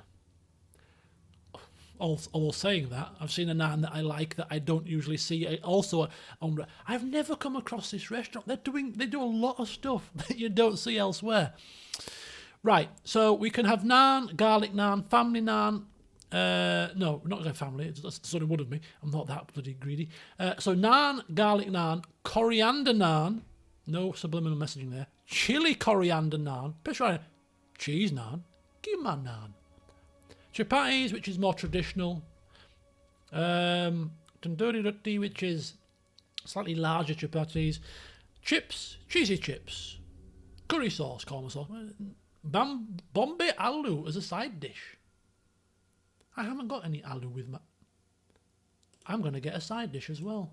I'm never going to eat all this, but hey, I've got £20 budget to get 10% off. I'm going to order a side dish, all right? Garlic naan, chili coriander for a little bit of heat. Thomas, see you later. Garlic naan. No, Peshawari naan's no. Lots of people saying garlic naan. That seems to be popular. Can't disagree. I love coriander though. I do love coriander, but garlic naan, I'll take that. I'll take that. I'll take that.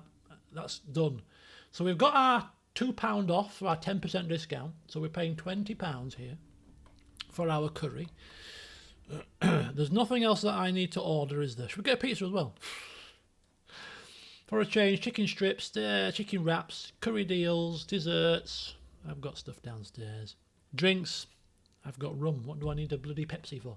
Right, £20.58. There we go. There we go. Oh, hang on. Good call. I've not finished. That's right, Skyrim. Give me battle music. I've not finished. I want pickles. I want other sundries. Hang on. Where's my sauces? Pickle. I don't want a whole pickle tray. I don't want a bloody old pickle tray. Where's yogurt? Do they do yogurt? They usually do yogurt sauce or something. What's this? Tub sauce. Should we go for the surprise tub sauce? Let's go for surprise tub sauce. Oh, here we go. Mint sauce. Lovely. Jubbly. Some mint sauce. It's a pity they don't do yogurt. I want some yogurt. You can't have a curry without yogurt sauce. What's this all about? Don't forget rice. Oh, no. This is one thing I disagree with. I never have rice with curry. I don't like rice with curry. I like me breads. I like me breads with a curry. Not a big rice fan. Maybe order some toilet paper. Here's the tub sauce. We've got some mint sauce. That'll have to do. I've got some onion garlic dip here. I've never had this with curry. Maybe it'll work. Onion garlic dip with a bit of curry. Could do. Right, I've got two curries. I've got a side dish of Bombay aloo, chicken paneer balti, new. Garlic naan. Is one garlic naan enough? Should I get some rice? I'm kind of... Should I get some chips? I'm never going to eat... This is wasteful, really. I'm never going to eat all this. It seems a waste to order all this food. But I'm one of these people that doesn't mind a few chips with a curry. You know what I mean? Could order a side of chips. £1.50. Have a naan and a chapati. Coriander naan. One naan is never enough. Yeah, that's what I mean. Tradition, yeah? Yeah. Not a rice fan. Certainly not. Couple of chapatis with me curry is usually enough. A naan is also fine.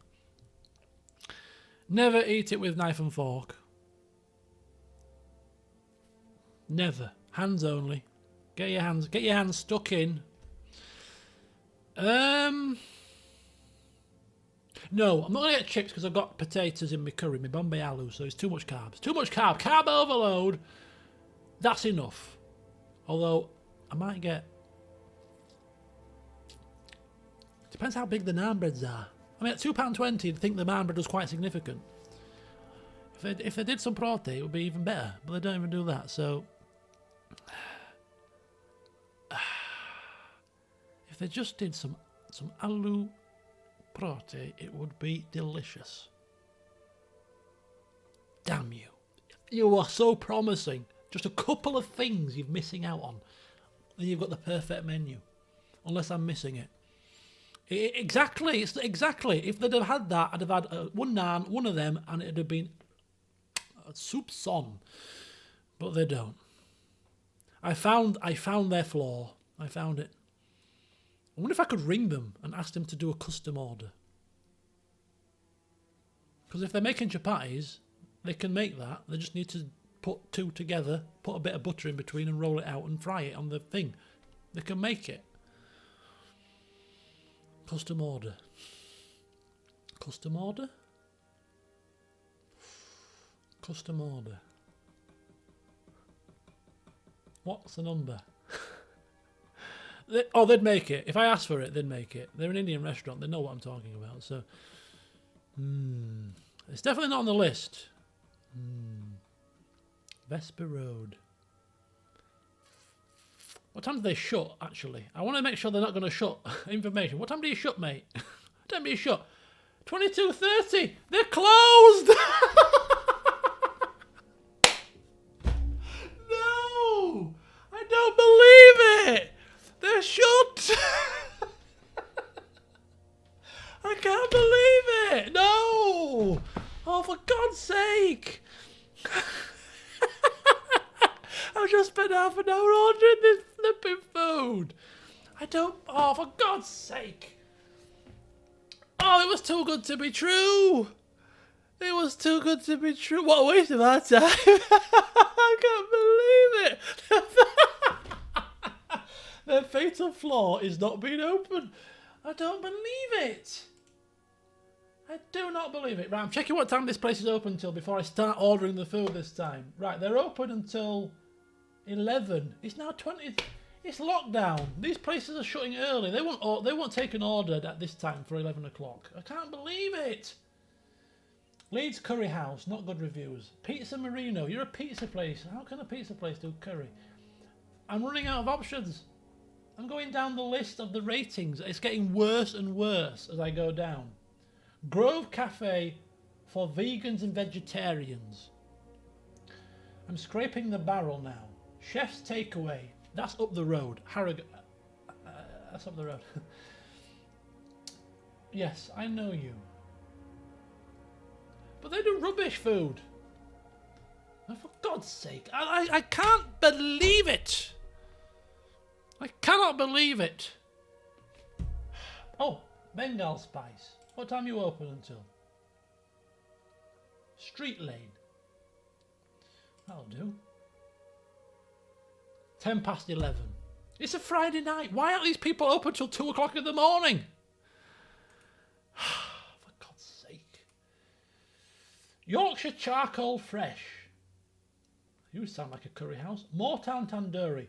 Actually, Moortown Tandoori is where I usually order my food from, and they're very tasty, and they usually open quite late.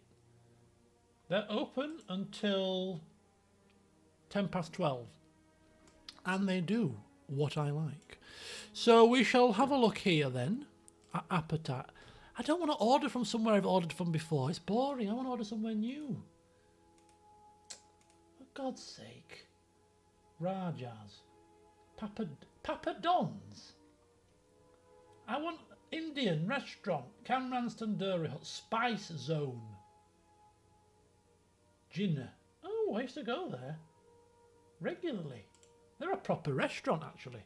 These will do some good food, but they'll be open 22:45. They're shut in 5 minutes.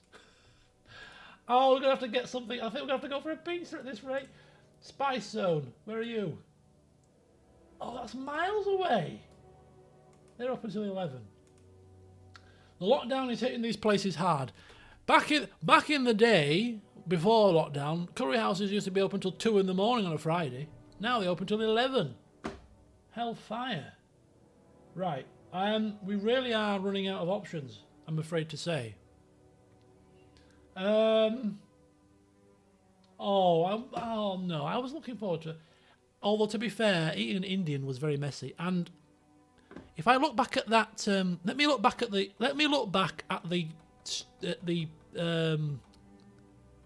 I can't go back. How do I go back further? Oh, does anybody have the link to the straw poll to see what came in second? I think it might have been Chinese. Oh, I don't. Oh, I want a bloody hellfire! Oh, God.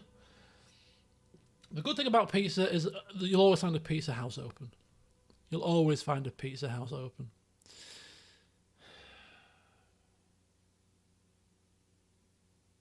Chicago Pizza.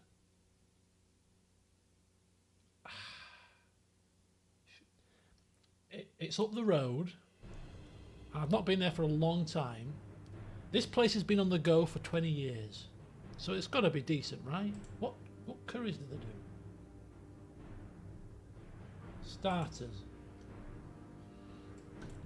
Right. This. Oh, let me see what time it's open till. They don't shut till late, but mind you, the pubs. See, this is a problem. You see, a lot of these places, the pubs are shut, aren't they? So a lot of their custom in the early hours are usually from pubs and bars and stuff. So because they're shut early.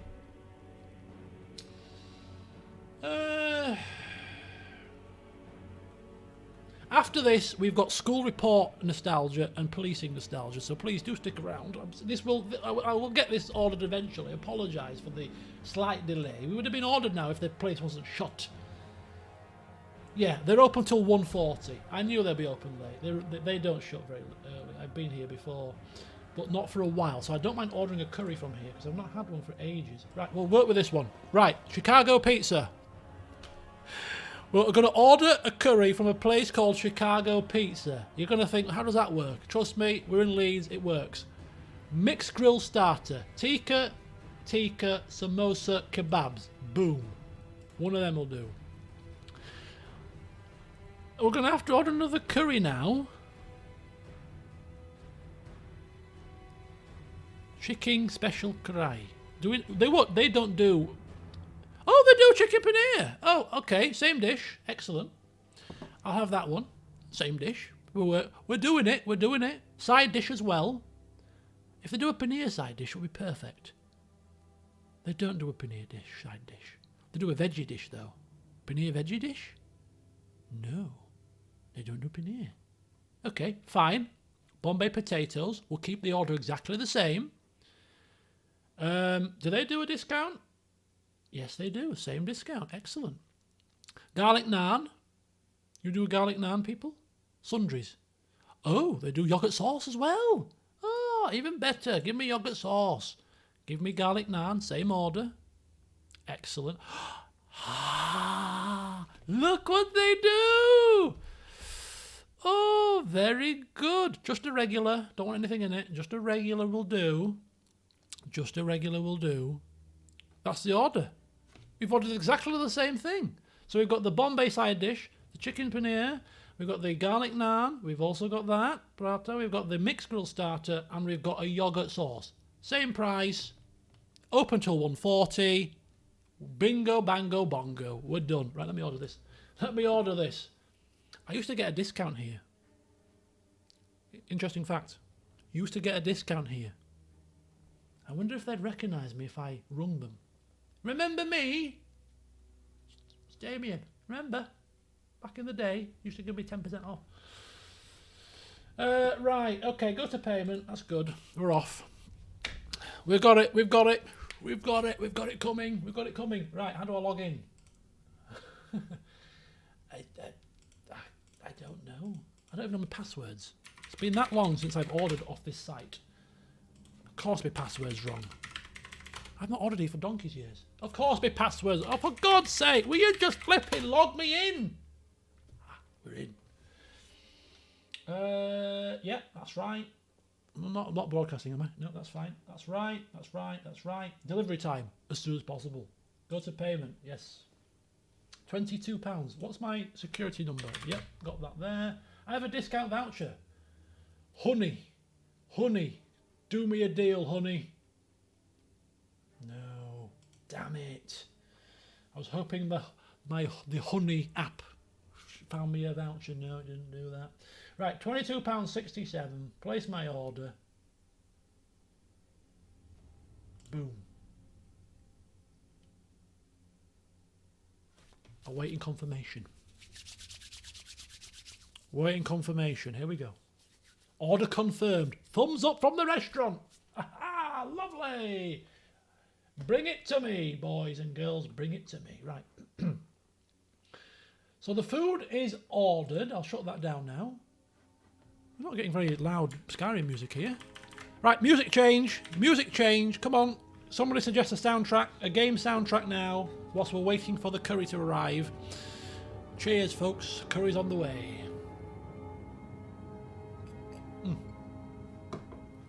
This is the police. Did that have good music? Half of that stuff was copyrighted. Baldur's Gate. Oh. Baldur's Gate. How long's the Baldur's Gate soundtrack? It's got to be a Baldur's Gate. It won't be long, will it? An hour and 5. Yeah, no. Lovely, jubbly. Lovely. Nice. Bit of Baldur's Gate. Getting stuck in, son. Get stuck in. Right. So we're moving on to the next section, which is Damo's school reports. Here we go. So, yeah. Don't know if you realise, but back in the day, I went to school. Yeah, many years ago, I went to school. And we'll start with the oldest and we'll work to the newest. So I have my report from when I was 11/12 years old, which is some 25 years ago. As a fresh-faced Year 7, for those of us in the English system of schooling, Year 7, don't know what that equates to in terms of grades in America, but I was 12 years old. Look at that artwork. You see that? 12-year-old Damo artwork. Oh, let's open it up. Bit of looking back at what my teacher said about me when I was a 12-year-old student. Look at me now. The jobs I've been in: teacher, police officer, civil servant, very responsible jobs. How loud is this? You would think then, as somebody that's a responsible individual, as an adult, would be a responsible child. You know, to go into these professions would be quite a very serious, hard-working child, wouldn't you? You know, oh, he's a police officer. He must have been very good at school. You know, he's been a teacher. Must have been very, very studious at school. So, let's see what it said. So this is my form tutor's comments. Mrs. Naylor, bless her. Damien seems to have worked consistently well throughout the year. Brains, you see. Most of the comments are extremely complimentary, although Damien's behaviour needs improvement at times. In PSE, Personal Social Education, and as a form member, I find Damien to be lively and enthusiastic. He can assert himself well, positions of power, and lead group activities, leadership, which he enjoys doing. Keep working hard. What was this? Like calendar year? Oh, 1994, 1995. Bloody hellfire. So that's a good write-up, actually. It's better than I thought it was. It's better than I remembered it being. So, you know, assertive, leadership, even showing signs of leadership in his early days. Hence why now I'm a manager, you see. These hidden skills that I have. Let's have a look at the English report. Who was my English teacher? Mr. Murphy. I used to enjoy English. Mr. Murphy, right. Right. Damien is a lovely lad to teach because he is so enthusiastic. Enthusiasm again. About his English. And so willing to please. He works hard. Is imaginative. Creativity. Role play, you see. And wants to do his best all the time. Damien knows he needs to work on his spelling. I'm a great speller now. With Microsoft Word. And be careful with his punctuation and grammar. He must keep his book reviews and his vocabulary book up to date for an otherwise excellent first year. And he'd get an effort grading from 1 to 5. 5 being poor effort, 1 being top effort. I got effort 1/2 in English. This is a common theme with my reports, you'll notice. Subjects that I enjoyed, excellent. Subjects that I didn't enjoy, not very good. I'd rather do other things in the lesson, like entertain my friends. Right, so that was English. Mathematics. Mr. Thompson. Now, I've got a story about mathematics, actually. I don't know if I've told you this before, but I'm a bit of a maths nerd, maths buff, did maths at degree level. In year 7, unbeknownst to me at the time, but the first tests you did in year 7 was to put you in sets, to group you with like-minded people to target the right level of work to you. What? Oh, I used to love this music.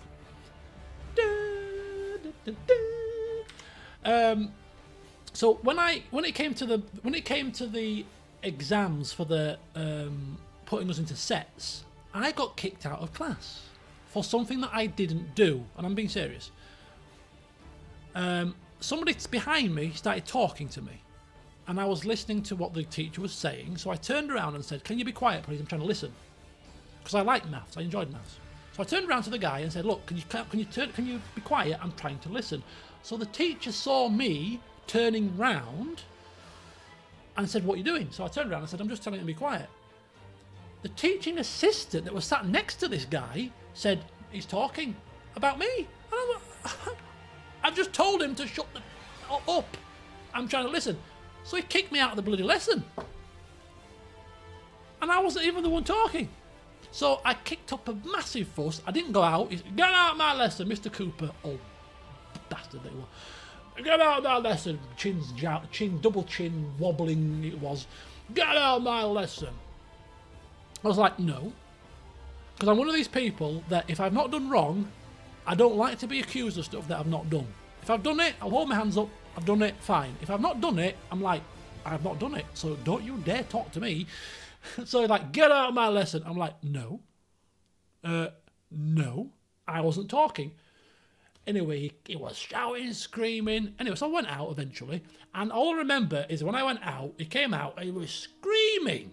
This is 94. No namby-pamby stuff nowadays. This is 94. Hard school rules. You know, none of this political correct kind of namby-pamby nonsense, all touchy-feely. It was 94. They'd throw the board rubber at you. It's like, I tell you, get out of my lesson. You get out of my... Spit flying all over the place. Spit flying everywhere. I'm like... stood there like, "I've told you 3 times, 4 times, I wasn't talking." Blah, blah, blah. Anyway, so I was stood outside for the entire hour whilst the people were taking the test. So I missed the test. And because I missed the test... Yeah, this was in year 7. So because I missed the test, they put me in the bottom set. No, they put me in set 4, not set 5. I don't know why. I missed the test, so they could have put me in set 5. They put me in set 4, not set 5. 1, 2, 3, 4, 5. So I was in the second from bottom set. Now, I was good at maths. I'm a mathematician. My brain works well with mathematics. And that's why I enjoyed maths. That's why I tell him to shut the hell up, because I wanted to listen to the lesson. And for the first 3 tests... So this is Mr. Thompson. I got on really well with... I'm friends with him on Facebook now, to this day.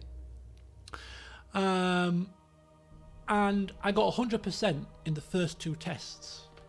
100% in the first 2 tests because I was in the wrong set because of what happened. Did I get moved up to set 3? No. Somebody that got 96% moved up. Somebody that got 97% moved up. Me that got 100 didn't get moved up. Second test, 100% again. Did I get moved up? No.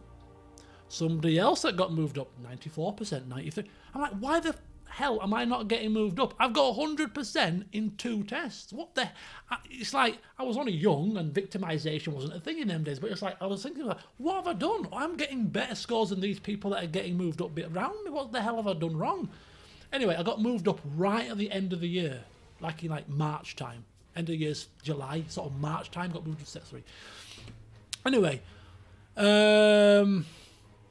so it's like, by year 9, I was in set 2.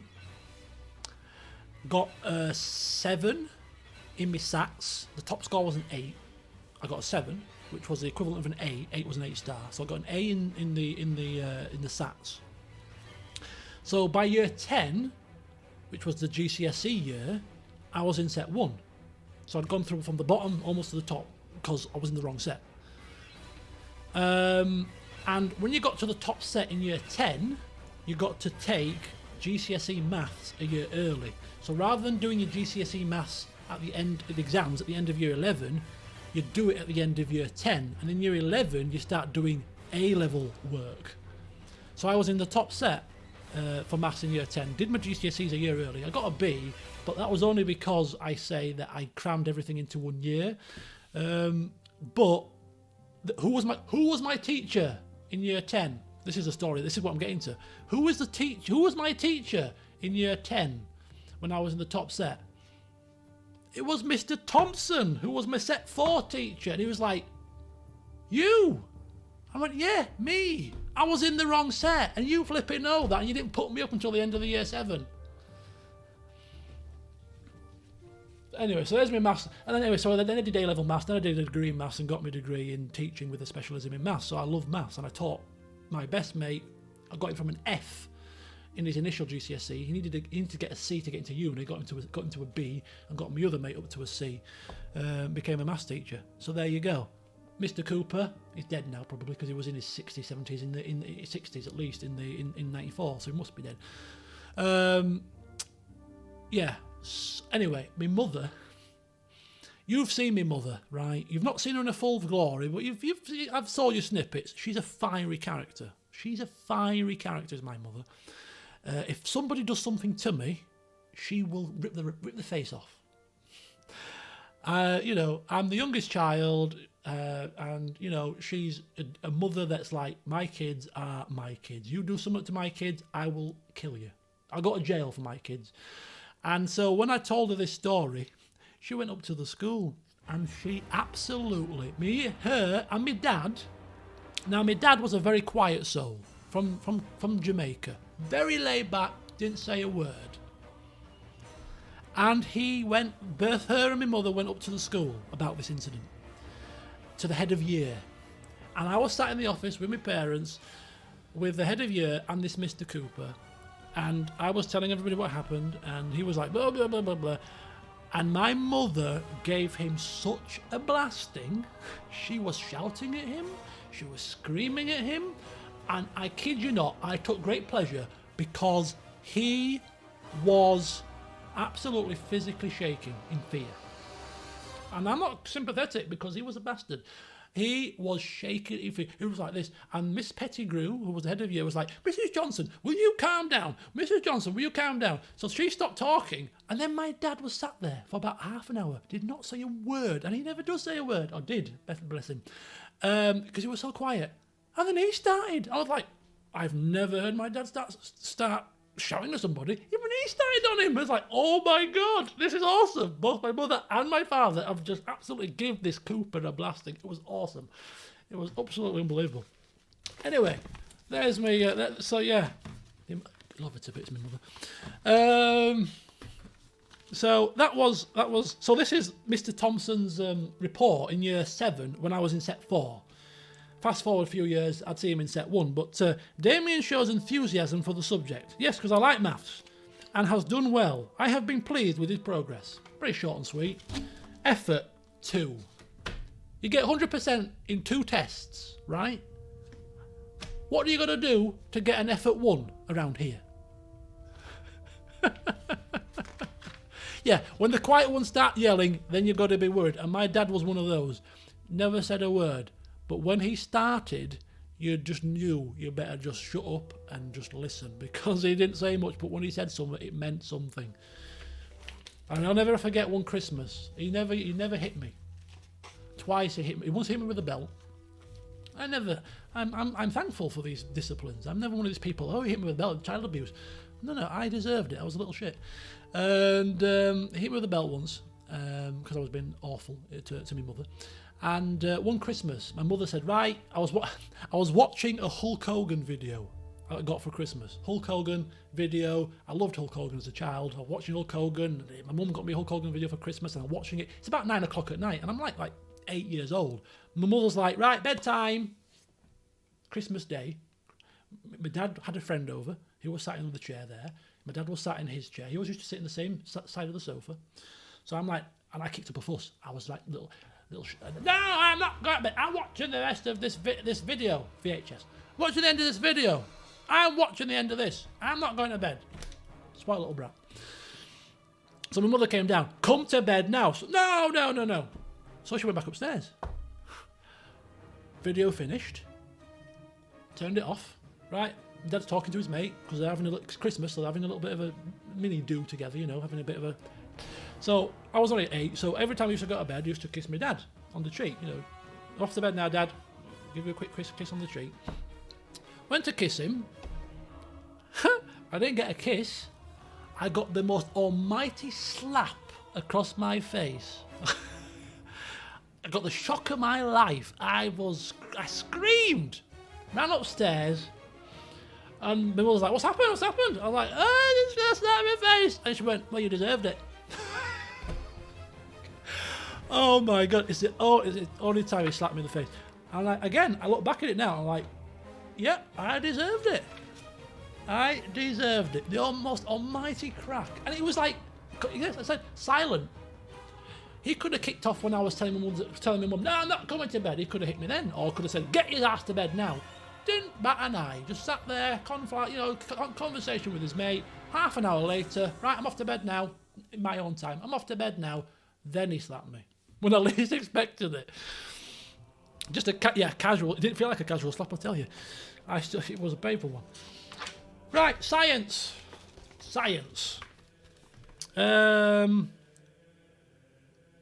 Mrs. Meller. There's another story to this one as well, actually. Year 7, Mrs. Meller. I like science. I got an A in GCSE science. Mrs. Meller taught me A-level science. And in A-level science, in year 12, I put no effort in at all.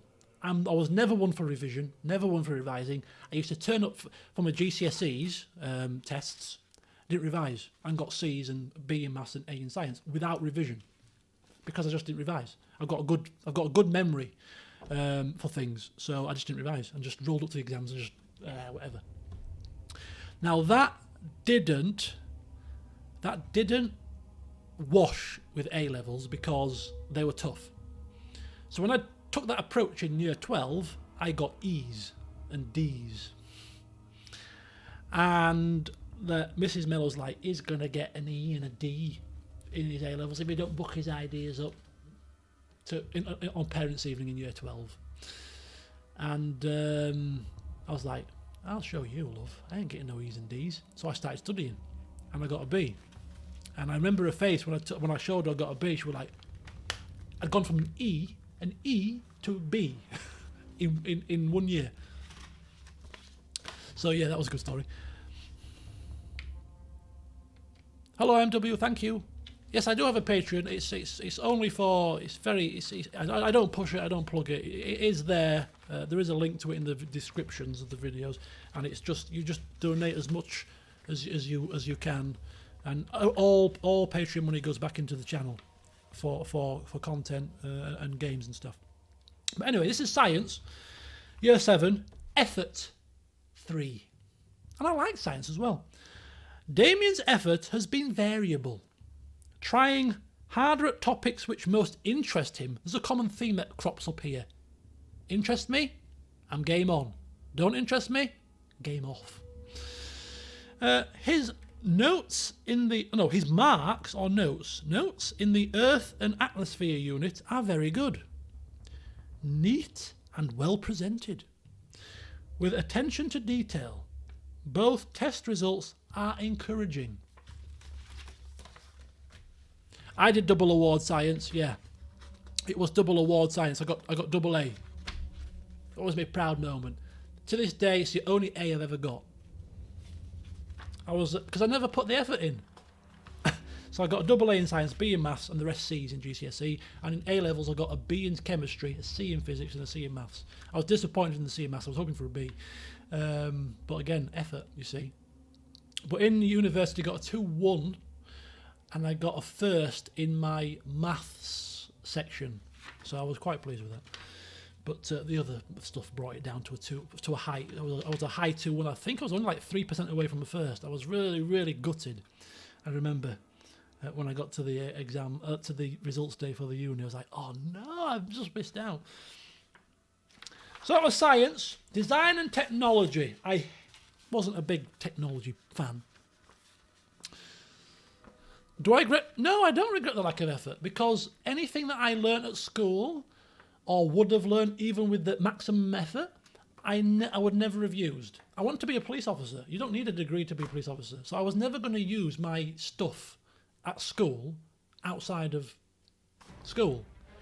If I wanted to be a vet or a doctor or a dentist, I needed to get those grades, and I missed out because of lack of effort, and yes, I would have done. But anything that I wanted to do, a teacher, I became a teacher with the grades that I got. Police officer, grades that I got. So no, I don't regret it at all. Grades for GCSE and A-level, this is not me trying to downplay the exams, but I don't regret it at all. I had a great time at school.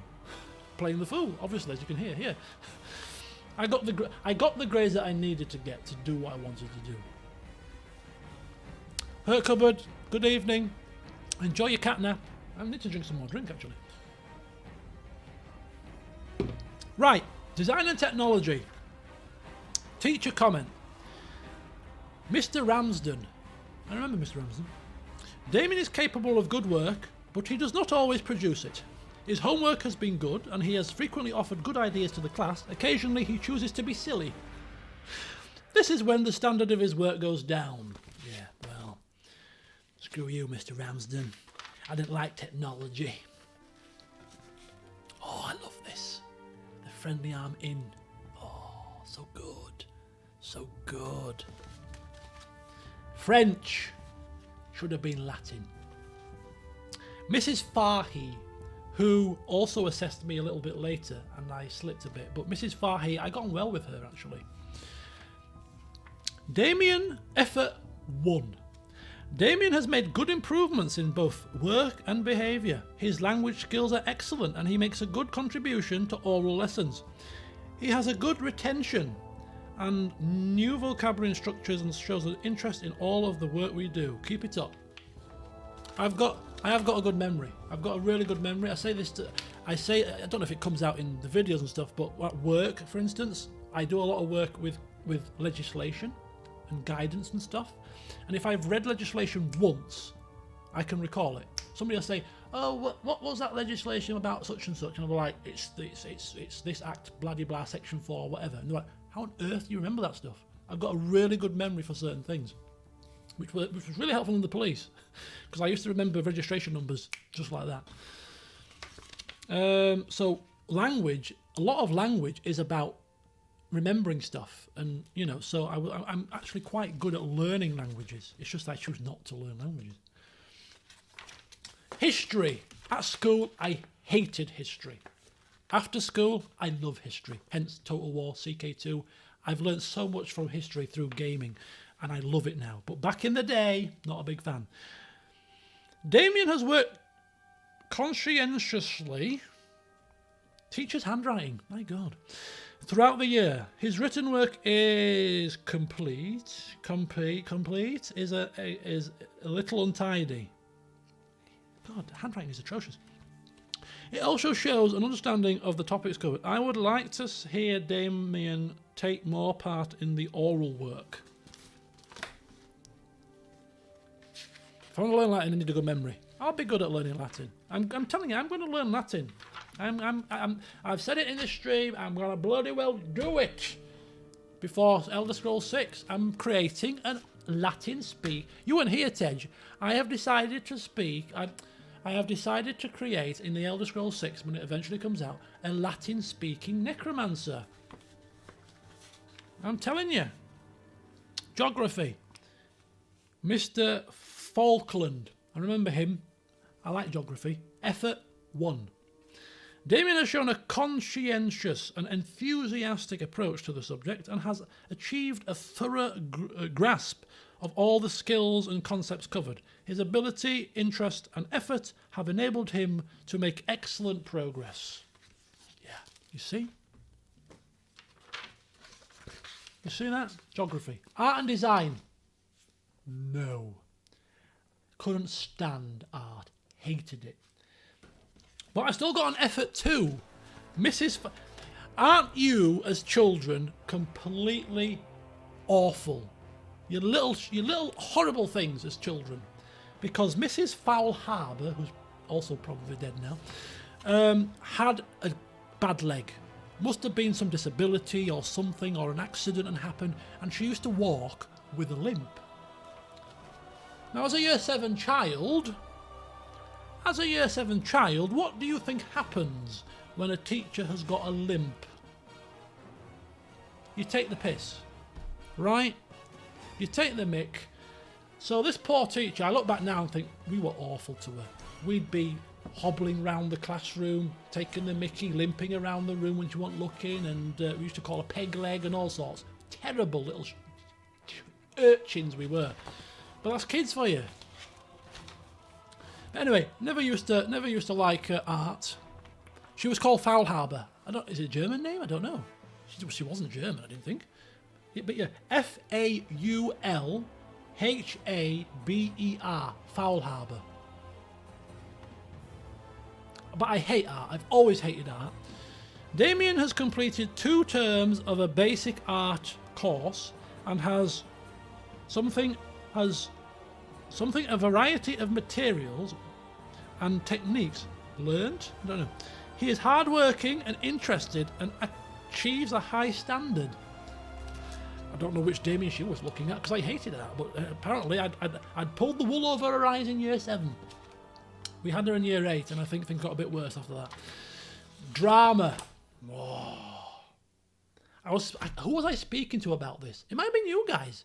I can't remember. I was speaking to somebody and talking about if I'd have made different choices at school, and I picked music, and I've never used music since. And if I'd have picked... No, I was talking to some mates, actually. We were in drink, actually. It was about 3 weeks ago. And I was saying, if I'd have picked drama at school, things could have been different, because I really enjoyed drama. I was really good at drama. Hence probably why I like role-playing and that kind of stuff. But yeah, if I'd have picked drama instead of music, things could have taken a different twist for me. But this is drama. Effort 1. I don't even have to look at the teacher's name because I know it. It was Mr. Cox. Yep, Mr. Cox. Mr. Cox, Year 7, drama. Completely and utterly. Oh, my food is on the way, and it's only coming from up the road, so I should hear a...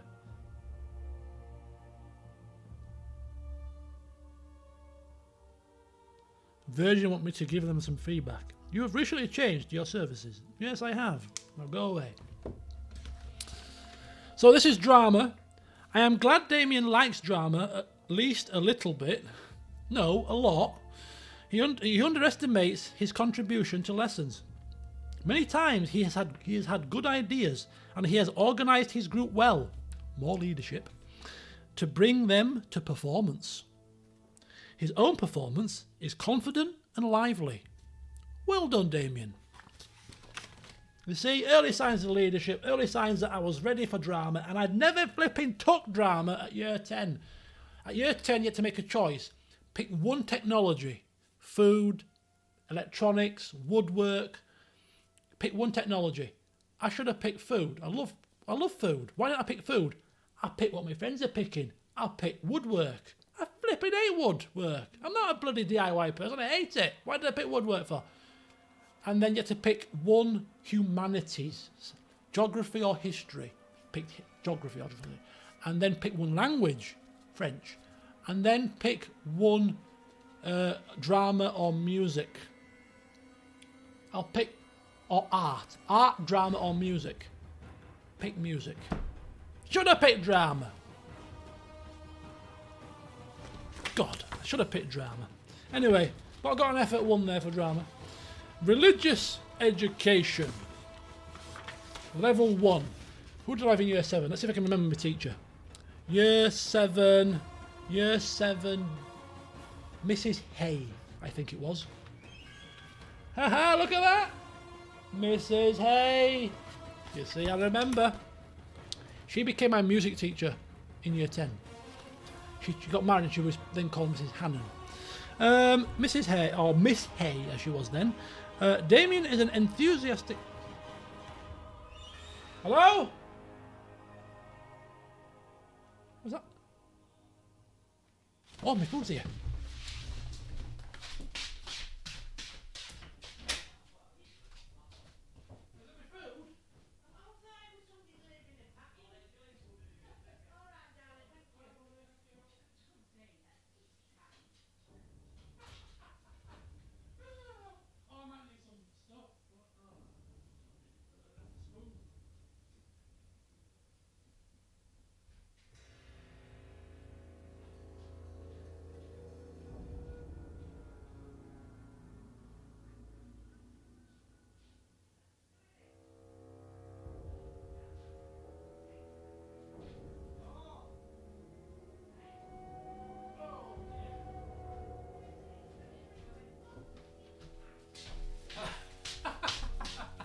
Oh, I'm gonna have to get all this food on the table here.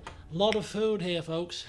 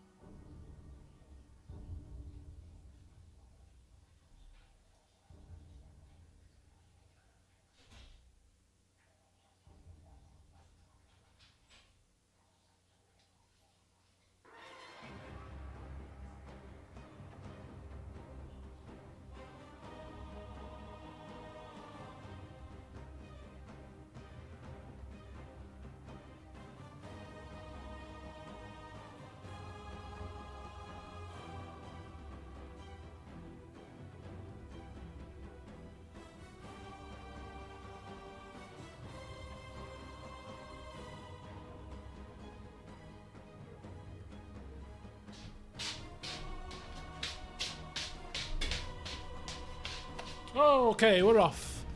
Oh, look at this. Yeah, I've ordered far too much food. I can have some for breakfast in the morning. Right, okay, so we're going to finish this last bit of report, right? There's only a couple of reports left, and then we'll eat. And I'll just have some general chit-chat while I'm eating, and then we'll go into the Year 9 reports. Religious education. Damien is an enthusiastic participant in religious education lessons and often makes useful contributions to lessons. He usually makes a pleasing effort with his own work, but does need to be a little more consistent with presentation. Effort 1. And who would have thought, eh? I'm the least bit religious. Physical education. I mean, look at me. I'm a fine specimen. It must be effort 1. I'm a physical guru. You know what I mean? Effort 2. Oh, bloody hellfire! In fact, there was no teacher's. There is. Damien has made steady progress and has improved in all areas of PE and games. He just needs to have more confidence in his own ability. Oh, there's actually separate efforts here. Swimming effort, B-. Attainment, D+. Not a good swimmer. Dance, effort, B. Attainment, B. Not bad at dance, apparently. What? I don't even remember doing dance.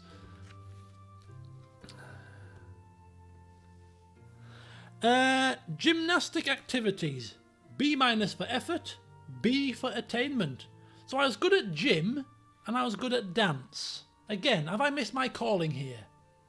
Mind you, I've been at 6'2", kind of gangly, size 12-footed dancing gymnastic person. I don't think it's going to work, is it? Basketball. B+ for effort, B+ for attainment. I was not bad at basketball, apparently. Soccer. B- for effort, B- for attainment. Yeah, see me now, you suckers. It'd be an A. Hockey. B for effort, B for attainment. Rugby. B- for effort, C+ for attainment. So Never got below. Oh yeah, got a D in swimming. Swimming was my weakest subject apparently, and I can actually swim quite good now. What's this level attained? Planning, rubbish. Right, there you go.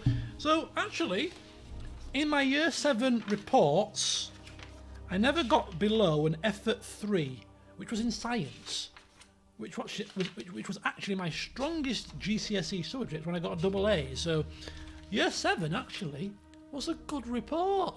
Good report that. I'm quite happy with that. Yeah, better than I thought.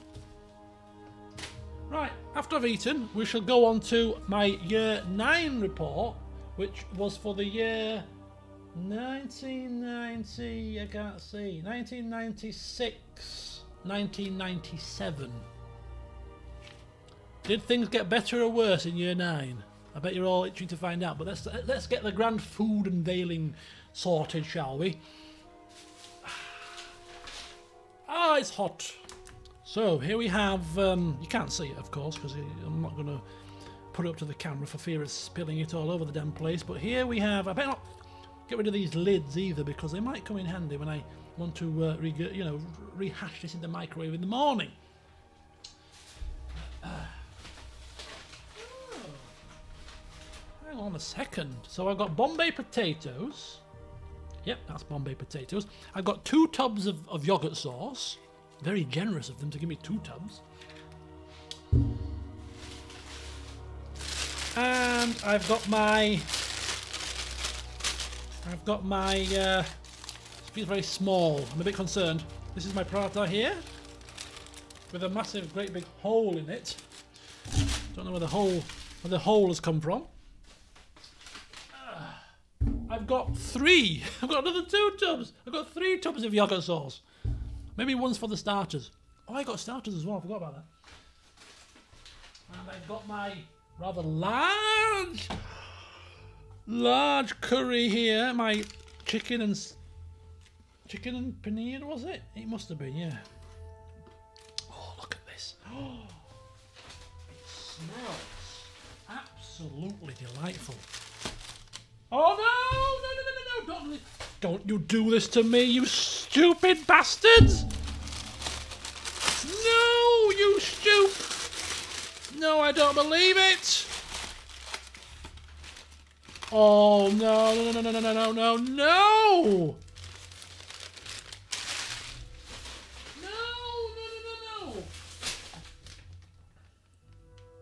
Where's me flipping naan bread? They've missed me naan bread off, I don't believe it. You see what happens when you order food online?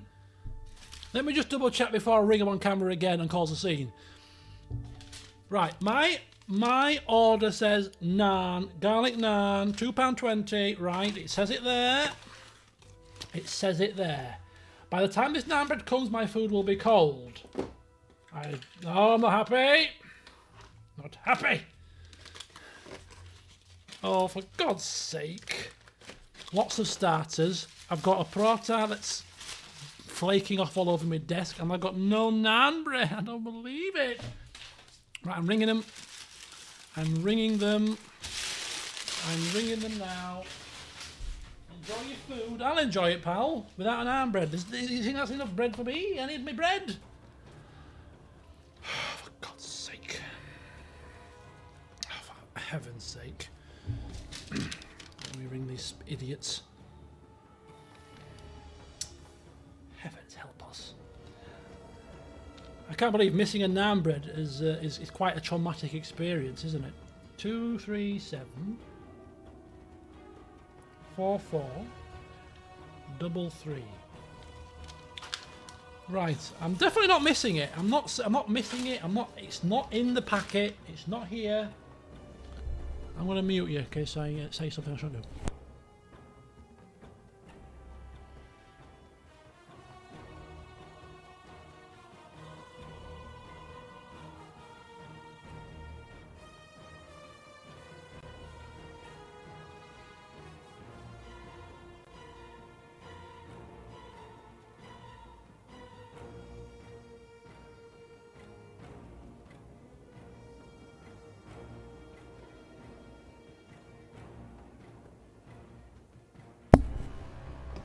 It's coming right away. It can come right away. My food's going to be cold. Oh well, I'll eat my starters at least. I can put it in the microwave. It'll be fine. Oh dear. He didn't even argue. He was like, oh, sorry about that. We'll send it right away.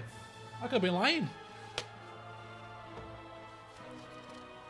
I'm never nasty on the phone, though. I'm never nasty on the phone, because if you're nasty on the phone, I'm always fearful they're going to spit on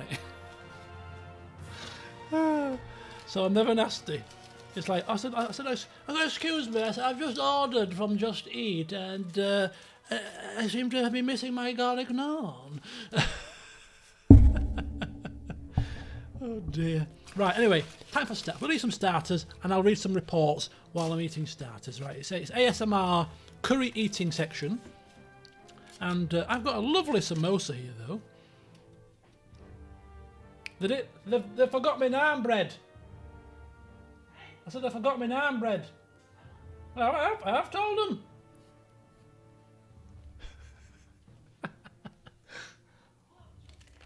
Oh, I have to open the door. Are you going to bed? Oh, for God's sake. I have to go down and open the door now. The trials and tribulations, I tell you. Oh, it's a bit spicy. Oh, God. Love this music as well. Yeah, you've got to be nice when you're ordering food. You just do... Oh, Jesus, wept. Spicy samosas here.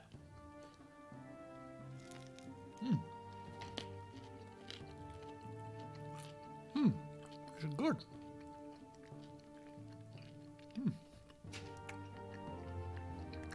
Some chicken bits.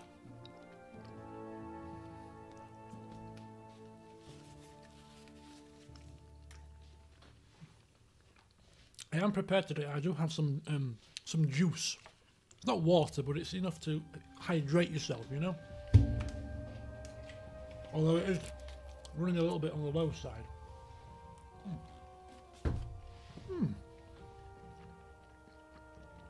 Like I've got a little feast here going on. Very nice indeed. I'm just going to go open my door, because I don't want to miss my naan bread after all this hullabaloo, you know what I mean?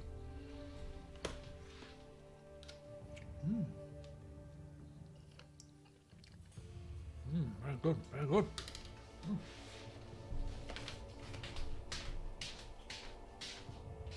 Oh, I can't believe it.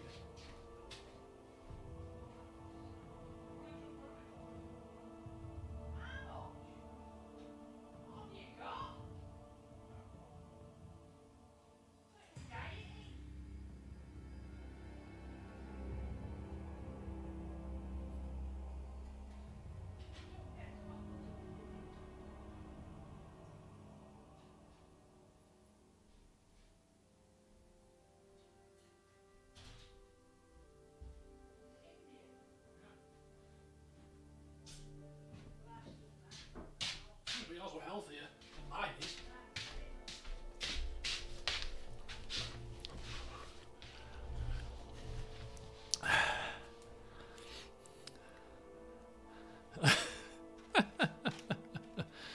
Oh, dearie me.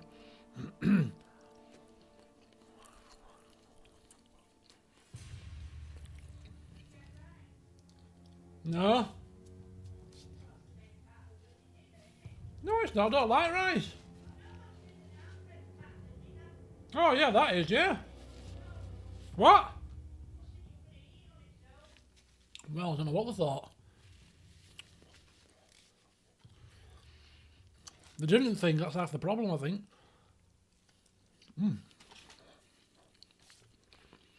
It's never gone smoothly. In fact, the pizza went quite smoothly.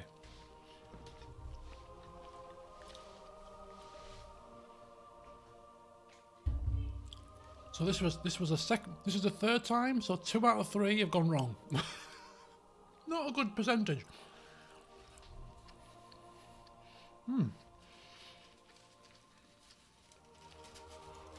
Let me just sample some of the curry. I'm one of these that I can't just eat starters on its own. I've got to mix and match, you know what I mean? Bit of starter, bit of curry, bit of starter. Just mix it up a bit. Big paneer chunks are pretty big. Sometimes you get these paneer curries and the paneer is like really small. Nope, it's very chunky. Good so far, very good. Just missing an naan bread, that's all.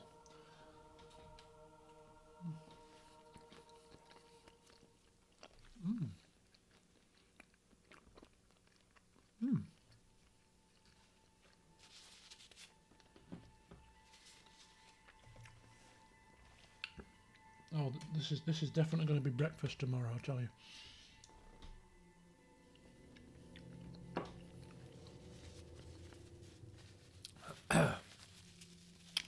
Oh dear. So whilst I'm eating rather, shall I put on the Christmas comedy clips, the latest Christmas, or do you want to see a particular video?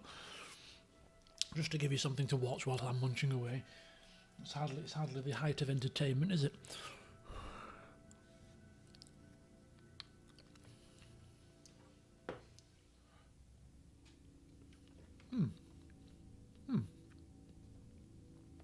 It's very tasty though. I must admit. I'll give him the Jews. Well, that's what I said. It will be cold.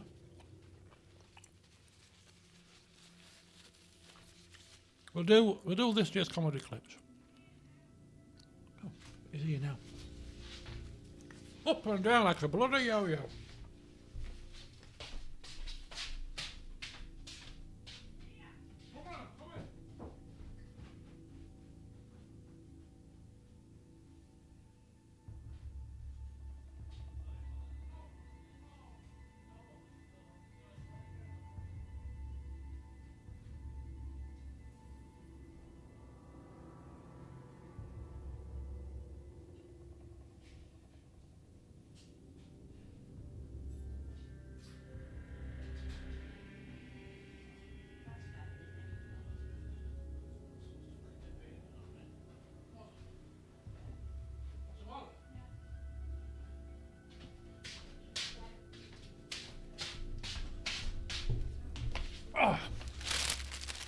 I have the golden nugget.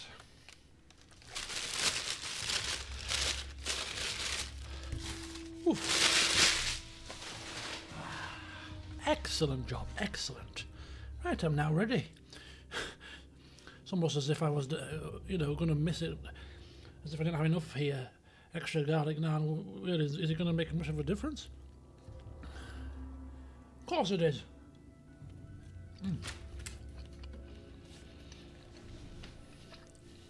Right, Christmas comedy clip, let's put that on.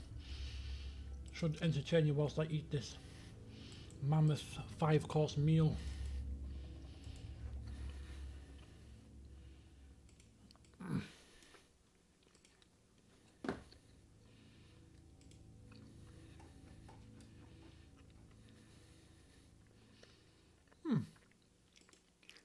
Hello everybody.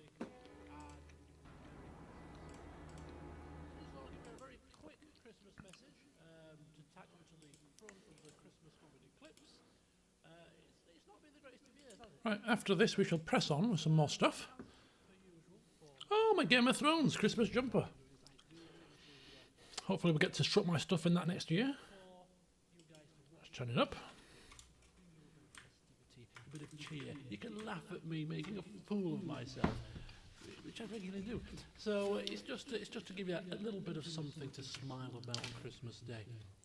And I think that's doubly important this year, given the year we've had. You know, some of us may not be with the people that we would usually be with over Christmas. Would have been, to be quite frank. So a big thank you from me.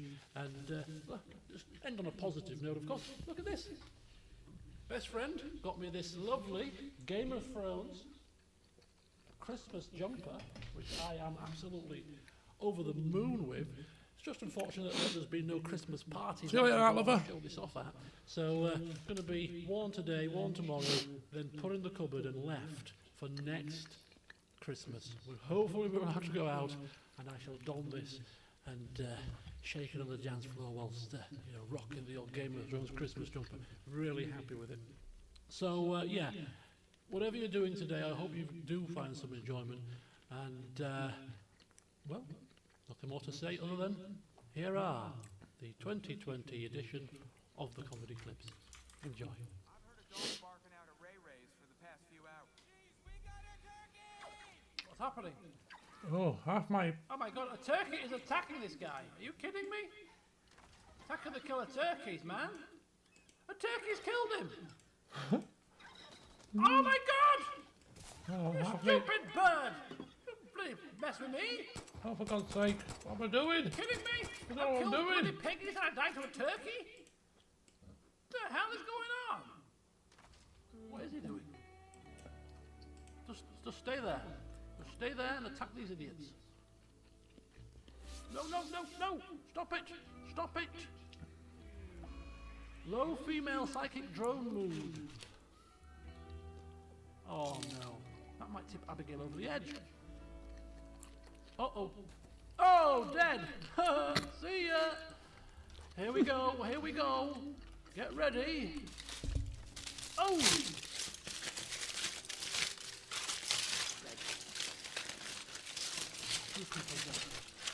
Abigail and Naomi shared views on alien conspiracies.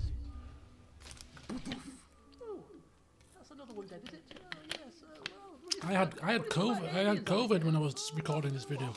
I don't think they're real. I don't think they're real. Yeah. Is that the sound of somebody dying in pain in the distance? It could be. But what do you think about aliens? Well, you know. I can't stop coughing. Something is filling my lungs. An enemy soldier is shouting orders, but I'm having a hard time focusing on the words. My knees give way and I am on the ground, dropping my royal spear of the cross. What? Has somebody nicked? Is she Hey, what? What's going on? Move this tosh away from my screen. Is she's taken to the battlefield. What's happened?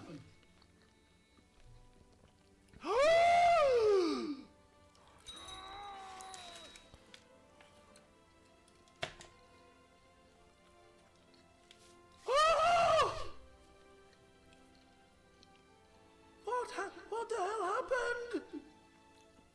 Very easily. How about I look at myself in the mirror and pull faces? Ah! So if you don't already know, Grammarly is an online writing assistant. It pretty much helps users become more clear and effective with it. Bloody adverts. Horror game. What the hell's I going on? ordered an Indian curry, Oh, and I had a bit of a saga because they didn't give me the naan bread. I had to bloody ring them up and get them to order it. 41. What do you Send think it again. stands for? But it is nice.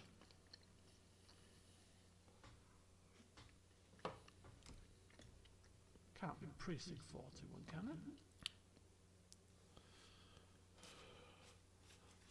Oh, hell no. Bloody adverts. That's my vehicle, On my own videos. They should be able to identify when it's your oh videos. God, Like, yeah, we no. don't need to put an advert on, it's fine. Realisation setting in.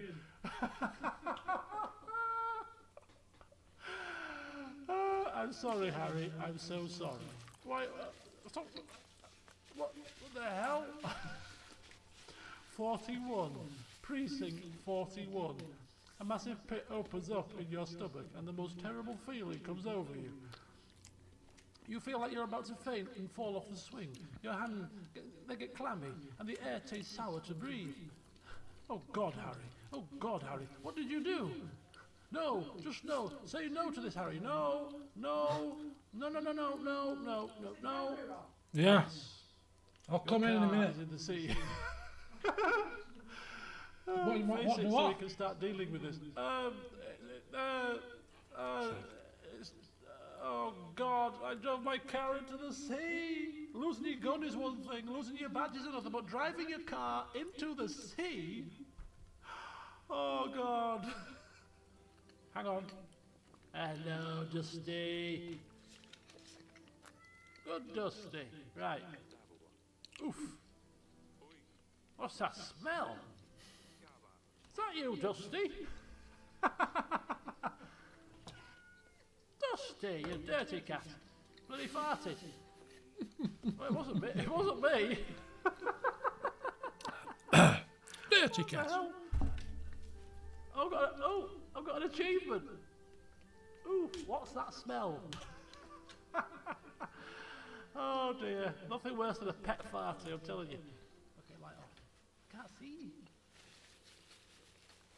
She keeps putting it on by herself.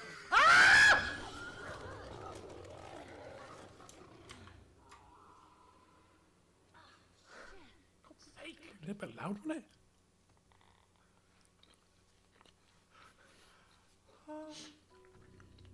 What you want is a goddamn drink. How is that so hard to understand? Play it calm. They've changed some of the voice actors in the Final Cut version, so this guy doesn't sound the same anymore. I want a fucking drink, asshole! Well, you're not getting it. He slams his hand on the counter. Asshole!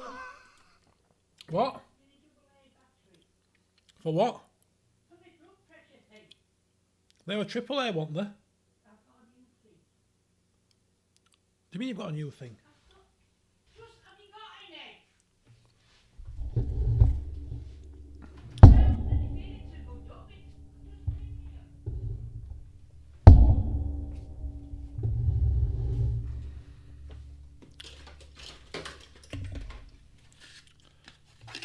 I've got one.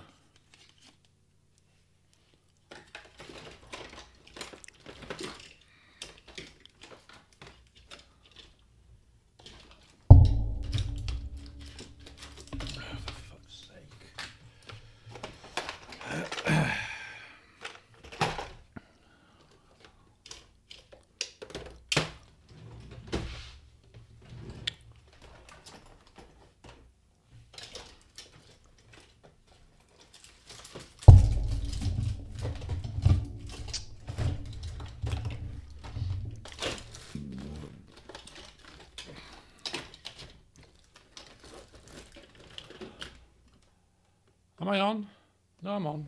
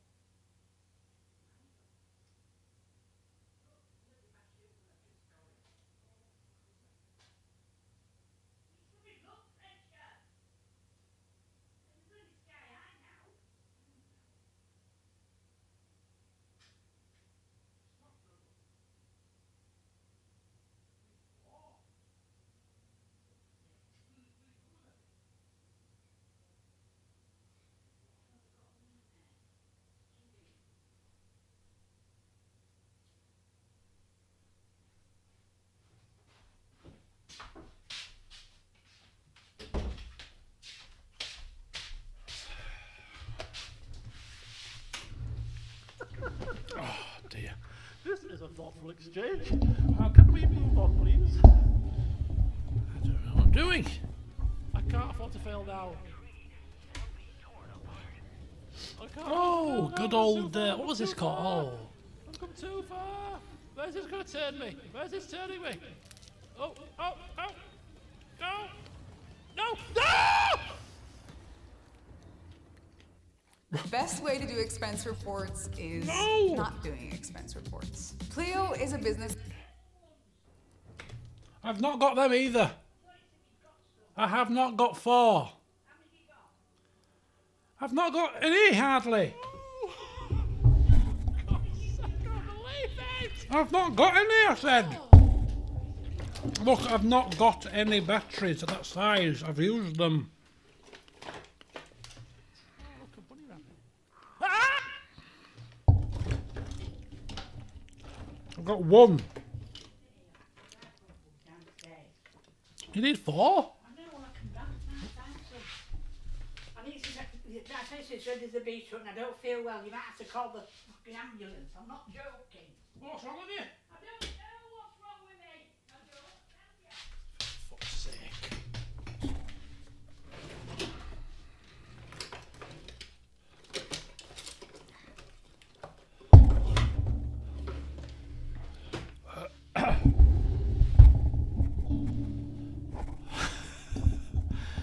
She's not well, apparently.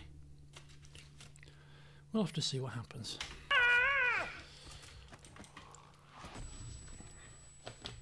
Am I dead? What the hell is happening? Get this thing off me!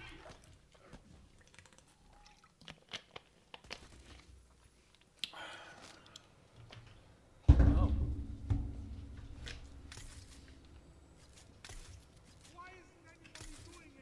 I don't know. I don't know what, why is people not doing things? I don't know. How many shots did I flipping have at him? How many shots? I had like 15 shots to hit him. Dark red abraded ligature mark. No, She's got a. She's not feeling well. She's got a blood pressure device that needs 4 AAA batteries. And because she can't test the blood pressure because she's not on a battery, she's having a bloody thrombie about it. It was literally snowing up here 2 days ago. I thought you were talking about real life, you flipping fools. You're trying to trick me here. I think I better not drink. Let's proceed onwards with the sound of the gunshot in the background. In fact, hang on.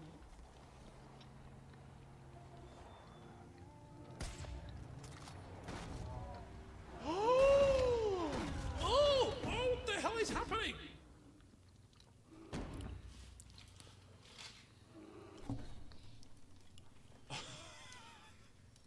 Thanks for saving my life. Not a problem.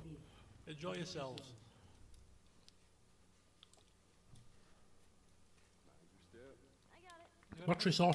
Battery shortage in this house, yes.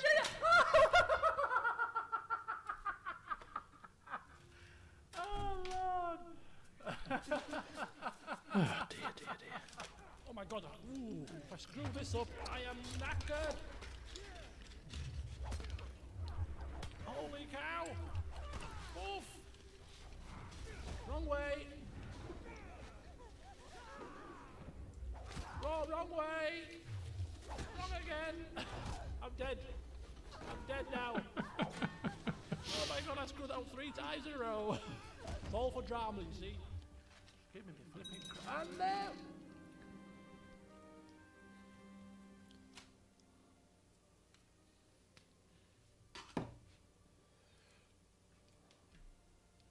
$600 gold I have spent on this.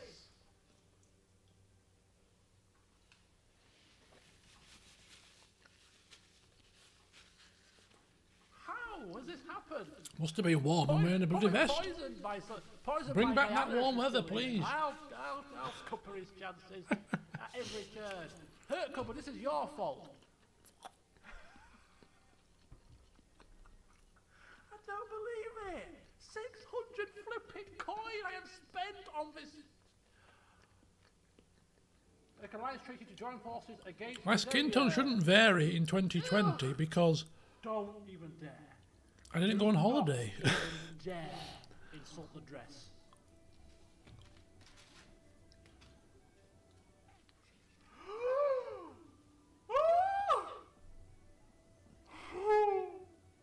What's this? Oh dear, the dress. I do believe it. I do believe it. We should have given Grey and Morbid. She'd have loved it. She'd have loved the grey dress. I'm telling you now. I'm telling you now. Construction Oh complete. no. Training. Building. You get your full cost back? Structure sold. I don't know. Right. Structure sold. No! Didn't mean to press that. Unit ready. Construction complete. Got a skinhead there. Heaven's sake! We're You have no very money nice. now to build it. Oh God. It's the lighting. It depends on the settings that I use. Sometimes it over compensates for the light. Gonna be a little short, you reckon? Like the red light there is the same as the red light here, but my face looks a bit more orange there, you see. Oh no! Come on! I've just sold the power plant now. An obvious way up though. That's not a ladder. Kuma. Evading misery with exoticism. That's tagline just rolls off the tongue, doesn't it? You might want to think of something simpler for this bookworm situation. And to finish the session off, what we're going to have a look at, we're going to have a look at sculptures. Now, I think the way Advertising guru, you see. There's an element of randomness to the descriptions of them, but they do tend to be based on activity that happens within the colony. And the randomness of the descriptions and how they work leads to some really hilarious descriptions sometimes. I'm watching a playthrough, and some of the descriptions of the best of the food has probably got to be the Hollywood land. the chicken and paneer. So Delicious. see what this one is. Very nice. So here is a small steel sculpture. Good choice. Chat. I picked it, but it's a good choice. But you picked Indian though. This work bears a depiction of a gauntlet. It's not quite what I was hoping for. maybe it doesn't work with small, crappy sculptures. maybe it's better sculptures. Maybe it's medium sculptures. Oh yeah! Look at that. It's a gauntlet. How flipping hilarious! Juice, just tomato juice, a non-alcoholic tomato. What's the point in that? My thoughts exactly. Who's cracking under the pressure? Fat Angus. Yeah, sweating profusely. Difficulty breathing. They smartly kept him out of the conversation thus far. Definitely the weakest link in the chain. A single sentence would wear him out. He can't take the length of the questioning. Keep it going long enough, and he'll crack. Hey you! Big guy. Trouble breathing over there? Get you a respirator, shall I? No! He looks up startled, his forehead shiny from sweat. A few coiled locks are peeking out from under his warm woolen hat. Of course he's having trouble breathing, just look how fucking fat he is. The man next to the big guy bursts out laughing, as do I. There you are. Tell me you have the jewels. I got the jewels. Look at him. What does he think he is? Bloody Steven Seagal? Direction. Atrocious. Right, we're home free. Oh, the fucking hell is that? What the fuck?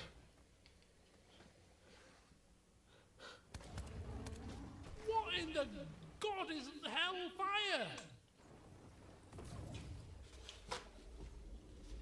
What is this?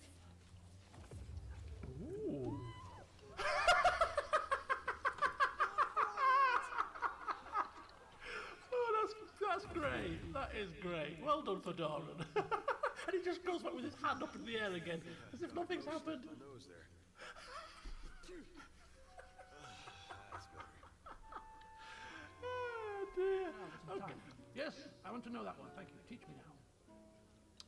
I deflected her skeptical questioning darts with armor made of purest devotion, purged in the forge of my heart from the slag of envy. From the slag. Slag. I don't think the word slag. I know it means slag in another context, like the metally slag, but that shouldn't be in a poem about love, surely. Can you not think of a better word than that, my friend? You know, all the sections that we've done so far, with a modicum of competence. I've died twice. One of those times was completely utterly foolish, but other than that, I feel like I'm not doing too shabbily.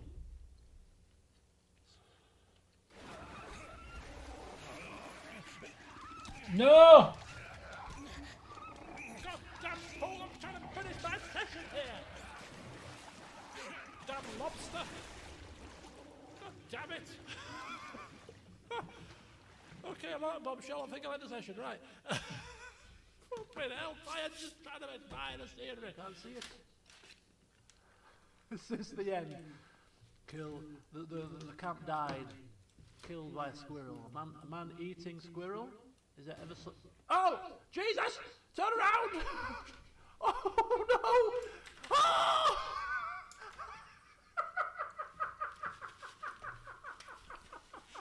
Oh! Jesus has fallen! Jesus is... Oh! Help him! Undraft him! Oh, Creepy's alive! Creepy's alive! What's going on? Did I hear a noise? Did I hear a scream? Did I hear something? Naomi, we need you to chop down some trees here because we need... Oh! Jesus! What's happened? He's collapsed! Jesus has collapsed again! Jesus is down! Jesus is... No, you're not back. You're not back. You're not back, you're on your back. You've collapsed of heat stroke or something. Heat stroke and starvation. Oh, help me! Help me!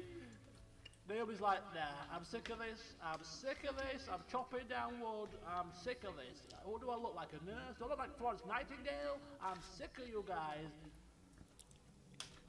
You get way more money once you're promoted. Way more.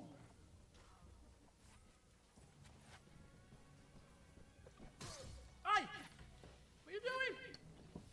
Oh, it's the enemy! Bloody hell! Oh, what about, guys? Oh dear, he's just walked right behind me and stabbed me. Help me, I've been stabbed by the enemy. Also, I've done sightseeing. Oh, look, I'm not cut out for this battling malarkey. We don't need any more. We don't need any more sons. We don't need any more children at all. In fact, a wife would be nice for the stats. But,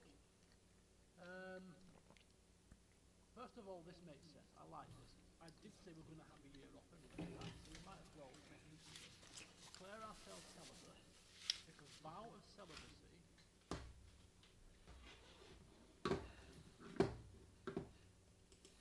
Oh. Oh. Oh.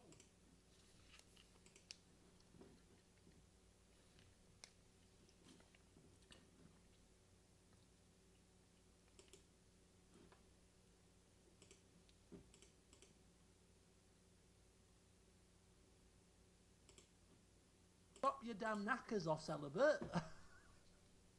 He tells me it will make him feel better, but no, I have no heart to look at him in this state, barely moving, his skin as blue as blueberries. Please help, your grace.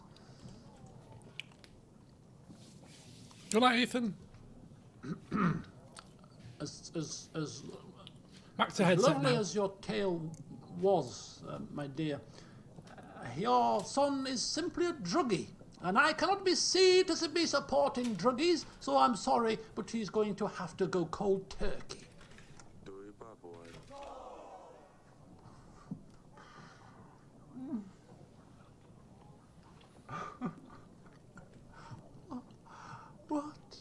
What? Leave my court now! I'm sick of you peasant punks!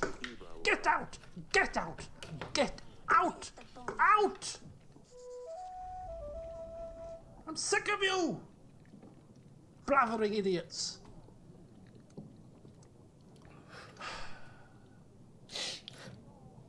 Audrey sat there like... Oh dear. God, he's losing the plot. Excuse me, Audrey, I've got to take a walk. These bloody imbeciles! Must I sort out all their flipping problems? Missing children, dense fogs, holy boots. Good grief, I'm trying to protect my kingdom from a raving army of madmen, and they come to me about holy flipping shoes. Put some perspective on the situation, you idiots! God damn it! Is he a shop? He could be a shop. Credits. See, the first game you could pick up. You could pick up things like this without consequence. Just quick save it.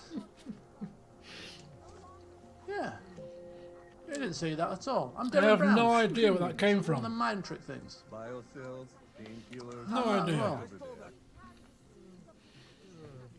did you say something? You're welcome. Did he say Think something? again. I don't think he said something. Sounded like he said, Telling you again. Go away. shut up. You shouldn't leave credits like ah! Okay, I think maybe you can't steal in this game. In the first one you could. Why are there potatoes on my bed? What? No! Sorry. Oh, that's grief. I'm making a fool of myself here. Oh my god. Oh God. I feel so embarrassed. Right, yes, there's potatoes on your bed. Look at that. Push it in. Push it in, son. Push it in. Install. Right, push it in. Don't want to remove it. Want to push it in. No. No.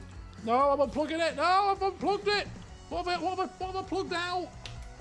I've plugged something out here. What am I doing? Oh no, what am I doing? Right. Okay. Okay, I plugged that. I don't know what I've done. This is very true to real life, isn't it? I don't know what I've plugged out and what I've plugged back in. Hopefully it'll work. Oh my god! Holy shit! What's happened? Oh, is this the moth? Massive. I've never seen a moth that big. Holy Bloody moths. Who would have them? Oh my god. It's flown over there somewhere. I had to get the fly spray. Bad Oh my man. god, it's huge. Terrible.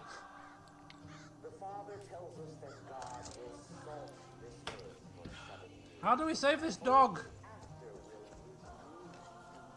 I can't concentrate now. I've got the biggest moth you've ever seen flying somewhere in this damn room.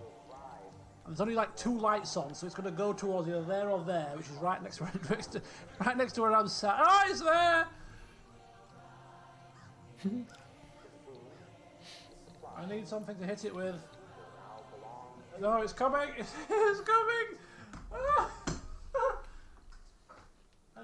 I need a bat! Ah!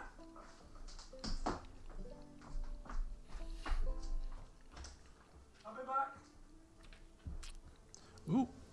Mayor Ogdar still resists my attempts to establish a solid relationship between us. It is quite infuriating. I wonder what I could do. Look, we would just tell him. Our word should be enough. Respect those in higher positions. You are a mere poxy man. We are a duke. Our word is law. All right? Just as expected, Mayor Ogdar only needed me to rough him up a bit. We are getting along with each other, aren't we? Yes, we are. I thought so. Good. Just making sure. There were rumours that you'd forgotten. Now let's get back to those military exploits I was telling you about.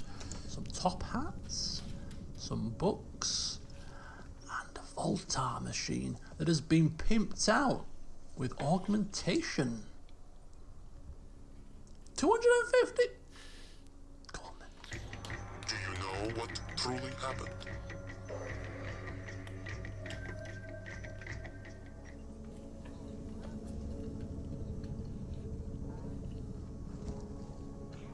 $250 credits for that?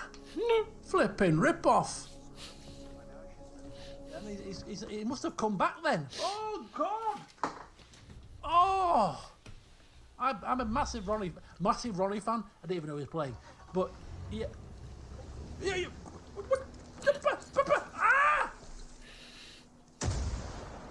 Chris? Why is Chris taking my boat? What is he doing? What is he doing? Chris is just taking my boat. What is this? You've caused me to almost blow myself up, Chris, in shock.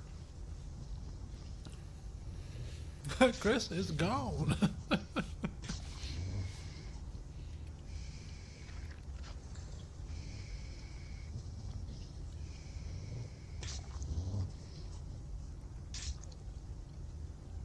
That's not that big. I feel like a big monster. No! No, wrong button! Run! I will use the mind control. That's kind of cool. How do we get out of here? Is there an easier way to get out of here? Because jumping back down seems a bit more awkward, to be honest with you. Oh, Jesus. Oh, God. Was there a ladder? Oh, there was a ladder. Okay, it's fine. We don't use ladders. Ladders are boring. Neither does Nyoka, apparently. Yeah, we're not going to give in to these blasphemous feelings. These feelings will soon pass. How flippin' stupid of them. What? Earlier. Oh! I did not notice. I did not notice this. Look at this. What is going on with his flippin' hairstyle? He's lost his beard. No. Where's the barbershop? Where is the barbershop? Come on, that's not...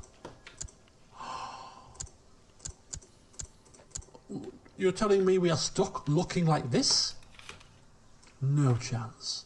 No flipping way. Doesn't look like it fires weapons. Come on, Grace, me and you, love, let's get this thing right. Here comes that holy fire.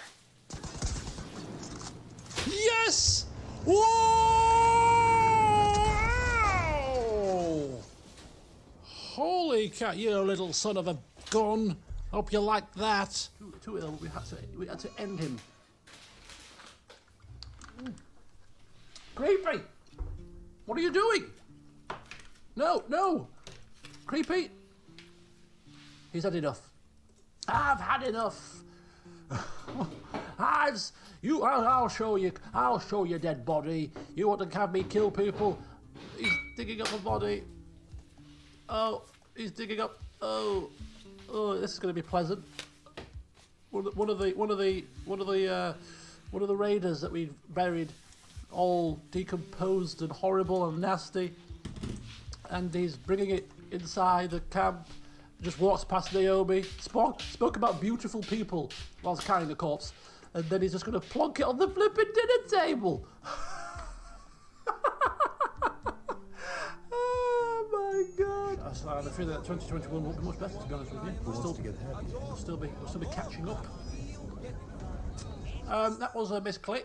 Sorry about that. Start again, shall we? Just randomly throw a grenade in the middle of the red light district. Oops. Right. First of all, we need a car. No, we're not killing bears. We are getting ourselves a bear companion. That's what we're doing. We're going to have a pet bear. Nice and fluffy bear as a pet. You misunderstand me. I'm... Ah! Bear! Fluffy bloody bear, my foot!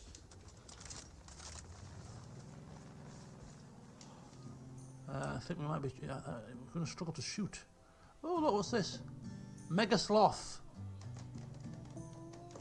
A door that leads out to a little sandbaggy defendy area.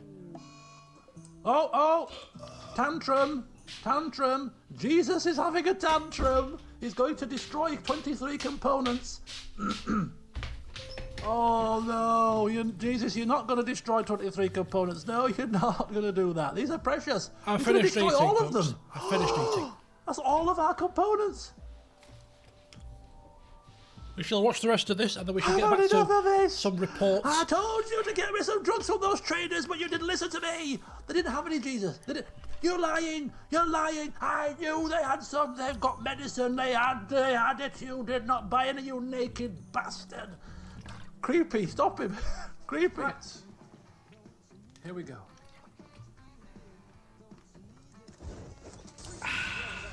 No, that was an accident. Out of 10. I did not mean to press that button. That was a mistake. A solid 7. Solid 7. Apologies about that. Not quite nice. Ooh, what? Oh no! I didn't. I just didn't. What the hell? I didn't press that.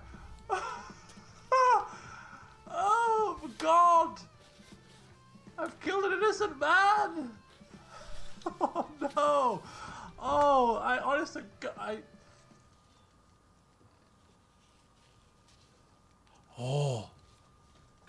I don't like this. I do not like this. The nan arrived. It did arrive quite quickly, actually. fear Must have been about, what, 5 minutes? After I ring them? Not very long. Something. I ate most of the nan. There's a little bit left behind. Miss. I've got half a portion of the chicken and half a portion of the potato left, which I'll have for breakfast tomorrow. You can't beat a bit of curry for This is breakfast. not a miss, is it? 139 They're lovely. parts. With a cup of Earl Grey. Fuck's sake! Isn't it? I did not expect that. No, no, it's gonna blow up. It's gonna blow up. No, not like this, please, please, not like this. I want to see the Child Crusade. Ooh. Please, Lord help us, Lord help us. Oh, this bit. Oh, this is it. This is the one. This is the one.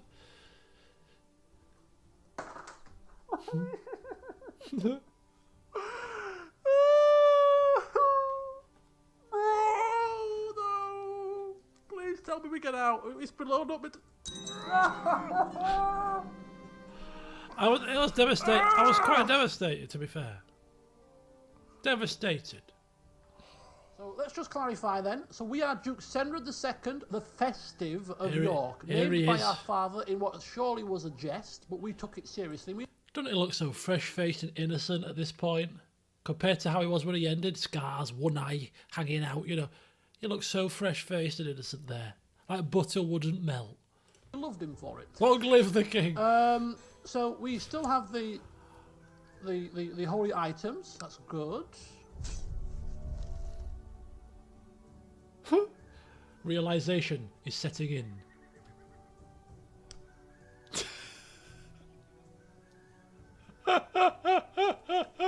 You did it!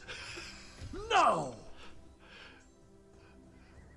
You killed your father!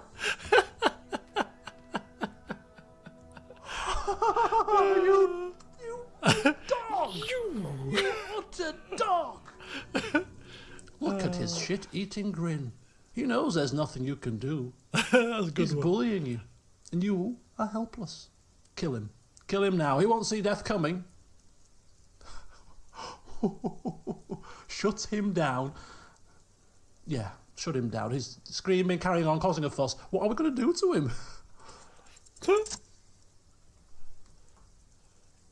Help! Oh, Oops. Oh, my fist slipped. oh, the blow connects surprisingly well, leaving your knuckles tingling. Oh. I didn't mean to do it. The game did it. Right, and no more talk of rape, and no more shouting. Otherwise you'll get another. Now answer my questions. Come on, man! God, save me! Nice shot!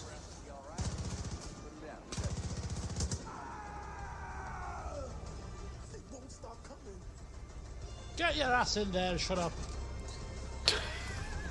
The hell? No! What in the hell happened there? I mean, as I said, I'm not an expert in these things. I don't know. the Far ins and Cry outs of was their good for a benefits. laugh, I tell you. But it, oh, Good for a laugh. rumpy pumpy tight. Oh! Oh my God! The hell happened? A 672 watt electric explosion right in the workshop. No! Shooting hell! Oh, Yeah, God. Grace? Your sister sent you a present. A gift from Losulia. Let me see. It's so pretty, so soft and shiny. Kind Oh. of reminds me of Dusty. Another realisation moment. Oh no! Oh no! He's turned my cat into a scarf! I still have the crown. So there. Oh! Oh no! Oh, oh my God! How do I look? Oh no!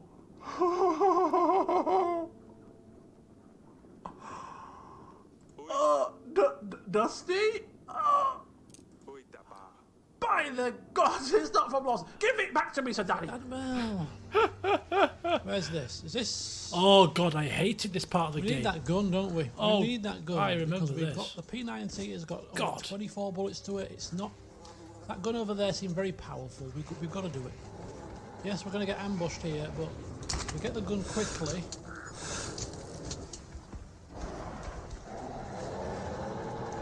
How do you pick the damn thing up? Just pick it up. Give it to me, man. Give it to me. Oh, God damn it! Pick the gun up! For fuck's sake.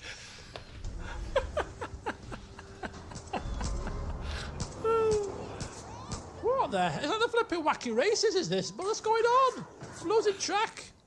What's happening here?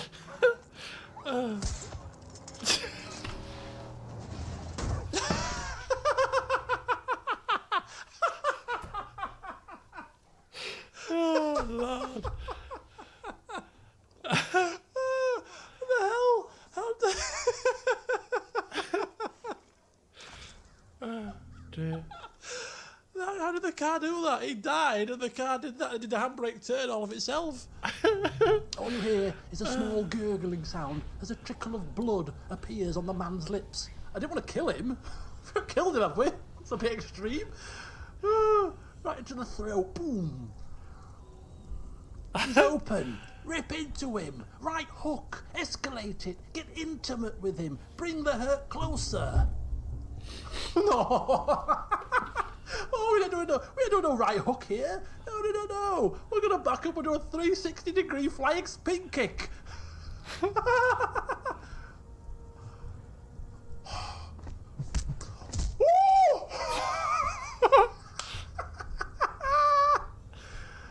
Oh my God! Kitsuragi is just stood there, nonplussed. The man lands with a dull thump like a broken down puppet of muscles and sinew. For a okay. It's a game of patience now. Who blinks first? Come on, Sandra.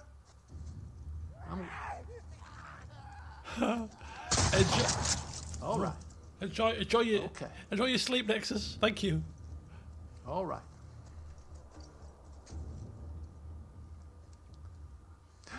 I feel it's a bit anticlimactic in a little way. In that they're not that fast. They would be far more petrifying if they could move. That's my own fault of it.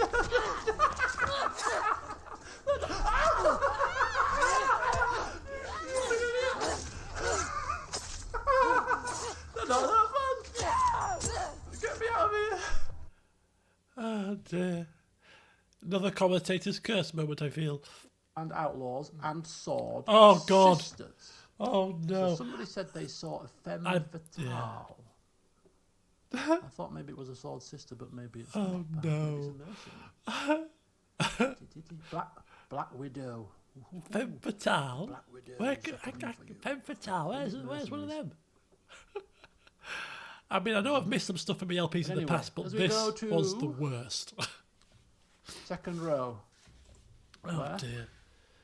Did I miss it? People are telling me I still can't find it. Let me pour another drink. Where? Where? Dressed up woman. Where? Femme Oh, fatale? mouse. Don't know what you're talking about. Sword sister. Where? Where? Third row. 1, 2, 3. Huntress, camp follower. I know I've had a couple of sips of rum, but am I blind here? Yes, you're It bloody was a femme blind. fatale, wasn't it? Are we femme fatale? No, maiden. I'm looking for a femme fatale.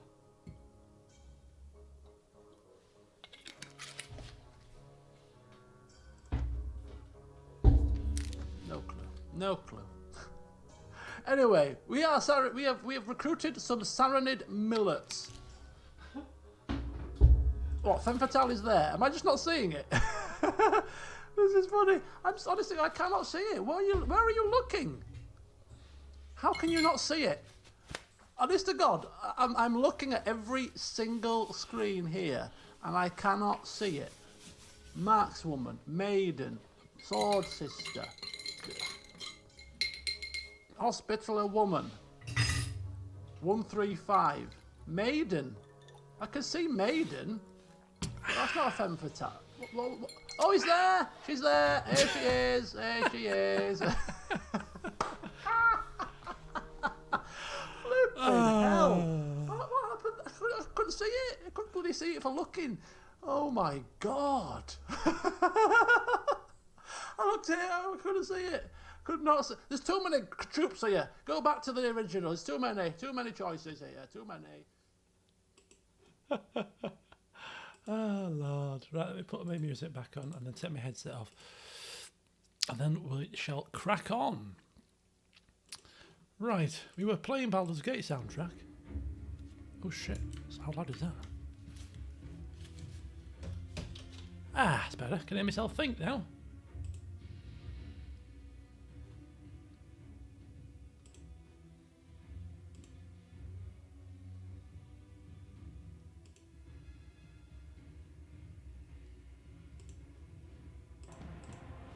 There you go. You should be able to hear something. Ah, we're back on the beach. Let's go. Let's go. Have we had blue yet? Did we have? No, we had green, right?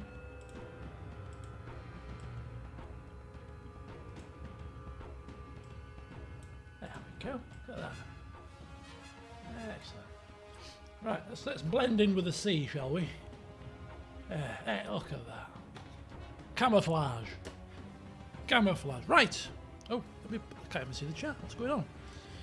Oh, right then. So, let me get myself sorted here. Excellent, eh? So, we shall continue now where we left off before the feast arrived. And that was by looking at our, my high school reports. And we were looking at year 7, and now we've advanced a couple of years to year 9, where we are now 13, 14 years old, you know, now much more mature individual. I'm sure you'll agree. You know, at 13, 14, you're a grown man now, you see, and you know the world, and you know exactly what you need to know, and nobody else can tell you otherwise. So how did that transpire into the classroom? I'm not mature even now. Thank you for your 2020/21 high school report. I thank you very much. So, general report from my form tutor, Mrs. Naylor, who was my form tutor from year 7 all the way to year 11 for the whole kit and caboodle. Damien is a reliable member of the form. Similar theme.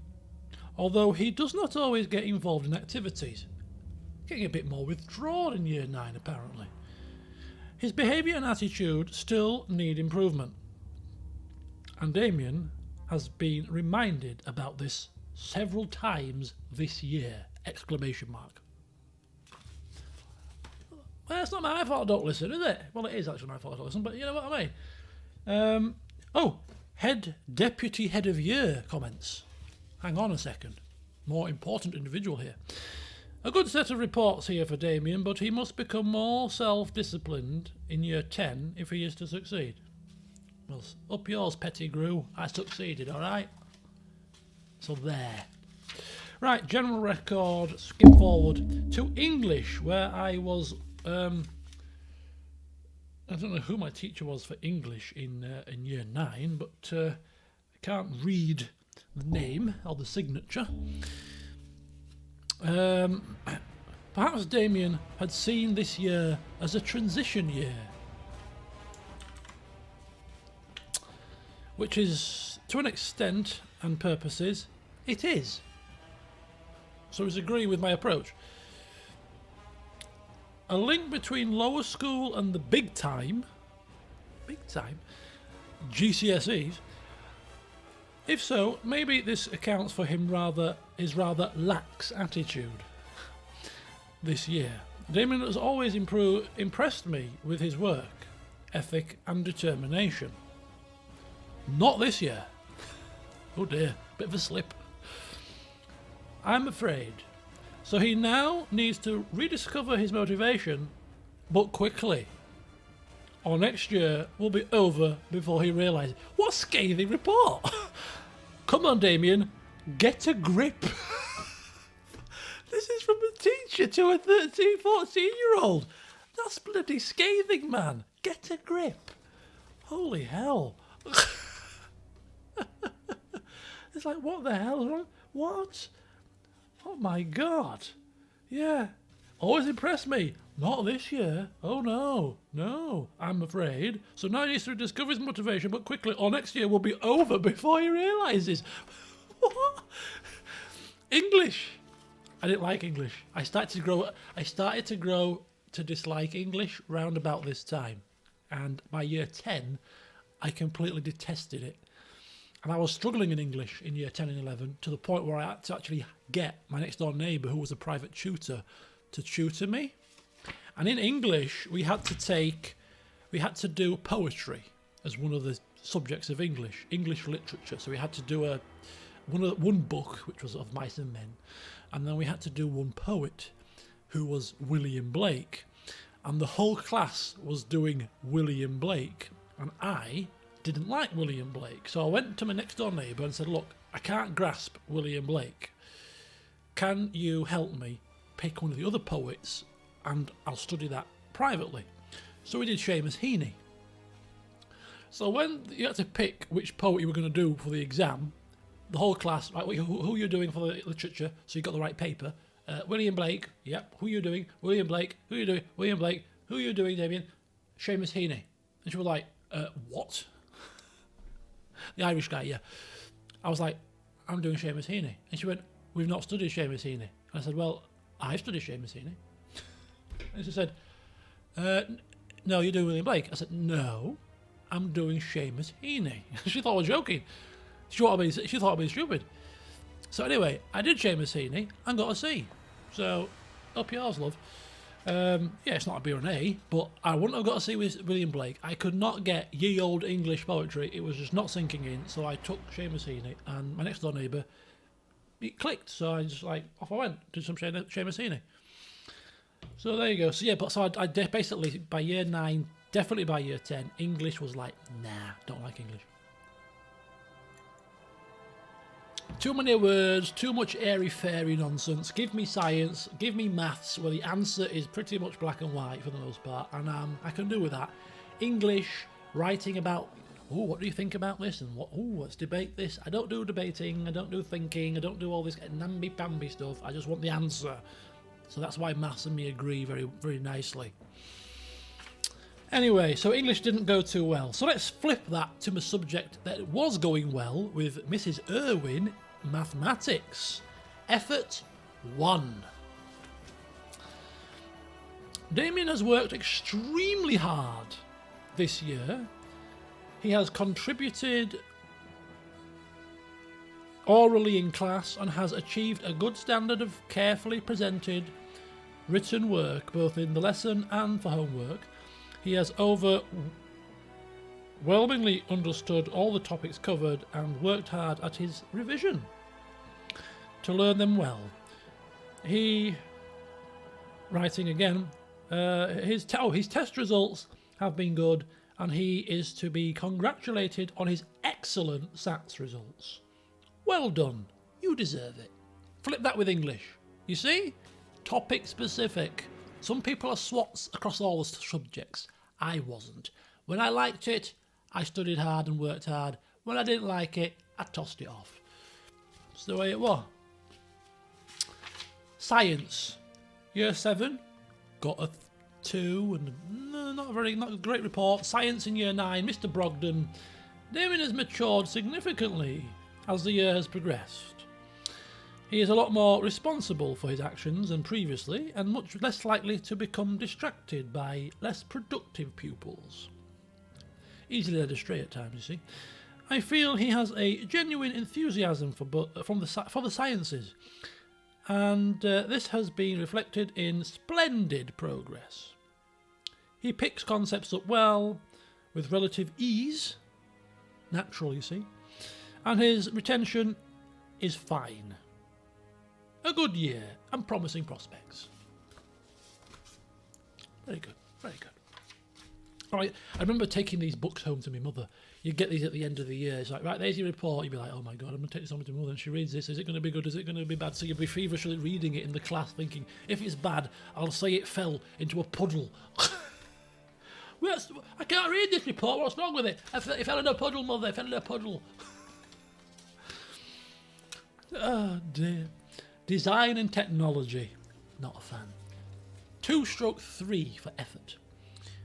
Mr. somebody. I can't even remember who it was. Damien has generated good reports in graphics and food. Graphics? You won't think about it. I'm crap at graphics. I hate art. I hate graphics. I can't do thumbnails. I can do food though. In textiles, do kids still do this crap nowadays? Back in my day, in the 1990s, in technology, you had to do food technology. You had to do textiles. You had to do graphics. You had to do woodwork. You had to do electronics. You had to do the whole plethora of technologies. Do kids still do that now? Because, I mean, did kids still get taught textiles in school, sewing and all that kind of stuff? Because we learnt sewing, I'm telling you. In the 90s, we had to sew stuff in graphics. I used to hate textiles, rather. I hated it. Make some kind of little patterny thing with a needle and thread. What? Why? Why? Do I look like I'm going to use a needle and thread in the future? Miss Derry, whatever she's called. Good grief. Anyway, in textiles, he has not been awarded any marks because I didn't want to do it. And in construction, he was found to lack urgency. Again, I don't like it. Do I look like I want to build a house? I don't do building. I don't do construction. I hope his year 10 choice is correct and he can apply himself. Yeah, year 10 choice wasn't correct because I picked woodwork because my mates did and I hated it. I should have picked food technology. Anyway, that was technology for you. Now we're talking. A technology I can be on board with. Information technology. Information technology. This is Mr. Shepherd. Damien has worked well throughout the year. He has particularly good grasp of database work and is progressing well with other tools. That's not the interesting thing about this report. The interesting thing about this report is what technology, information, IT, computer technology, were the kids of the UK studying in 1996 and 7. Subjects covered. BBC computers. Who's old enough to remember BBC computers? None of this Windows malarkey. BBC. Big proper floppy disks, as in they were bendy and floppy. Stick it into the BBC. That's what we were studying. Working with a network. Consulting a database. Computers in society. Computers in society. It'll never take off, will it? Archimedes. Archimedes. Google it. BBC computers. It'll look like a house brick thing. Did it run off DOS? I think it may well have done. Google it. BBC computers. Also Google Acorn computers, because we did Acorn computers as well. Archimedes computers. Word processing, designing a database. And we also did PC Windows as well. So we did the whole plethora. BBC, Archimedes and Windows. It looks like it's from the 80s. It's because it was from the flipping 80s, alright? Spreadsheet simulations, handling a floppy disk. That was a subject in IT. How to handle a floppy disk. Taxing times we lived in. Taxing times. Yeah, Apple computers. They were I think they might have been the Acorn ones. But yeah, early IT in the 90s. That is no computer, it's a typewriter. Oh my god. I can't even remember what they looked like. I remember they were just old and they were like black and white screens. Yeah. The good old BBC. And then what we also used to have, if you Google this as well, we used to have a little, like a turtle thing that you used to program using the BBC computer. And I'm sure it was called Roma. So what you used to have to do, you used to combine IT with maths, and you used to have to program Roma to draw shapes. So like forward 2, right 90, forward 2, right 90, forward 2, right 90, and it would draw a square because 90 would be the angle, forward 2, forward 2. And I'm sure it was called Roma, R-O-A-M-E-R, Roma or turtle. And you used to draw shapes with it. So if you wanted to draw like a hexagon, it's like, oh, what angle do you need for an hexagon? It's 120, I think. Is it 120 for a hexagon? I'm a mathematician. So forward 2, right 120, forward 2, right 120, and you used to draw shapes with the Roma thing. See, I'm giving you all an education here, folks. You've never lived until you've been in the 90s. Right, so remember Year 7 French, Miss Fahy, or Mrs. Fahy. Effort 1, good knowledge of retention, good oral. Year 9 French, Effort 3. I got bored of French by Year 9. Damien has ability in this subject, but I feel that he is too easily satisfied with the standard of his work. He's often the first to finish a piece of writing, but may not have applied grammatical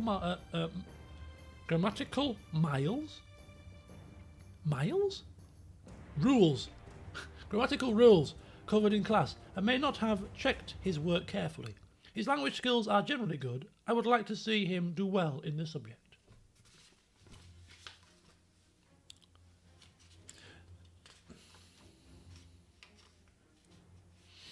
So 60. This is where I got confused because it's right. It's not the internal angle; it's the external angle. That you're turning the external angle rather than the internal. The internal is like that. So for the machine to turn, it's turning 60. Confused me as a child. It still confuses me now. It's the external angle that you need to program it to turn. Good point. Right. History 1 of 3. Why is there 3 history reports? Mr. Aldridge, who I heard died in a house flood, rather unfortunately. I didn't like him as a teacher, but you wouldn't wish that on anybody. But yeah, he passed. I think he passed. Well, I heard he passed away because he had a house flood and something happened to him. But anyway, Damien has studied the era of the Second World War, boring, and the indigenous peoples of North America, boring. He has shown some knowledge and understanding, although his treatment of topics is too often superficial and hurried. So in Year 9, I like to get through things quickly and get it done, so I could talk more, probably. He has produced some effective structured written work, but his attitude and commitment have been inconsistent. Effort 3. It was quite tragic, actually. When I heard, I mean, as I say, you wouldn't wish that on anybody. And as you get older, you kind of think, well, you didn't like the teachers as a child in school, but you realise that as you got older, you were probably, and especially as somebody that went into teaching, I can appreciate where they were coming from. I don't like World War II. I don't like modern history. I like much further back history. Geography, always liked geography. Effort 1-2. Mr. Hume. I like Mr. Hume. Got on well with him. I am very pleased with Damien's progress this year. He has produced a lot of very good work which shows thought and understanding, and has used his initiative very well.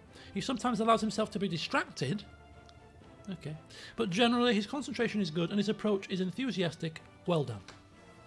Thank you, Mr. Hume. Thank you. Disappointing in Year 9 report. Art and design.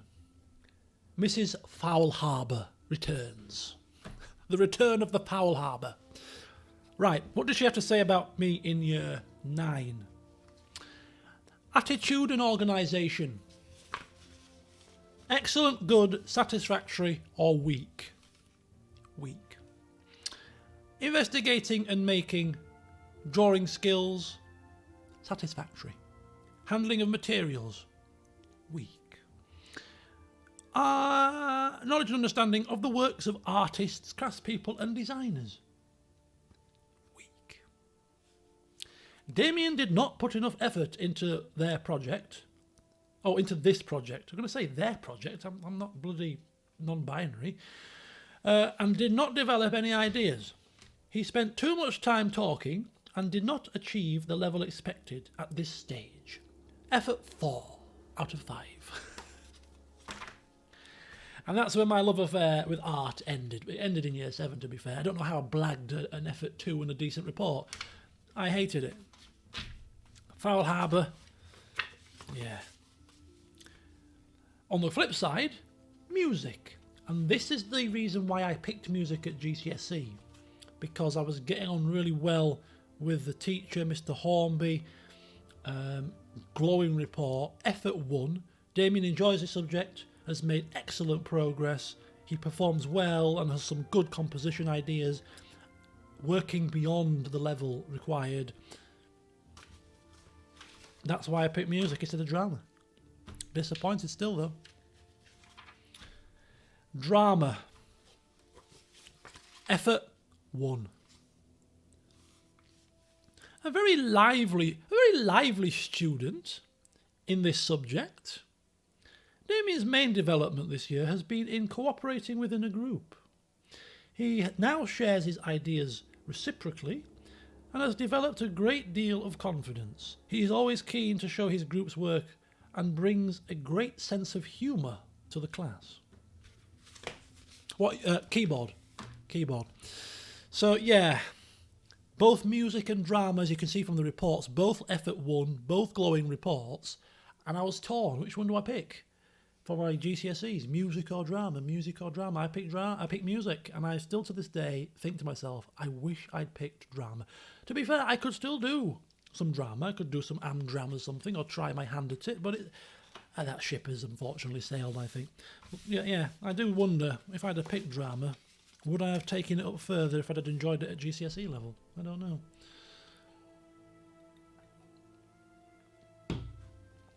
Religious education. Mrs. Hannon, who was Miss Hay in year 7. Level effort 2. Damien has demonstrated that, she's written an essay here, that he has attained a good knowledge and a sound understanding of the religious issues studied this year. He is able to use resource material with relative ease and can record the information accurately and appropriately. However, I do feel, there's always a but in there, he does need to try to develop a more serious approach to moral concepts. I've got no morals, love. So that he can express his own views and feelings in a mature and responsible way. I don't do responsible. I do drama, love. I do drama and music, all right? I just don't do serious. I was a class clown. I like to make people laugh. You know, sit down and do a moral concept. No. Moral concept is boring. I want to make people laugh. See you later, Waterboy. Good evening. Thank you for coming. Physical education. Effort 2. An excellent athlete, of course. Damien has begun to feel much more confident in himself this term. He runs well, jumps to a good standard, and is technically good. In most of the other areas, Damien has lacked confidence and finds it difficult to concentrate on the skills and levels required to succeed in his group. He has shown a limited understanding of rules and tactics. Rules? Who follows rules? In all areas, both as an individual and as a team member. A limited understanding. That sounds negative. I'm sure he meant it as a positive. I mean, excellent athlete. You can't start off saying I'm an excellent athlete and then say, well, he doesn't know. I'm an excellent athlete, but I don't follow rules. That'll only get you so far in life, I think. Okay, and instrumental lessons. In year 9 or maybe year 8, because I was showing an aptitude in music, I started having private keyboard lessons. Damien has made a very good start and exhibits a keen musical approach to learning. If you're going to make a comment on somebody's report, at least do more than one sentence. This is my criticism of this particular individual. Yeah. Yeah. D minus for effort, Mr. Shill, or whoever you're called. Reply slip. There was a reply slip that your parent had to fill in to confirm they received the report. My particular reply slip is still in the report, but obviously it was in my mum's drawer, so she did see it. They obviously never chased it up, because this was a way to ensure that you give it to your parent. You see. So there you go. There's my year 9 report. A bit of a mixed bag. Subjects that I liked, I did well in. Subject that I didn't like, not so well in. That's true of most people, I'm sure. If you don't like something, you're not going to concentrate, are you? Especially when you've got your mates to distract you, you know. Anyway, final report, 2000 and 2001. The millennium. Ooh, the year has turned. A millennium bug. Year 13, the second year of A-levels. So now I'm well and truly 17, 18 years old. Definitely an adult at this point. Have things picked up for me as an 18-year-old?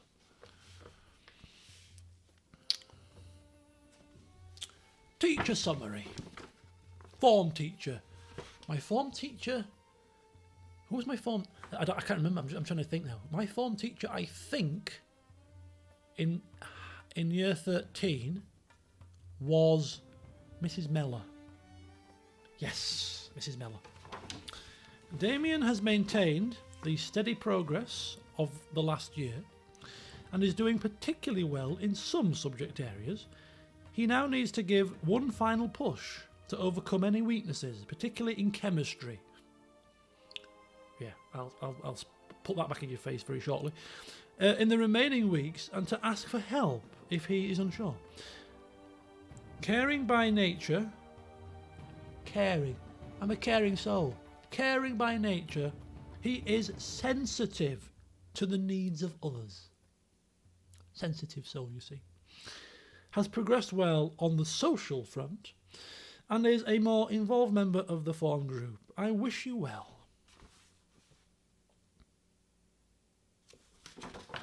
Very good. So here's my specific grades. Mr. Wagner. Now, Mr. Wagner was an epic teacher. An epic teacher. I can't even describe to you and explain to you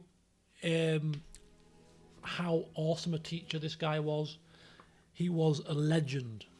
If you were to ask Allerton Grange, which is a school I went to, pupils of this kind of era from sort of the 80s through to the 2000s, who was a legendary teacher in the school, this guy's name would crop up time and time again. So this is Mr. Wagner's report. Damien has grown in confidence and is now making good progress. Has shown interest and willingness to work hard to achieve his full potential. He did particularly well in the foundation exam, scoring a very good 71%. I am confident that with continued effort, Damien will achieve a good final grade. So this is quite early in year 13, which makes sense because at the end of year 13, you finished your exams. So this is an early report to give you a bit of a kick up the jacksy. See you later, Alcy Wolf. Chemistry. Dr. Haynes. Now, Dr. Haynes taught us in A-level chemistry. He was the head teacher of the school, and for a period of time, he lived on the end of my street. So my mum knew him quite well. And he was a doctor. Dr. Haynes. A steady year's progress, but still a long way to go. You will need to be well organised with your revision and pay extra attention to writing up practical assessments without cutting corners. With 100% effort, you could make a higher grade, but it is entirely up to you. You need to get out of second gear and into top gear. Examination grade E. Predicted grade D. Not very good at all. And this is mathematics, statistics. I'm not a big fan of statistics, to be honest with you. Damien works hard in this subject and is making pleasing progress. Because he finds the work more complicated than mechanics, he is fully aware of the extra revision this topic needs. He is a committed pupil and should do well in the summer. Mrs. Chadwick. Maths, pure maths. Differentiation, calculus, my kind of maths. Effort 1. Very strange writing. Damien has been a pleasure to teach. He listens carefully and his solutions follow all the guidelines he has been given and show logical thought. He has a good understanding of all topics covered and is able to apply his knowledge to problem questions. Classwork and homework assignments have all been of a high standard. Revision using past papers will help improve exam techniques. Excellent. And general studies. Who needs general studies? It was a pile of crap. It wasn't even a proper subject. So in A-levels I got a B in chemistry from an E, as you just seen. I got an E in my first year, got that up to a B with some hard work, got a C in physics, which I was very disappointed with actually. And I got a C in maths, which I was even more disappointed with because I got a B in pure maths, but my mechanics and my statistics pulled me down a bit. But ultimately, it got me where I needed to go, into university. Yeah, general studies was a general subject that every student had to take. It was just that, general studies about just random crap. It was a filler subject at best. You picked three. We picked 3 A levels. Some swatty kids picked 4, and yeah, everybody did general studies. Very bizarre.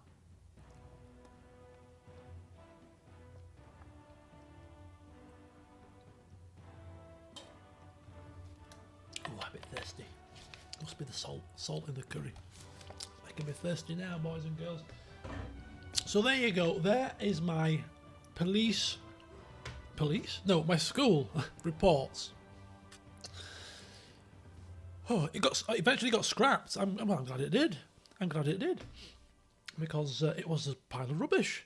Absolute pile of rubbish. Right, it is now 1 o'clock, which means, there's still a fair few of you here. We'll go until 2. Cut-off time is 2 a.m.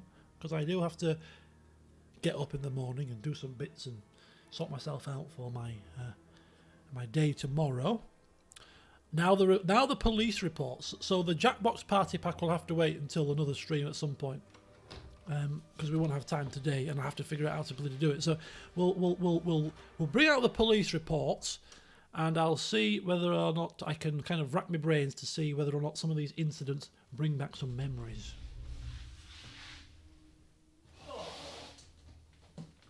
Now, when I say, as a probationer in the police, we had to do a fair bit of work, you can't feel the weight of this, but look at the size of this folder.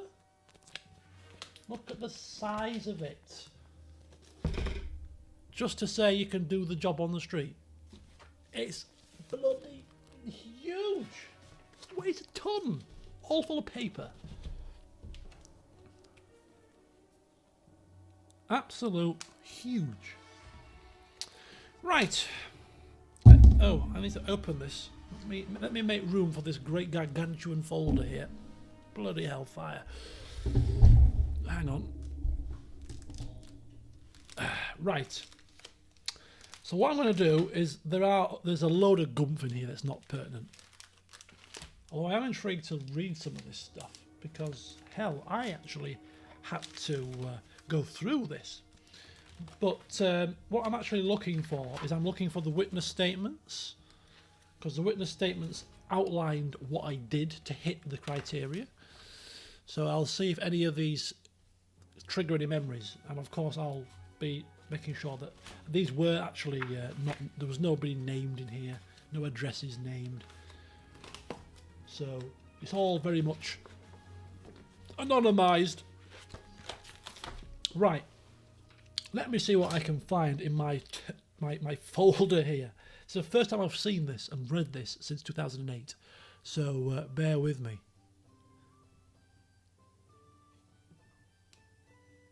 We've gone into a different playlist, haven't we?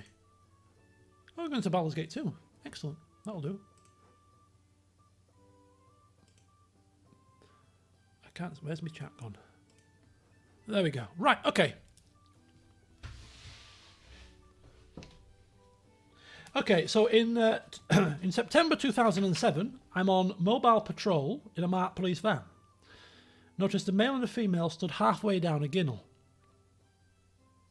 Upon spotting the police van, they turned around and started to walk away in a suspicious manner.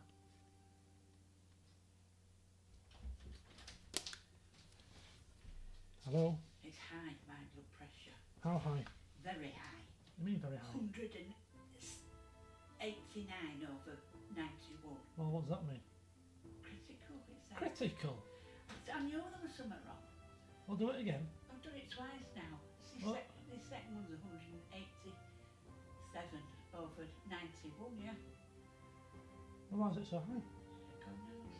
Because I'm not well, am I? Well, you're after the doctors. I'm going to do it tomorrow morning when I wake up and I'm rested. And if it's high, I'm going to ring the emergency doctor because it's dangerous. Can have a stroke or anything. I knew it was. I knew I wasn't well. Going fuzzy and dizzy and what have you. I know my own body. Plus the fact I'm coming off with withdrawal symptoms off the bloody pills. But if it's like this in the morning, I'm going to have to ring because... Well, you will do. You can't be having blood pressure like that. It's high. It's very high, actually. The bottom number isn't so bad, but the top number's bloody ridiculous. It is.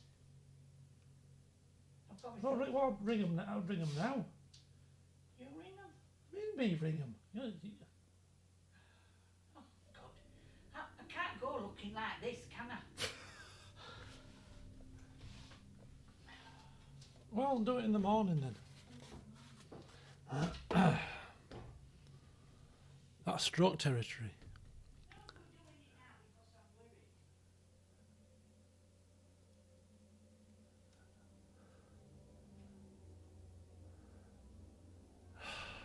Good Lord. I'm not an expert with blood pressure numbers. Is that high? It sounds high.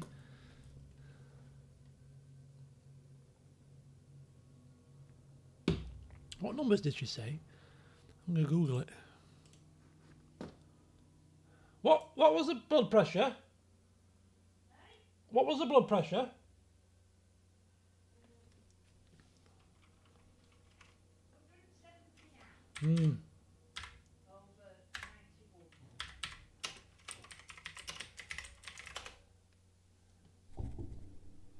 Her blood pressure is over what? 180? Over 90. Hypertensive crisis.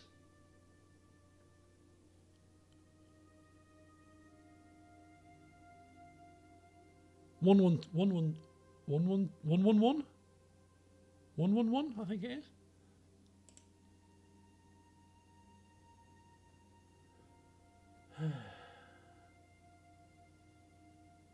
Hypertensive crisis. This is considered an emergency situation. Consult your doctor immediately and report to the nearest emergency department.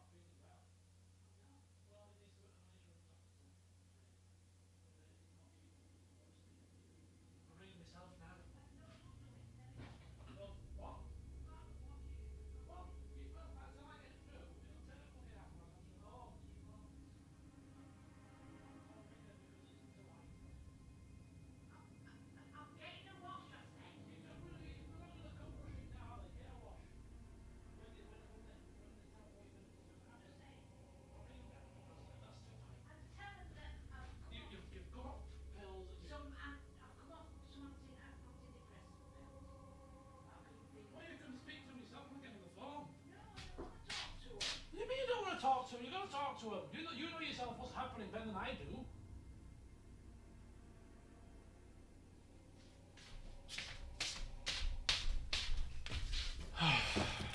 Good Lord. Right, folks, I'm going to have to go. I'm ringing the emergency number. So we'll cut it here.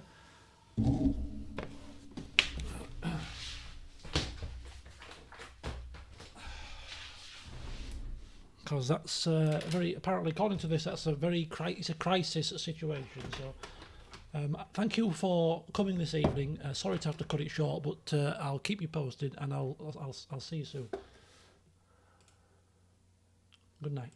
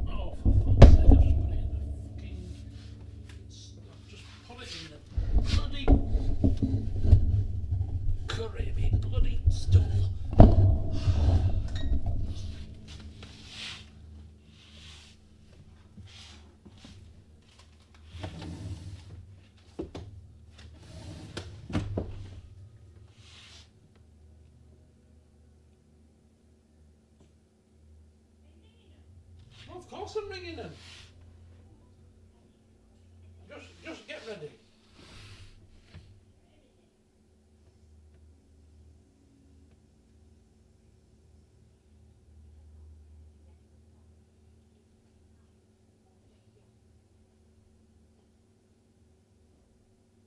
What's the number? Is it 111?